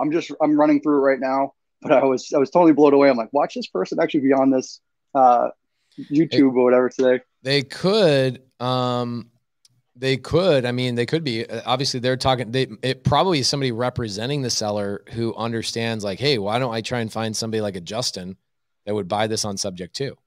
Yeah. So I was already spitting the lingo to her. I was just saying, like, let's say we had it under contract right now. What would we do with it? Well, I always love rentals, but it's not a single family rental doesn't work. I would probably just try to do a fix and flip, really. And because there's enough equity on it. I mean, I think I can maybe crank up just depending on. So if I was to go, I have to pay the arrears back. Oh, we're not paying the arrears because it's a agreement for sale, correct?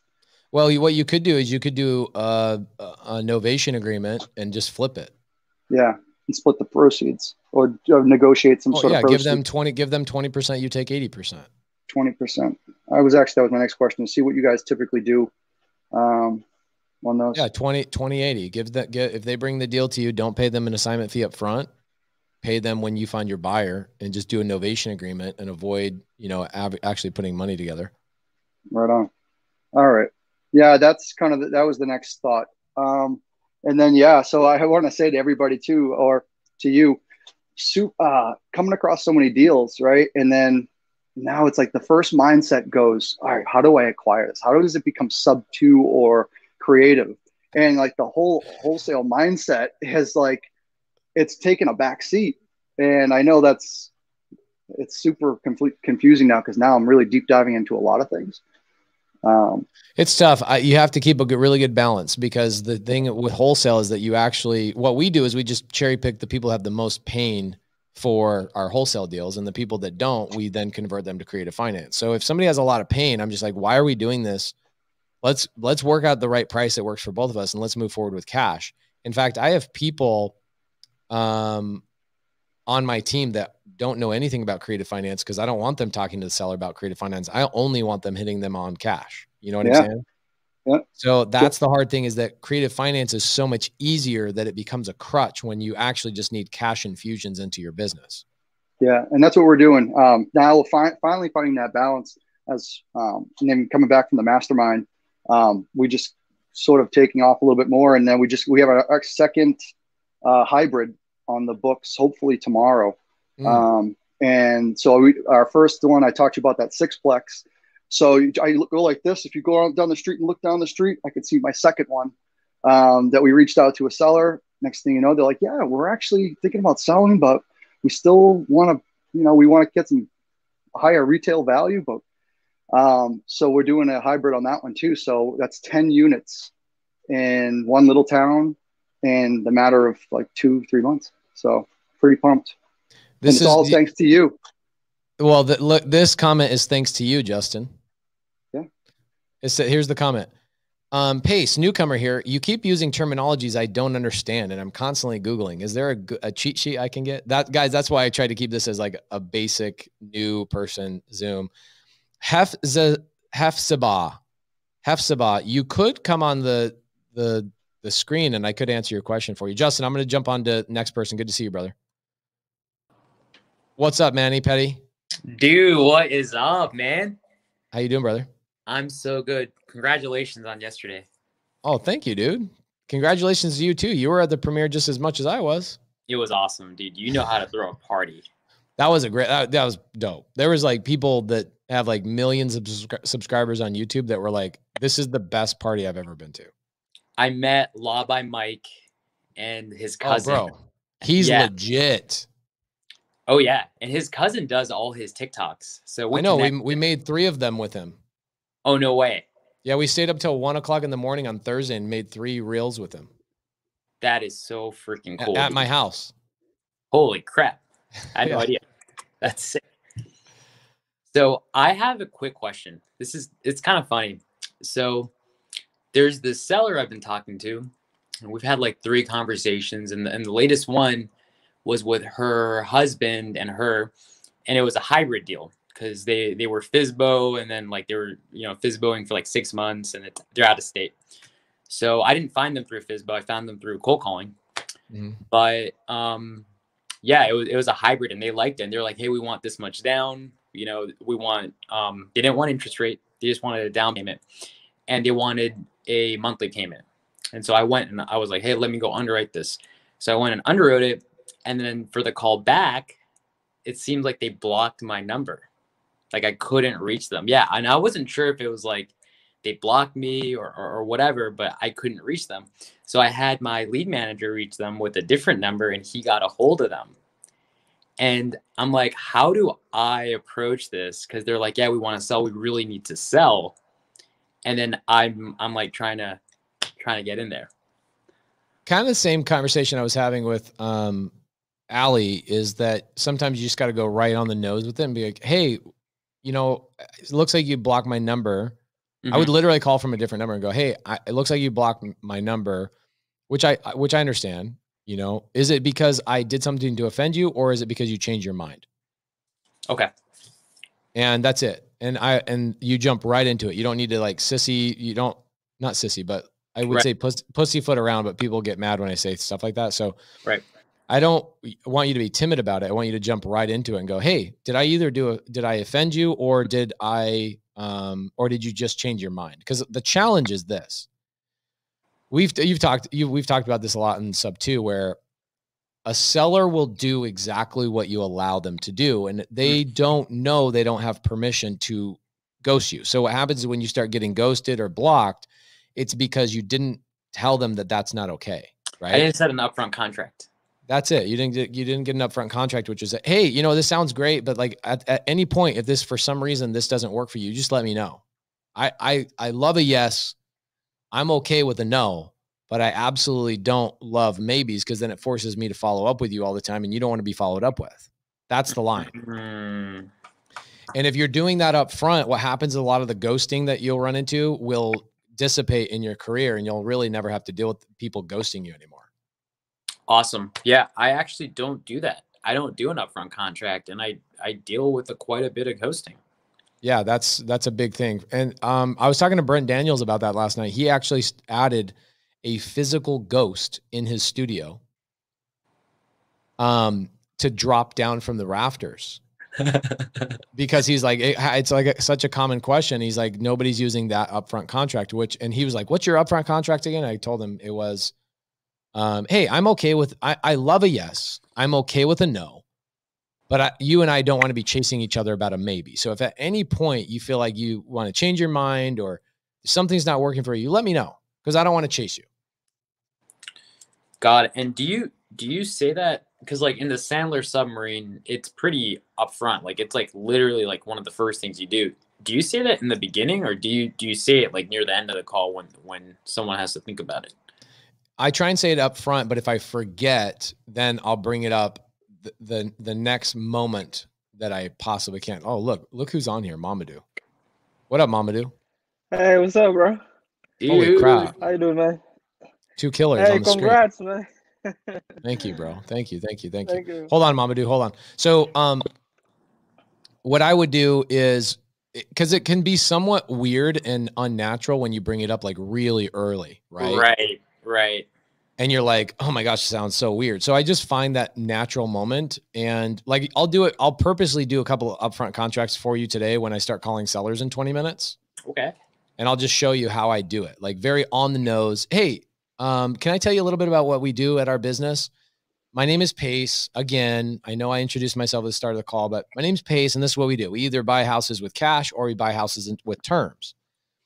And my goal for the day is to try and come up with something that works for you and something that works for me. And if at any point in our relationship, you want to change your mind, or you're not happy with something, you let me know. Because I love a yes. I'm okay with a no, but I hate a maybe. Love it. You and I don't have time for maybes. Are we okay? Are we on the same page? And I go, yep. And I go, let me tell you why. I had a seller. Here's what happened. And I'll come up with a third-party story here. Munif, I'll come up with a third-party story off the top of my head right now. Something I've never said before. Okay. I would say to a seller, like, here's why this is important. A couple of weeks ago, I had a seller. That seller and I were about to work out an agreement. And then all of a sudden I couldn't get a hold of the seller. Couldn't get a hold of him. And then I get a call from them 2 days later saying, hey, is our agreement still on the table? And I'm like, where have you been? Well, we were in the middle of working something, and somebody else called and offered me an extra $500, and I decided to go with them, and I was too embarrassed to tell you that I went the other direction. And now they're ghosting me, and I can't get a hold of them, and I still need to sell this house. Is your offer still on the table? I'm really sorry that I didn't reach back out to you. So the seller who I'm talking to, so these kind of things happen a lot of times when I don't tell sellers. It's okay to just tell me you're changing your mind. I don't want to chase you. You don't want to be chased. So let's just get that out of the way. Let's avoid those parts of the conversation. And even though that relationship with the seller 2 weeks ago that ghosted me never actually happened, I will tell them it happened just to give them a third-party story, to give them permission to tell me that they've changed their mind or they're currently working with somebody else. Got it. Because human beings are lazy, as we know. Yeah. And it's easier to block somebody's phone number than it is to just tell them the truth. Right? Like how many times have we dealt with that? A lot. Oh my God. Yes. I'm writing this down. Third party story, upfront contract. Third party. And I'll do it for you. I'll be like, shout out Munif. And I'll do a couple of them for you today. It'll be good. Awesome. Thank you. Of course, brother. And Good to see you yesterday. I'll drop by some sushi for you. Yeah. I mean, sometime I don't know what time I'll eat. What is it? Oh, I've been doing this almost 7 hours. Dang. Yeah, dude. Yeah. We've been up since 3 a.m, dude. Watching you. Bro, thank you. You guys learned, have you even learned anything yet? So much. Freaking love it. I had to go. Is Luciano sitting next to you right now? He's working out. Of course he is. Yeah. Good to see you, bro. Good to see you too. Mamadou, what up, dog? Bro, this is awesome, man. Do you know I joined your mentorship after your last 16 live? Yeah. That's what I joined. So this live is crazy. I had a question that I needed to clarify for wraps, right, on the closing part of side of things. Okay. So the way and I have a lot of sub 2 students that reach out to me for help because I've done it now. I've done like 2 of them, but here in Maryland it's really tough to find title companies that understand what they're doing at all when it comes to those. So when you say you can do this thing in one transaction, this is how I understand it.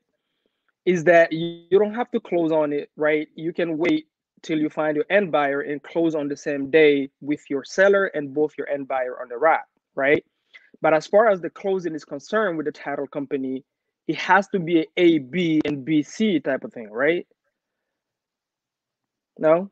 Okay. On a wrap, you're never the owner. At any point were you ever the owner? Think about this, okay? At what point do you think you were ever the owner? Why is that? Why did you ever think you were the owner? Let's go through that just real quick. So now we're talking about wraps and hybrids. There's a difference between the two of them because if you're doing a wrap and you're trying to wrap it, then yes, you're going to have to do a simultaneous close. And I'm sorry for the people that are new in here. Obviously, Mamadou's advanced, and so he's asking an advanced question. Mamadou, say I'm sorry.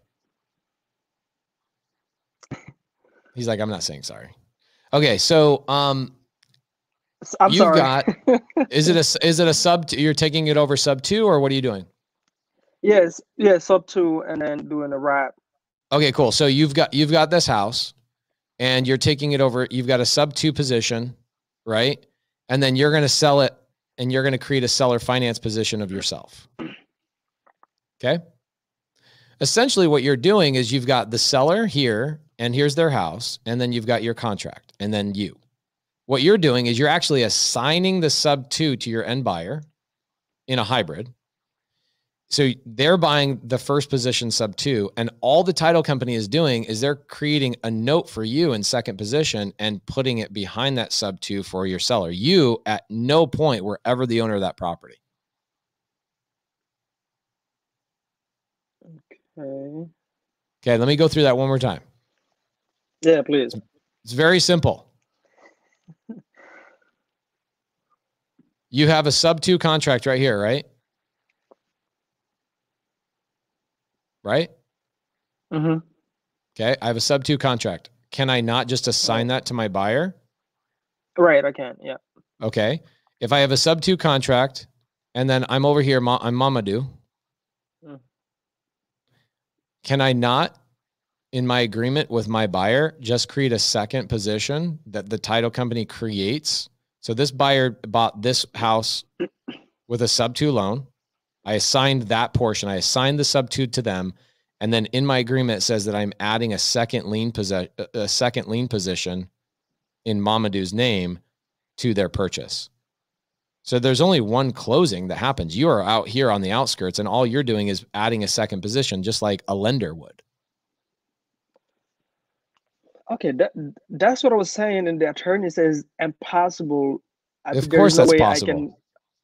That's crazy. They made me do a double close. I paid. No, here's the thing. Let me ask you a question. If I buy a fix and flip, And I have to get a hard money lender, and I have to get my private lender in second position. I've got a first and a second position. Do my lenders have to do a double close in order for me to buy that, in order for me to have that money? Then what's the difference? In both scenarios, they're creating a second lien position, right? The title company, the closing attorney, creates that second lien position and puts it in there. I can throw a lien position on any house right now. That's crazy. Okay, so I'll give you a good example of this. Okay, a really good example. I just did this, so I just bought a house for Anna on my team, right? Right. Okay, so here's what I did for Anna. I got a house under contract, and I assigned that to her, and I added a 40 everything that cost to do the deal, the down payment, the moving costs, the closing costs, everything. It cost me about $40,000. Okay. So I took that $40,000 and I put it in second lien position.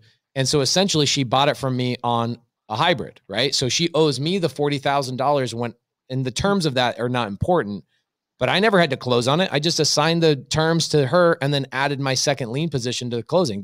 It was all done in one transaction. That's crazy. Yeah.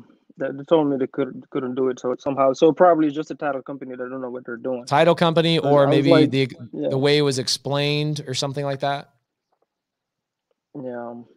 Now, Mamadou, but that's here's the other part to that. Okay. Now, if you are truly wrapping it, now this is the question. If you're truly wrapping it, right? You've got this loan, let's got the sub 2 loan, and the sub 2 loan is, let's say, $170,000 at 3% interest with, let's say it's Bank of America is this loan. If I want to take that and then plus my $40,000 second lien position, and I want to add these together, 170 plus 40, that would be $210,000, right? Is what I would sell that to my buyer. But if I want to make an interest rate bump on top of that interest rate, then I would want to sell my seller on my buyer on a wrap of 210 at 6.5%. And that would be technically a wrap, because what I've done is I've wrapped these two loans together into one loan. In this scenario, this is a hybrid where I assigned my sub 2 to the seller, to the buyer, and then I had them create a second lien position. In this situation, I'm making nothing. I'm making nothing on that sub 2 loan because I assigned it directly to the end buyer. Okay. Right. So it depends on what are you trying to accomplish. Are you truly trying to wrap it together? The second one. Yeah. Okay. Then you would need to, my title company would do it and has done it for me without me closing on the property. Got it. Okay. So it depends on the title company, right? Depends on the title company. Yeah, I got it now. Okay, yeah, that's what I did. That's the second one I'm talking about. Okay, makes sense now. So do you use anyway? It's okay. I got it now. It's clear in my head. Another question that I had for you is slipping my mind. Give me 1 second. Oh, it was for taking subject to FHA loan. I think there's a specific way to handle it, right? Yeah, we just self-perform. I have one right now. We self-perform it. The paperwork, we go through Rochelle. Rochelle does it. We record the transaction with the county recorder's office directly. We don't use a title company for that. Oh, I'll just call Rochelle then. I'll just yeah. So what I do in that is FHA is a 3-part step. So step 1 is I do a prelim.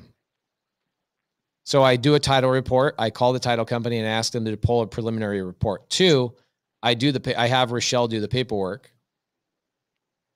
And then 3, I go back to title and I ask for title insurance. But all this paperwork after you self-perform? After I self-perform, I go get a title insurance policy. Yeah. Isn't that interesting that a title company will give me title insurance on my own transactions? They can say no too, right? They can say, we don't know how you did it, so we're not going to give you insurance. Marvin Juarez, it's crazy to me that how many times I have to explain this to people, but yes, 100%. you can assign a subject to or seller finance deal. 100%. The easiest thing to get into real estate is to assign a sub to or seller finance deal. Abso-freaking-lutely.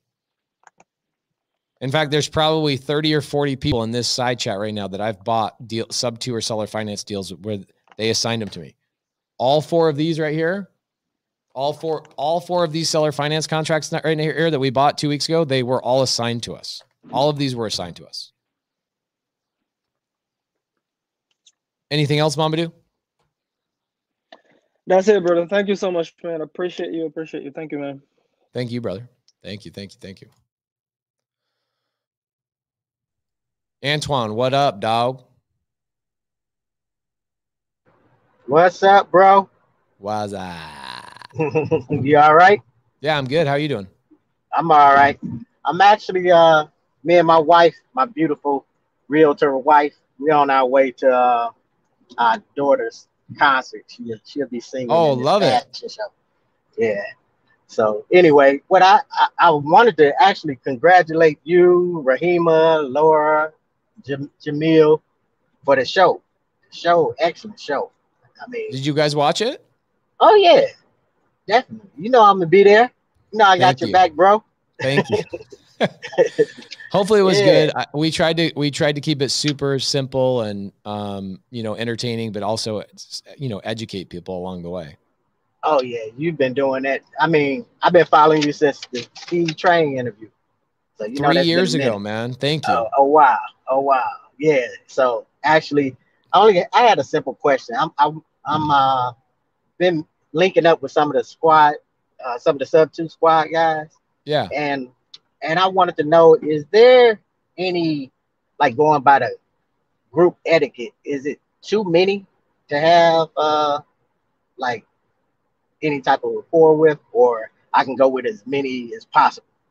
Oh, the sub 2 students? Say that again. Are you talking about the sub 2 students? Are you saying yes, sub 2 students? No, yeah. Work with whoever you want to work with. My students are all go-givers. So I would say, who do I resonate with? And if there's one of them, you're like, my vibe is a little bit different than theirs, right? Like, right. Maybe they're a Raiders fan and I'm a 49ers fan. I don't know.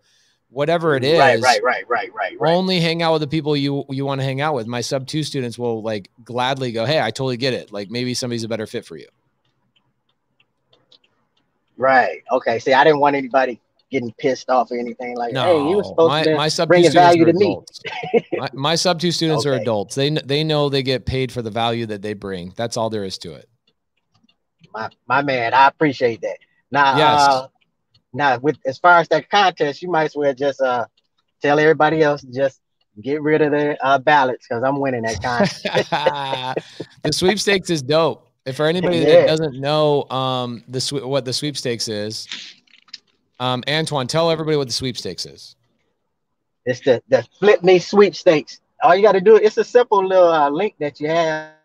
So if they just go and click, I don't know if you have it online right now where you can, like in the feed where they can see it. Yeah, I'm gonna. Because all you have to do is just put in your name, email address, and you're in. That's it. But I don't think I should be telling anybody. Antoine, good luck with your daughter thing, man. That's exciting. Thank you. I appreciate it. And good luck with you guys in this feed. You cut out for about 10 seconds. What did you say? Take care. Okay, so guys, for anybody that doesn't know, I'm going to start calling sellers here in a little bit, and I want to let you guys know we have a sweepstakes for people to win the next profits on Jamil and my next fix and flip collaboration. I'm going to answer one more question, then I'm going to get to calling sellers here in a couple of seconds. Kobe, what up? Case, how you doing, my brother? How you doing, dude? I'm just typing you right now. I was gonna say, thank you for the value you bring. The first thing I want to say to you, because we haven't spoke yet, and my wife and I appreciate you. We appreciate you. Thank you. Hello. Hi. How's it going? You guys having fun on the stream? Yeah, man. So good. Oh, my toddler wants to say hi. Thank you for supporting us. Of course. Hello, cutie. Hi. You What's know, her we're name? part of the TTP family. We love Brent. We love PB and J. So now we're sub 2, and we're all Brent in now. Daniels is unbelievable. He's been a game changer for me for sure.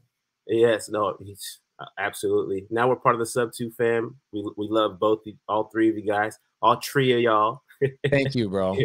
And so yeah, congratulations on the show too. We watched it. It's funny. One of the productions, my brother was he made a song on one of the productions on the show. I was like, I heard that beat before. That's dope, dude. That's so cool. Yep. So I texted him like, the look, music was legit. That was the first time I've ever seen an episode. They don't let us see anything, and like anytime we have a social media following, they're like, we're not showing you anything because you're gonna like sneak it to your audience. And so that was the first time I heard the music was yesterday, and I was like, dude, this music's dope. It's dope. That music was good. But I mean, I guess that I'm on here. I didn't even know you're gonna show me. I don't really have a question right now. I was hoping that you could talk to one of my sellers, maybe later. Did you get your stuff submitted on the seller call? We did it. There's all the slots are taken. Everybody wants you to talk with everybody. You're the man, so. Well, if somebody doesn't answer, I'd be happy to do it. Okay, no, definitely. That sounds stay on the live. Stay on the live for a little bit. There's always a seller that doesn't answer, or like they'll tell me to F off or something along those lines, and the call ends way faster than we expect. And so, I will happily call your seller. Okay, thank you. I'll put you on my desk as somebody to call up on the screen when a seller doesn't answer. Okay. Sounds I'm going to go get another bottle of water, guys. I'm going to take a 3-minute break, and then we're going to call sellers here. So do me a favor, everybody. Kobe, good to see you, brother. Good to see you too, brother. So I'm going to take a 3-minute break, get another bottle of water. That's all I got. So I can start calling sellers. So guys, do me a favor. Take a screenshot. Happy to be here. We've got 570 people on here. So thank you so much. I imagine that's probably about the peak of where we'll hit today, but I would love to see, shoot, man, could we get to 1,000 people in here today? Do me a favor, share it on any Facebook group, share it on your Instagram, give people the link to youtube.com/PaceMorby. And I'm going to be going back to back seller calls for the next 6 hours. So do me a favor, give me some support, and I'll be right back.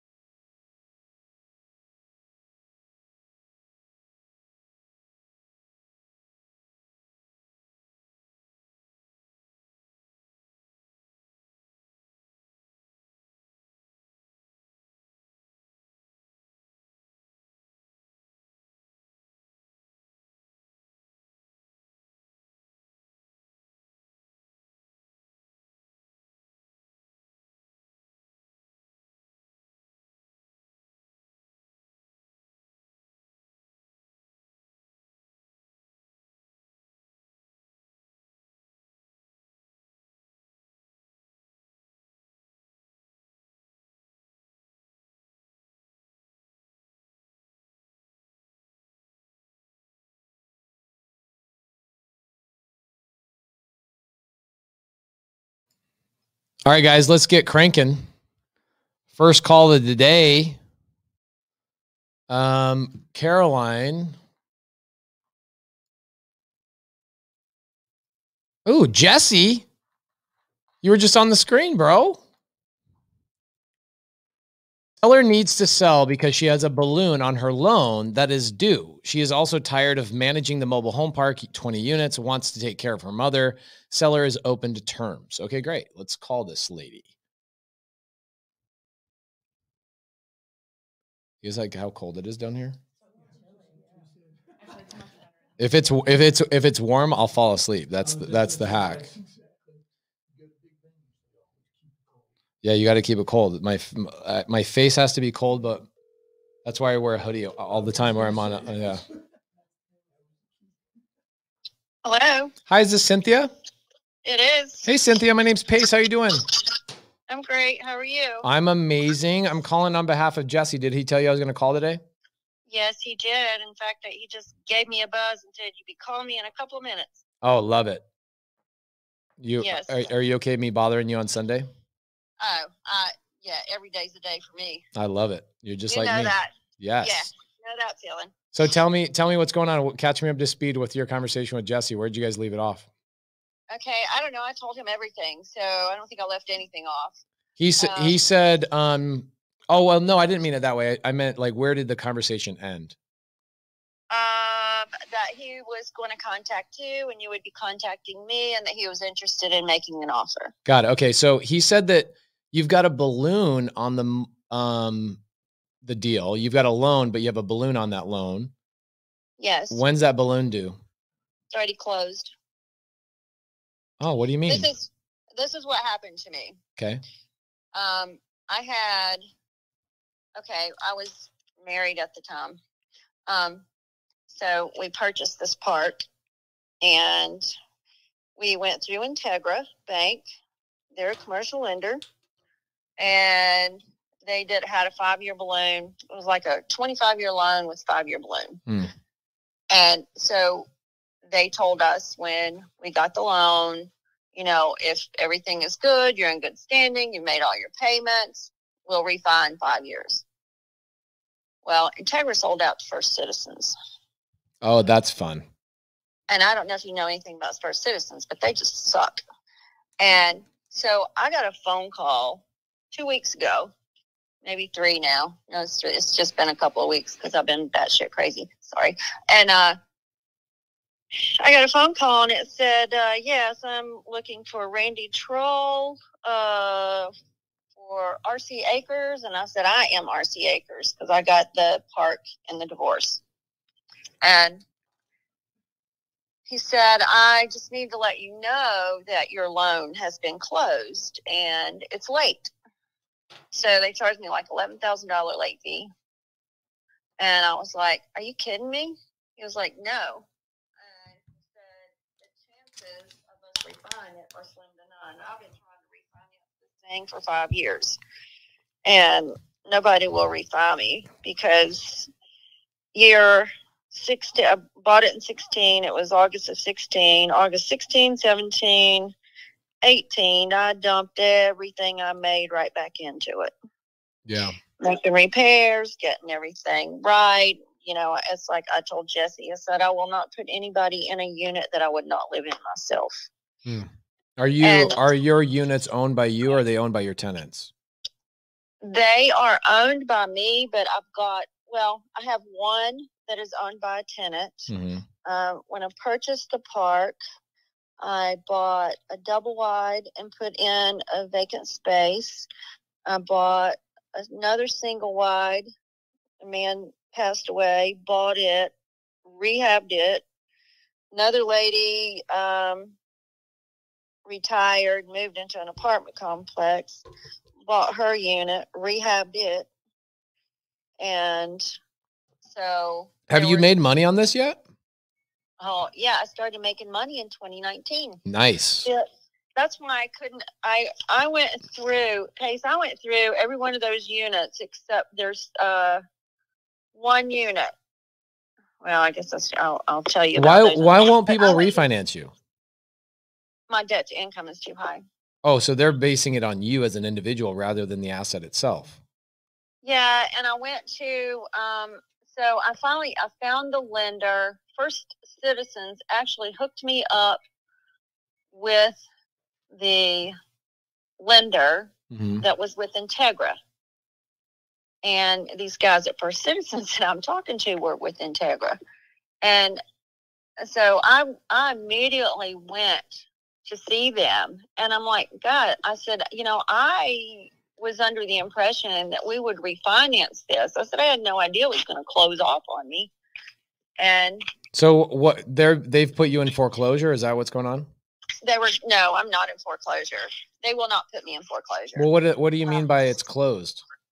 Okay, this is what happened to me. I said, okay, what do you mean it's closed? And they said, well, you need to get it refinanced. Yeah, they were going to put me in foreclosure. But the guy, I told him, I said, I had no idea this would happen. He said, well, I'm going to get you a 90-day extension. So he's the vice president of the bank. So he got me a 90-day extension. And then I went Monday and I went and talked to the guy and I said, listen, I said, I've got a lender. So I got a guy the guy that gave me the loan the first time with Integra, he has his own company now. He's called Movement Bank. So I went to see him and I was talking to him and he was going to refinance me. But he asked me what my plans were for the future and what I wanted to do. And I said, I do all the work on these things. I do all my lawn maintenance, so I haven't been putting any money out there to anybody much. I mean, sometimes I'll hire a painter, or, I have to hire my HVAC guy to come in and service my units. And, but so he said, Cindy, he said, you love the lake. I have a place at the lake. That's where I'm sitting right now on my screened-in porch looking at the lake. And he said, you want to be at the lake? I said, yeah, I do. He said, your mom's 83. She's not going to be around much longer. You're going to be at the lake. You're getting older. And I'm soon to turn 61, and my body is getting tore apart. And he said, why don't you think about selling this? And I was like, oh, but it's my baby. He said, Cindy, you need to think about selling it. Yeah, said, that's interesting because I was literally thinking 2 minutes ago, you shouldn't sell this to me. I should or should not? You shouldn't. Yeah, and I was like, I said, I'll never get what I got into it out of it. I feel like you love this property. Oh, I do, and I have so taken care of it, but my body is telling. And I love my tenants. I have the best tenants. I don't have any drugs in there. I've got one right now that I just did not renew her lease, so she's supposed to be out by October 31st. But you know how that goes. She's gonna stay over. I'm gonna have to go to court to get her out. How much are you taking home on this property every month? Close to $17,000. You're taking that home? Or is that what you're bringing in? I'm grossing $17,000, and what's your net? Probably around 13. Yeah. Why the hell would you sell this to me? Because I have a farm where my mom is. I'm trying to take care of. Got it. Her. I have too much on my plate, and it's just me. That makes sense. So here's a question for you. If you've got I have a lender, his name is Tim. Tim would give you a refinance on something like this, and he wouldn't base it, never. A really good lender will never base it off of your debt to income. They'll base it off of the asset itself, right? Right. So I have a good lender. What do you think it's worth right now? Well, my lender that I have here that said, Cindy, why don't you think about selling it? Of course, he has mobile home parks as well. Oh, I know where this is heading. At first, I thought this was a marriage proposal. He was like, what's your plans for the future? And I'm thinking, this guy's trying to get married. No. But now I know what's going on. No. And then, so he's sending me people that are interested. And then I have there was a man that used to move all of our mobile homes. So I just contacted him because I don't want to go through a realtor, right? And so I contacted him and I said, hey, Johnny, I said, I'm thinking about selling this park. Do you know anybody that's interested? And he said he was interested. So I met with him on Saturday morning at 8:30. And so he was like, Cindy, why do you want to sell this? And, you know, I was like, well, I guess I just kind of need to get out from under it, I guess. My mom's she's 83. She's not doing well. I've got farm property over there. I've just had a bunch of those. I had 4 lots surveyed there that I'm going to try to get sold. And anyway, I put those up for sale because I was trying to get out from under this damn loan. Right. With First Citizens. How much is the loan? 300. Okay, 300. What do you think the value of the whole property is? Like, what's your magic number? My magic number was about 1.8. Lender's number is 1.25. Because I said, man, you got there's potential to make $20,000 a month off of this property. Got storage units on it, you know, that I could rent to tenants. I've got one rented to a tenant for $80. Okay. I've got 6 Section 8s, and they're good Section 8s. So let's say hypothetically, I gave you the 300,000. I'm just going to make this up because I don't know, right? I haven't done all the research, but I'd love to do more research. If I gave you the 300,000, we paid off that existing loan, would you seller finance the remaining 1.5 to me? I have to, I've got another balloon. I got a second on it. Okay.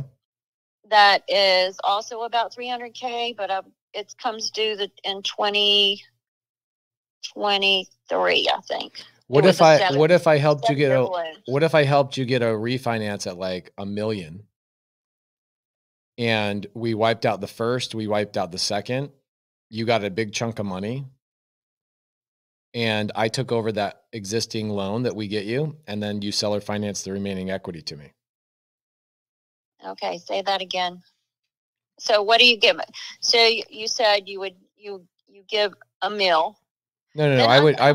What I'm saying is I would bring a lender to the table. A lender's not going to give you 1.8 million, right? No. So what I'm saying is the lender comes to you and says, hey, let's do a cash out refi, right? And he gives you a loan for $1 million. So out of that $1 million, he gives you the 300 for your first, that's paid off. He gives you the 300 for your second, that's paid off. And now you have a remaining $400,000 in cash, right? Right. But then that means that you have $800,000 in additional equity. So what I'm saying is you take the $400,000 in cash, I make the payments on your new $1 million loan, and I make you payments towards your $800,000 in equity.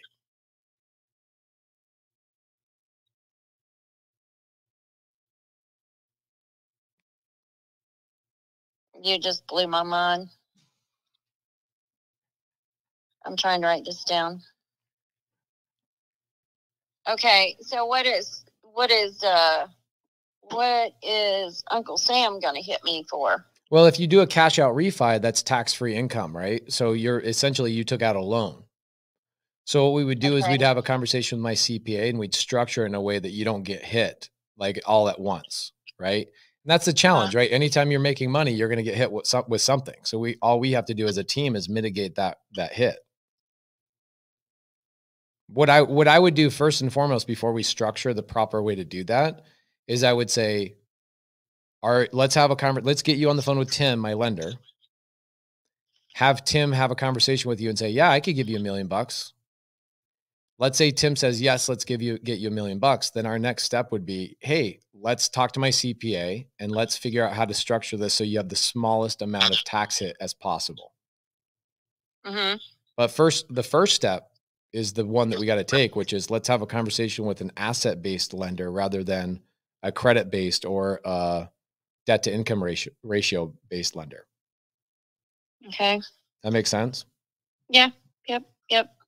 It's almost like, before we get married, let's date a little bit. Let's figure out, let's do the first step. Our first date would be, let's get on the phone with Tim and see if we like working with each other And if your number is 1.8, I'm not even going to contest that. Because what's the point of contesting the value of a property we don't know we can get you an asset-based loan on first? Let's go get you an asset-based loan. Let's wipe out that first. Let's wipe out that second. Let's get you a big chunk of money, and then let's figure out what the purchase price is. Okay. And then you can get out from underneath the property and receive a monthly payment from me. And okay, what do you think that monthly payment would be? That would be up to you. You're my bank. Okay, what's the interest rate? Right now the interest rate of what I'm paying is 6%. That's really high. You're gonna get a loan with Tim probably in the 3.5 to 4.2% rate. 6% is really high.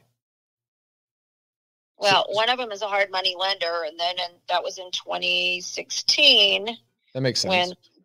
When that's about what the rates were. Right. It's actually 5 point something.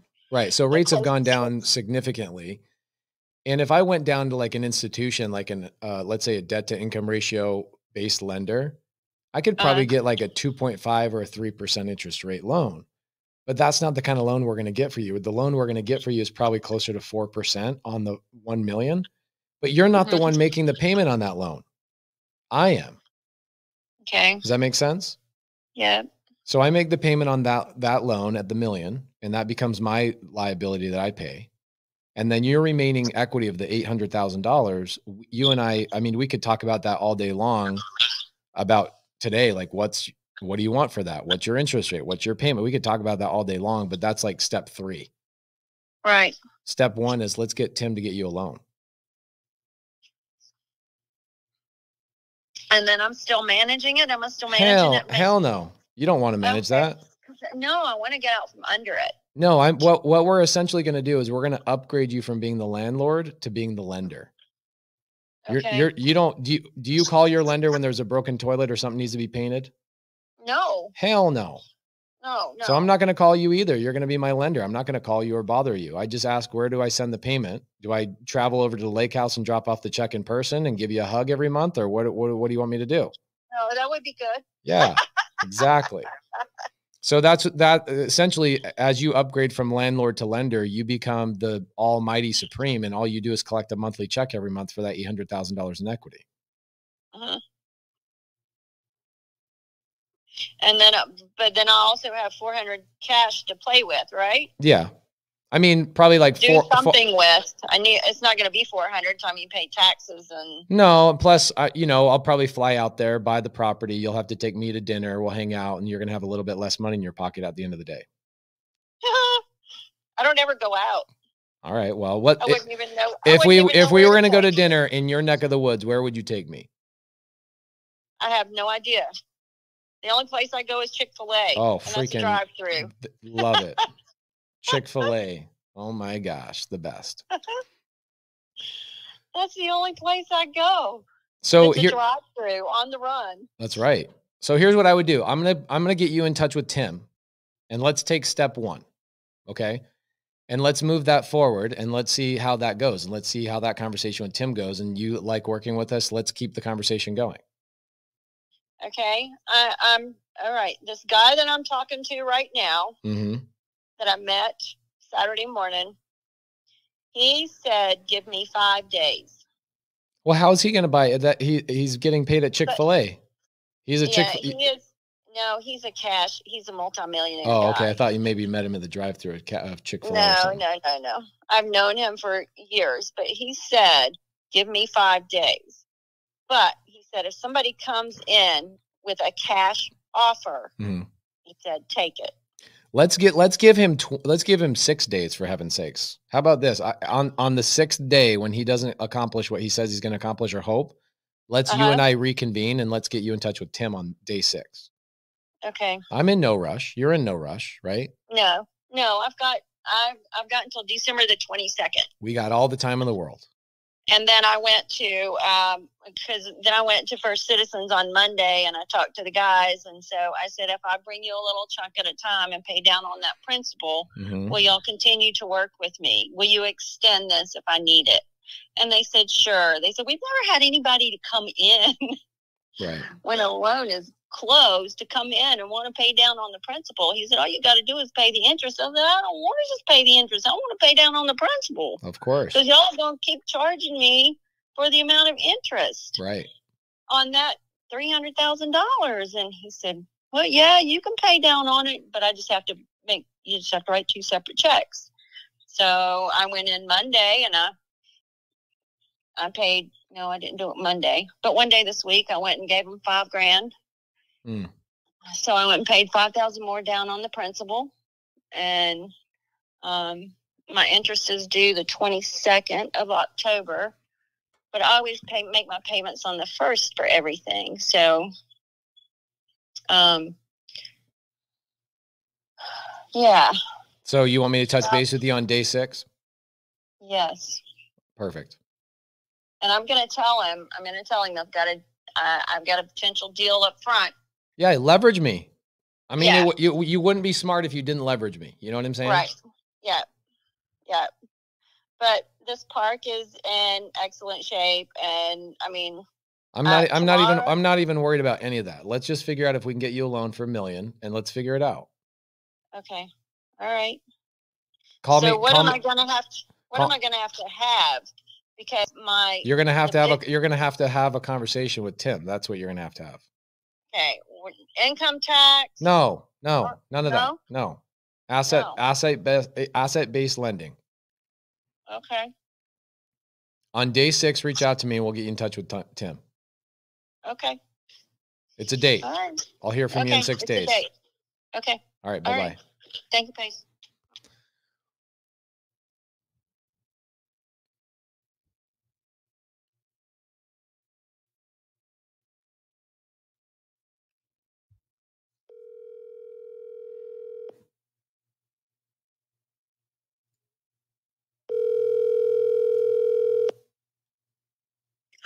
Hello. Hi, is Carrie there? Yeah, this is Carrie. Hi, Carrie. How you doing? You bothered on a Sunday having some random guy call you? No, that's all right. I'm just shopping and taking you along with me. Oh, where are you shopping? Oh, we're at Rural King right now. Amazing. So Jennifer sent me some notes, but it's basically chicken scratch. And I wanted to give you a call and just get caught up to speed with what you guys were talking about. She said something about your forbearance on the FHA loans ends on December 7th. Is that what's going on? Yes, correct. What's your perfect scenario? What are you trying to accomplish on the house? You guys want to try and stay in the house? No, we don't live there. We never, I lived there years ago, but it was just a rental.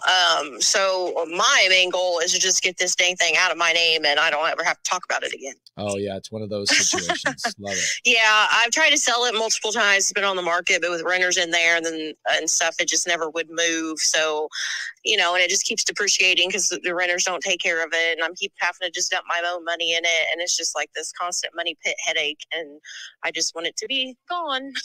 Love it. So she mentioned that she talked to you about buying it and taking over the payments. And then she mentioned that you might not like that because I think you're probably just sick of the property, right?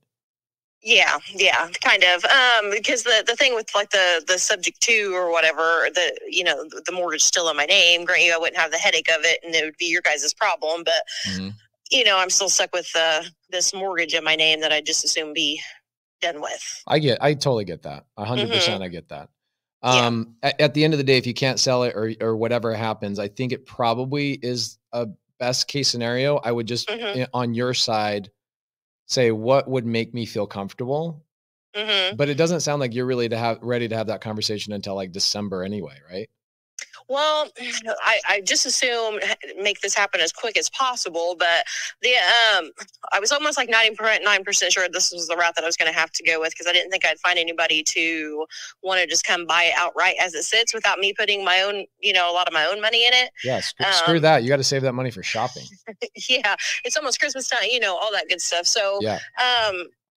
I did end up showing it to a couple Friday afternoon, which I thought went nowhere, but then their realtor ended up calling and they were kind of interested in actually just pushing it straight out and then working like the repairs into the loan or however she does her thing on her end to where I would just be done. If it goes through, I would just be done. I like it. So I'm kind of waiting on that. She said she should follow up with me sometime on Monday. Okay. To see if that goes through or not. And if it doesn't, then I'm pretty sure that I'm going to have to go with the route that Jennifer's been offering me. Okay. Just because I need it to be done. While it's not like it's not an option, but. Right. While I have you, let me ask you a couple questions because I want you to think about this over the next couple of days and then we can retouch base on like Tuesday or Wednesday or whatever. Okay. What makes you feel uncomfortable about having the house in your name still? Is it just the thought of like, I hate this house, I don't want to think about it anymore?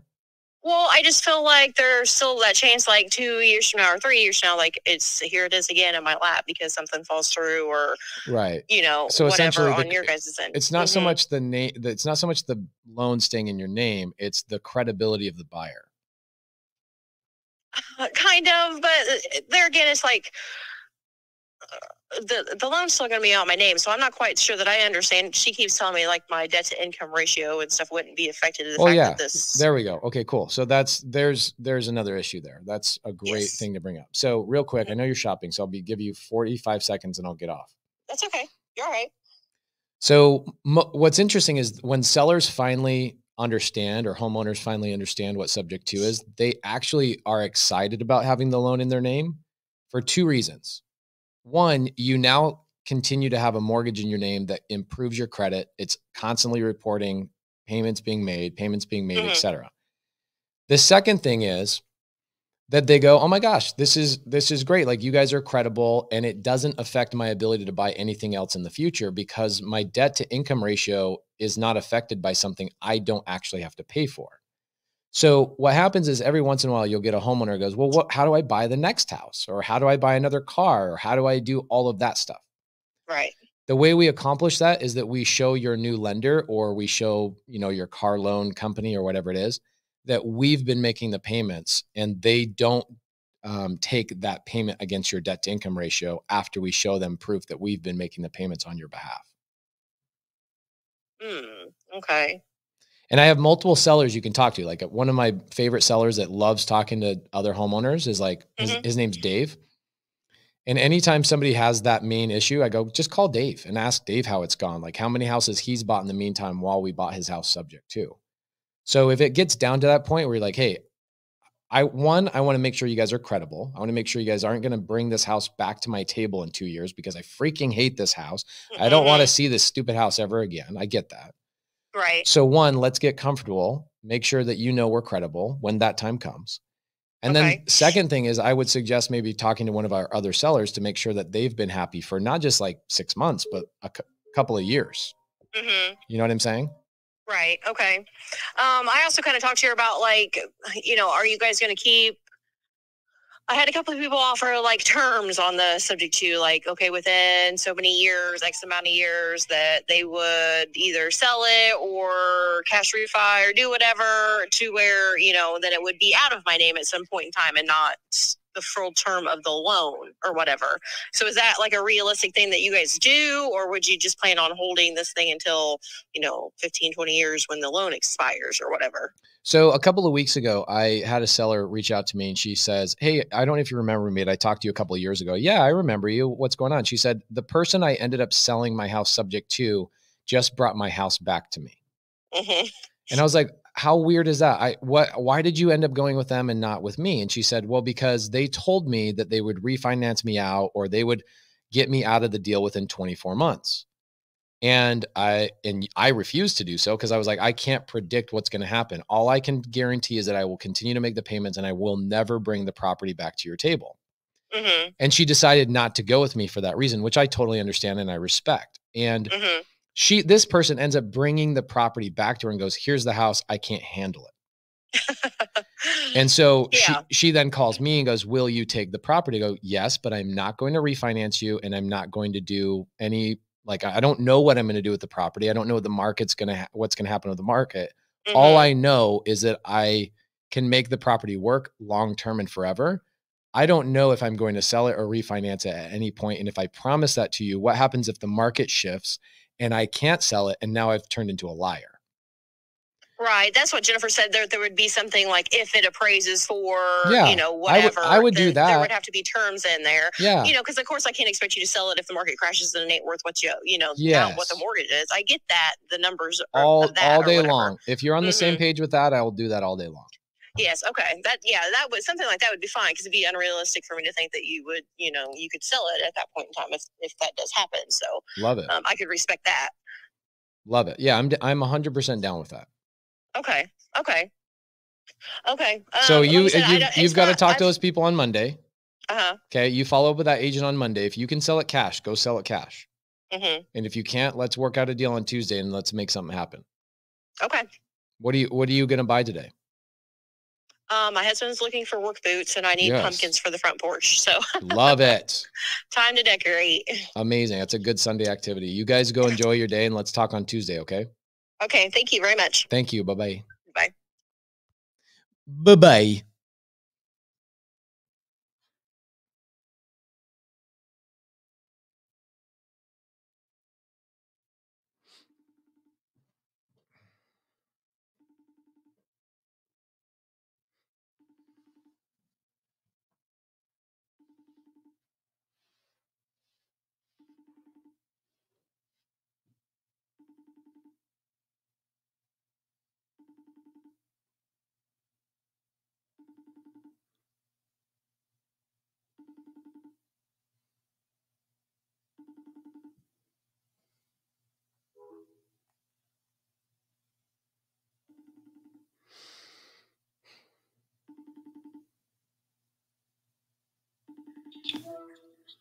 Hi. Hi. Do you know you FaceTimed me? That was a butt dial. Well, now you know that what I look like and that I at least can grow facial hair. Yes. Okay. But you don't have any on your head, right? Oh, I know I have hair on my head. I got plenty of hair on my head. I just enjoy wearing a hat. We'll talk in 6 days, okay? Okay, thank you. Okay, bye-bye. Oh, don't even worry about it. No problem. Thanks. See ya. Bye. Oh yeah, she's a hottie, dude. 61 and spry. Wow, 615 people hanging out, loving life. You guys enjoying the call? I haven't looked at the side chat. I'm so sorry. Are you guys anybody getting value so far? Yeah, everybody does think I'm bald. What's up with that? All right. Dustin Kircher, what up, bro? Do you guys have any feeling that it would be so cold down here?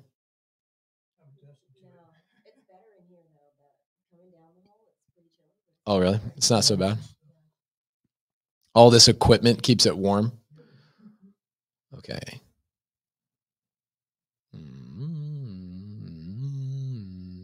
Okay, cool. Olaf. Oh, yes. I get to buy a house from a snowman. This is dope.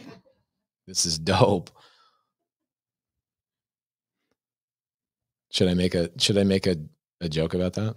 Do you want to build a snowman?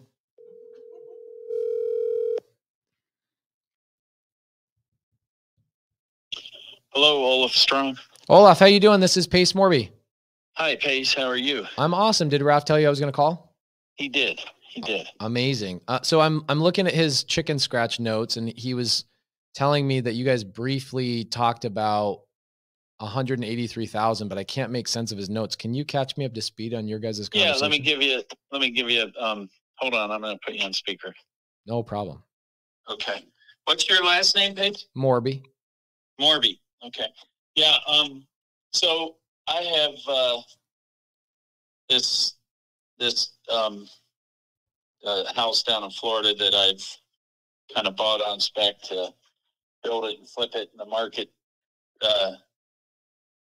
crashed in 2008, so I've just been renting it out. I'm I've only laid eyes on it twice. I don't have keys. I could get there with a GPS, but And so, you know, I was just renting it out. And then with the market picking up, I've gotten a lot of inquiries like yourself. And it's getting where I can maybe, you know, sell it. And just because I live in Cincinnati, I've got 8 other homes in Cincinnati, and this is the only one in Florida. And it's just because it's far away, and it's like the odd man out. It's like, yeah. yeah.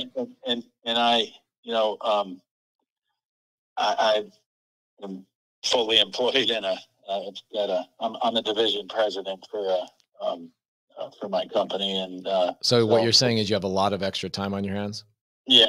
And I just make more every hour I spend on these properties. I can make more money, you know, my job. So it's just you know, kind of, I want to get out of it without putting any more money in it, get my money out of it. You know, Love it. That makes sense. So he bring up like creative finance at all? He did. Well, and what are your thoughts on that? What do you not like about it? So I'm open to, you know, I'm open to it. And it doesn't hurt to listen, right? Yeah, for sure. Yeah. Do you have an existing loan on it? I do. So I'll give you the financials. I just checked this morning. The mortgage payment is $1,444.98. So 1444.98. Mm-hmm. The payoff estimate as of this morning, I went online, is 182,713. And you know, so if I could get that out of it and cover the closing costs, that would be great. Okay. What are you currently renting it for? It's, and again, it's $1,100. Oh, dang. So we're losing money every month. Yeah. Got it. Okay. And you know, I could again get some. Yes. So is a short answer. Okay, no problem. So what's your lease agreement with that tenant? So the lease is, and I just pulled the lease today. So the lease was signed September 28th, 2020. Mm-hmm. And the term expired on September 30th. So we're on a month to month. Okay. There's an early termination clause for sale with 45 days, but the month to month is a 15-day written notice. So I'm not sure which one has precedent over the other. But. Okay. So let's say that I could take over payments, I pay the closing costs, and we're done. Is that something you would be happy with? And then when it sells, what, it just pays off the loan? No, I wouldn't pay off the loan. The value in the property, because it's losing. Well, that's what I meant. Yeah, I mean, the loan's got to get paid off. So when you close it, no, the loan doesn't have to get paid off. Okay. So so you just take over the payments. And yes. Because the challenge is it's a property losing money, right? So yeah. I look at that, I'm like, why would I go get a loan to pay off an existing loan? The only people that make money in that situation is the banks. Right. And so far, the only people who have made any money on that property are the banks. So what are we doing trying to make the banks more money? Right. So my thought is, why don't I just take over payments? I pay closing costs and I keep making the payments for a couple of years until I can refinance it, or I can do something along those lines and get the loan out of your name. But essentially the loan would stay in your name, even though I would be the new manager of the property. I'd own it. I'd deal with the property taxes, the insurance, the maintenance, the tenants. You'd be done with it. Wow. Okay. Yeah. And then how does that work, getting the loan in your name? Is that you just... The loan doesn't go in my name. The loan it's on my name. It's on your name. The deed transfers to my name, and the property taxes, the responsibility, the liability, all that stuff transfers over to me, and the loan stays in your name as an existing performing loan. So I keep making payments on it. It keeps improving your credit, And then at some point, probably, I don't know, it could be 2 years, it could be 2,000 years, I sell the property. And that's when the loan gets out of your name, is either when I sell the house, I refinance the house, or I pay it off. So do I have a lien on it then, or what? You do. Yep. You have a lien. Yeah. Just like a mortgage company would. Just like a mortgage company. Okay. Yeah, that's interesting. Yeah, it's great. Yeah. So the other, yeah, I'd have to think about that and ask my, one of the other things, obviously, if I sell it, I'll make out on the back end of my taxes. So, well, the way it'll work out with like your CPA is you've lost money on this property since you bought it, right? Have you ever made money on it? No. Did you ever depreciate the asset? Do you ever use depreciation against it? I haven't. Okay, then you'll have no tax liability on the deal because you've lost money along the way, and you're not going to make any money on the thing. It's just you're going to stop. Yeah, but I won't be able to take those losses until I sell it. That's so. Well, you've sold it. So that's the thing that's really confusing is people confuse a mortgage and a deed as the same thing. Right. Oh, so when I give you the deed, that would. There you go. You get to take those losses. So then I can take the loss on it. Correct. Okay. Wow. And are you working with a bookkeeper or a CPA? Who are you working with? Yeah, my accountant. So if your accountant wants to see how we've done this with other sellers, I'd be happy to get my accountant on it and kind of walk them through. But the deed transfers, you get to take your loss. I take over the existing house and the losses, and then I figure out how do I make money on the deal. Yeah. Usually what we'll do is we'll do a variety of things. We could turn it into like an assisted living. We could turn it into a different type of property that helps people, and we can amplify the rent rate. The challenge is for somebody like you is that you're in Cincinnati. 2, you have a great job that the more time you put into your job, the more money you make, right? Yeah. With us, we are an established real estate business. That's our business. So our job is to go into houses like this that are underperforming and figure out how to make them perform. And that's where we get our value, right? Yeah. Yeah. Well, that sounds, that certainly sounds easy on my end. It's why we do it. I mean, we buy a house like this probably every other day, just like this. Wow. Can you, do you have like a boilerplate contract or something that I could look at? Sure. Yeah. Do you want to, is this your cell phone, right? It is. And I can give you my email too, whatever's easier. If you don't mind texting me, I've only got one hand that I can use right now. If you don't mind texting me, that'd be great. Okay. Great. If I lose you, I'm going to do the same thing. Yeah, no problem. Okay. Okay. And here's what we'll do. I've got actually another seller I got to call in 2 minutes. I called you a little bit late. I apologize. I got another seller I got to call in 2 minutes. And what I would do is I'll send over some stuff. You let me know what you like, what you don't like, and then let's touch base in the next couple of days. When's your next payment due, by the way, from that tenant? From the tenant? Well, actually, both. When's your payment? When's the last day you'd like to stop losing money on the house? Essentially, is what I'm asking. The answer should be yesterday, right? I've only been doing this 11 years. Right. Oh my gosh. Think about that. I mean, what you've lost 50 grand on this. Yeah. My wife will be happy. So the payment's due on the 1st of the month, and I usually pay it, like if they say the late charge is on the 15th, I just pay it a day before that late charge is due. Okay. So have you made the payment this month for October yet? I have not. Okay. Yeah. Why don't we do this? We can close quickly. And what would happen is, here's what the next step would be. You and I would work out an agreement. Yeah. I'd probably set to close in 10 days. And what I would do in that time frame is I would call your tenant and I would ask her, because she's been there a while, I imagine, right? For a year. Okay. So year's a decent amount. I would reach out to her and I'd say, hey, do you want to, stay here for a couple extra months? And I wouldn't mind losing money for a couple of months just to make sure she found a place to live. Yeah. But there's no way I could afford like to sit there and lose no $400 a month, right?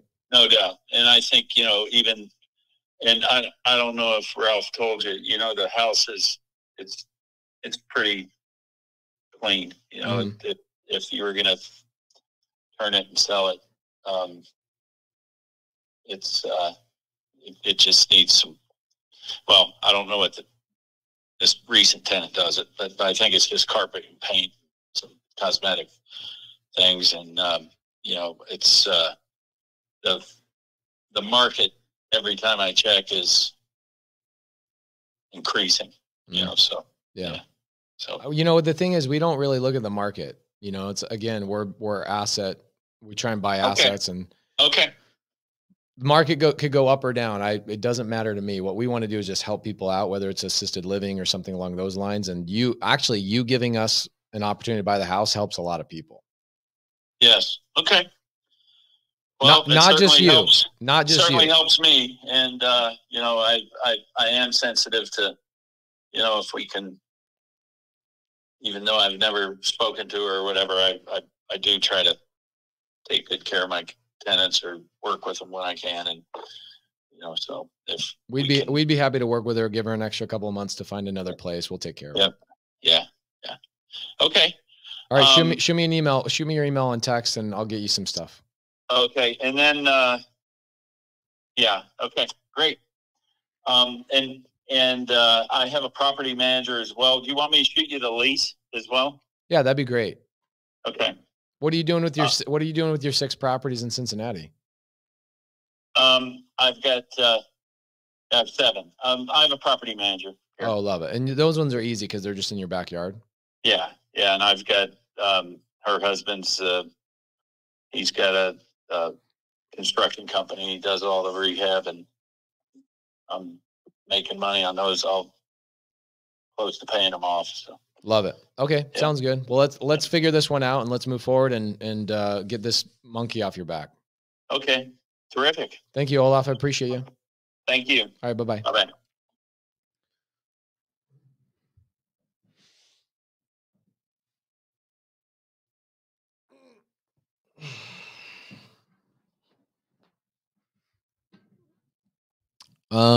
Do you want to build a snowman? Is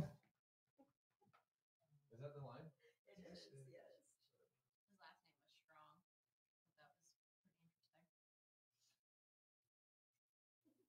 So, do you take anything away from those calls? Dude, every time I'll call and listen to, I learn something. That call was excellent. I mean, he asked great questions, but your answers, the way they phrased. And sometimes it's like a lot of people are afraid to answer the question that the seller's asking, and they want to like dance around the answer. It's like, are you going to take the loan out of my name? No. It could be 2,000 years. Right? Just right to the freaking point. And when you said that, the key was there that you said no, and there was a pause. Yep. You didn't say anything. You paused and came back to challenge me. Come at me, bro. It helps a lot, like seeing that stuff, because like scripting is, you can see this on a script and it just doesn't help. It's like, you've got to see this in action to like truly see how this goes. And then also, even though you guys, like you've been in the program for a long time, it's a good reminder of like, you're like, oh man, I've lost my way in some of my calls. And I actually, did you see me write down on my desk? Like I'll write notes, right? So I write notes to myself, and these are my dumbass notes. Okay.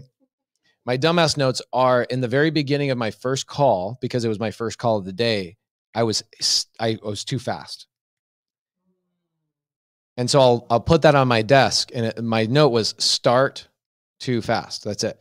So my first call was right out of the gate. I was hasty and I was whatever. And so I had to remind myself, slow down, shut up, speak less. And so what happened is on the second, third, and fourth call, they all went way better because I just slowed down and shut up. And then I also gave way more pauses, right? So, I mean, you guys know this shit. It's good. It's always good. It's always good to see it in person and do it.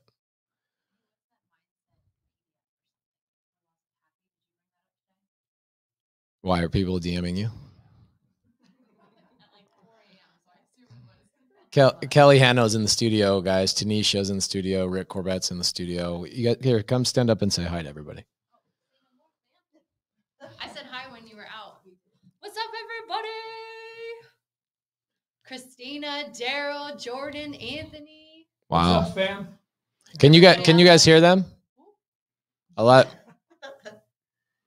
In the studio. Thank you. 700 people. That's cool. Boom. I like that. Pretty good. That's awesome. Pretty good.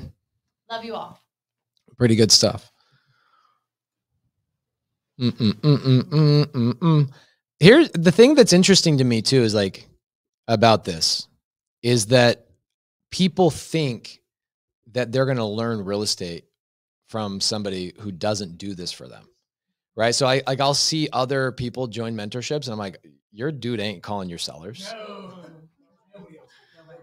Your dude ain't calling your sellers, you know, like, and I've never spoken to any of these sellers before, but what's funny is like on the second call, I go, you know what? The audience probably thinks I have a rapport already built with these people.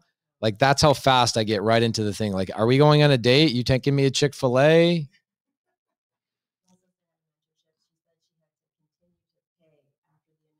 Oh yeah. Yeah. It's like a monthly thing. Yeah. Yeah. That sounds fun. Yeah. Let me join a mentorship, pay somebody a bunch of money and then have to pay them a monthly fee after that. That sounds dope. All right. So Christina Solara says, mi familia. Jeremy Davis, bro, stop listening to the stuff on your freaking, your Android, dog.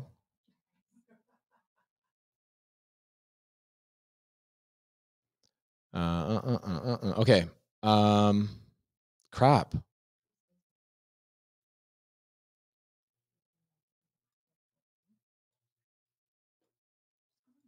Is my audio lagging, guys? Or are we good? Can you guys hear me fine?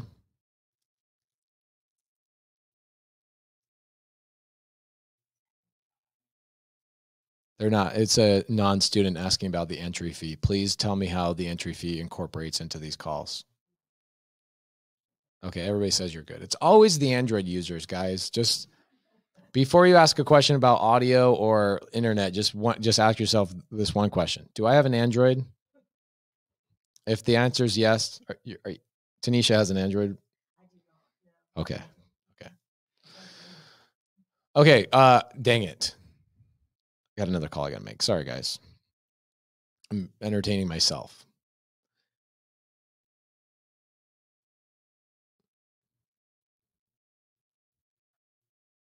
The challenge is like normally in the Zooms with the students, I get to like break down the call with the students and I can't, that's why I hate YouTube. The Zooms with students is so much better than this. It's like I get to actually pause and like go through and go, okay, here's your next steps. Here's what to do. All that kind of stuff.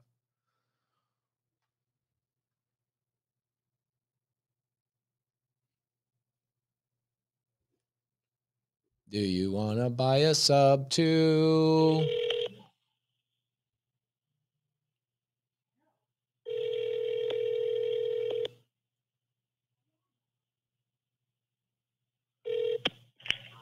McAdams. Hi, is this Francis? Yes. Hi, Francis. My name is Pace. Did Chris tell you I was going to call today? Oh, hi. Yes, he did. Amazing. Did you forget about me? No, I didn't. I've been sitting here waiting. I'm so sorry. I had another homeowner I was trying to help. They were in foreclosure, and I was trying to help them out. Oh, no, you're quite all right. I was just eating lunch, so I'm just waiting. I was waiting on you. It's okay. Amazing. What are you having for lunch? I'm trying to diet, so I'm having pepper turkey, sandwich meat, and a salad. Oh, I love that. So that's great. It's helping a little bit. I just started, so no big deal. I'm not hoorahing yet. Are you on a diet because you're moving or something, or what's going on? Well, no, I'm on a diet because I'm overweight and I'm tired of feeling overweight and I want to look better and I want to feel better. So I'm trying to see what October will bring for me. A new month, new me, maybe. That's right. Yes, I love that you're not starting for New Year's because that means you're serious about it. Well, I am. I am. I'm pretty serious. I've been looking on Pinterest, and they've got a lot of great weight reduction affirmations and. How cool are you? How you're amazing. You're looking on Pinterest. Oh yes. Pinterest is amazing. So many people do not use Pinterest as much as they should. That's such a great website. Oh, you ought to believe that. You won't believe the number of pins. I have one called Optimism and another one called Mindful, and I've got like over 75 pins in each one of those. Wow. It's my Portalo. Wow. My Portalo mini iPad mini is about to. It's so slow. It's probably why. I'm running out of space. Well, wow. So Chris told me you're moving to another city in Texas. Yes, I am. That's my goal. Yes. What's the hope and wish? What do you think I could help you with? How could I help you? Well, I want to sell my place, and then once I sell my place, I need to buy a home to live in, of course. Okay. So the property where I'm moving to it's paid for. So once I make the sale here, then I can pay for the home and get settled there. Okay. My sister is helping out with this, and I'll live with her the few months that it's going to take to get the home built and then put on the property. Oh, wow. You're building a brand new house. Yes. Okay. So you said the house you're moving from is the one that's paid off, and the one that you're moving to is the one you want to pay off. Oh, yeah, that's correct. Got it. How much money do you need to make that happen? I need a lot. Like more than you think it's worth? Yes. So that's where your challenge is. You probably having real estate agents telling you it's not worth that or something? Yes, that's true. What are you going to do? Well, I'm going to put it up for sale and hope. What do you think it's worth? Like if you were a real estate investor, what would you pay for it? I think it's worth $250,000. Why? Because it's cute?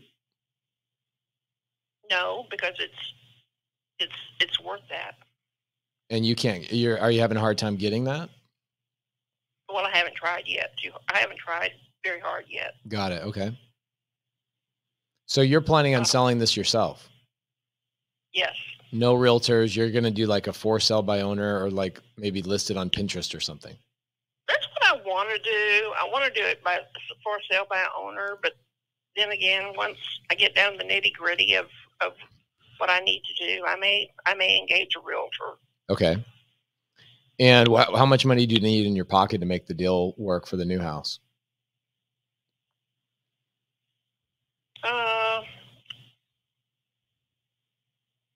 I'm looking at 220. 220. Okay. So if you listed it for like 250 and you paid commissions and closing costs and all that stuff, you're hoping you walk away with 220 in your pocket. Correct. Got it. And this is the property in Elgin, Texas, right? Correct. Okay. Got it. So I got to do my research. I have one note from Chris, and it says moving to another city in Texas. That's literally his whole entire notes. Okay. He didn't tell me how cool you were. He didn't tell me that you loved Pinterest as much as I did. He could have given me more notes. You know what I'm saying? Right. Maybe I didn't tell him I had interest in Pinterest. I don't know. Well, he should have asked. And so what's your timeline? Sounds like you've got months. Well, if I make the deal, if the place sells and then I get the deal with the new home, that's all. That's dependent on those two things. It sounds like it all kind of depends on the builder for the new house. Well, no, it's going to depend on the sale of the house here first, because I need money in the bank to buy the house. Oh, so what happens if you don't sell it? What happens to the house you're building? Well, Oh no, I won't start selling. I won't start building the home until I sell. Got it. So what you'll do is you'll sell the house, you'll get money in the bank, then you're going to go stay at your sister's house, then you're going to use the money in the bank to go build the house and then move into it. Got it. You're right. Do you have a builder already lined up and you've had like quotes and all that kind of stuff? No, I don't. As a matter of fact, I'm going up this week, and I have an appointment this Thursday. Got it. Okay, so you got plenty of time. Sounds like. Oh yes, yes. Time is on my side. I'm not. You know, if it happens, it happens. It's going to happen when it happens. Francis, you sound like super sweet and amazing person. I don't even think I can help you. I think the right thing for you to do is hire a real estate agent. Okay. Personally, I mean, an investor is going to want one of two things from you. Okay. So here's what I'm going to give you some advice, and maybe it's helpful, maybe it's not, but I'm going to give you some advice of what a real estate investor wants. Cause I'm not an agent, nor would I ever be an agent.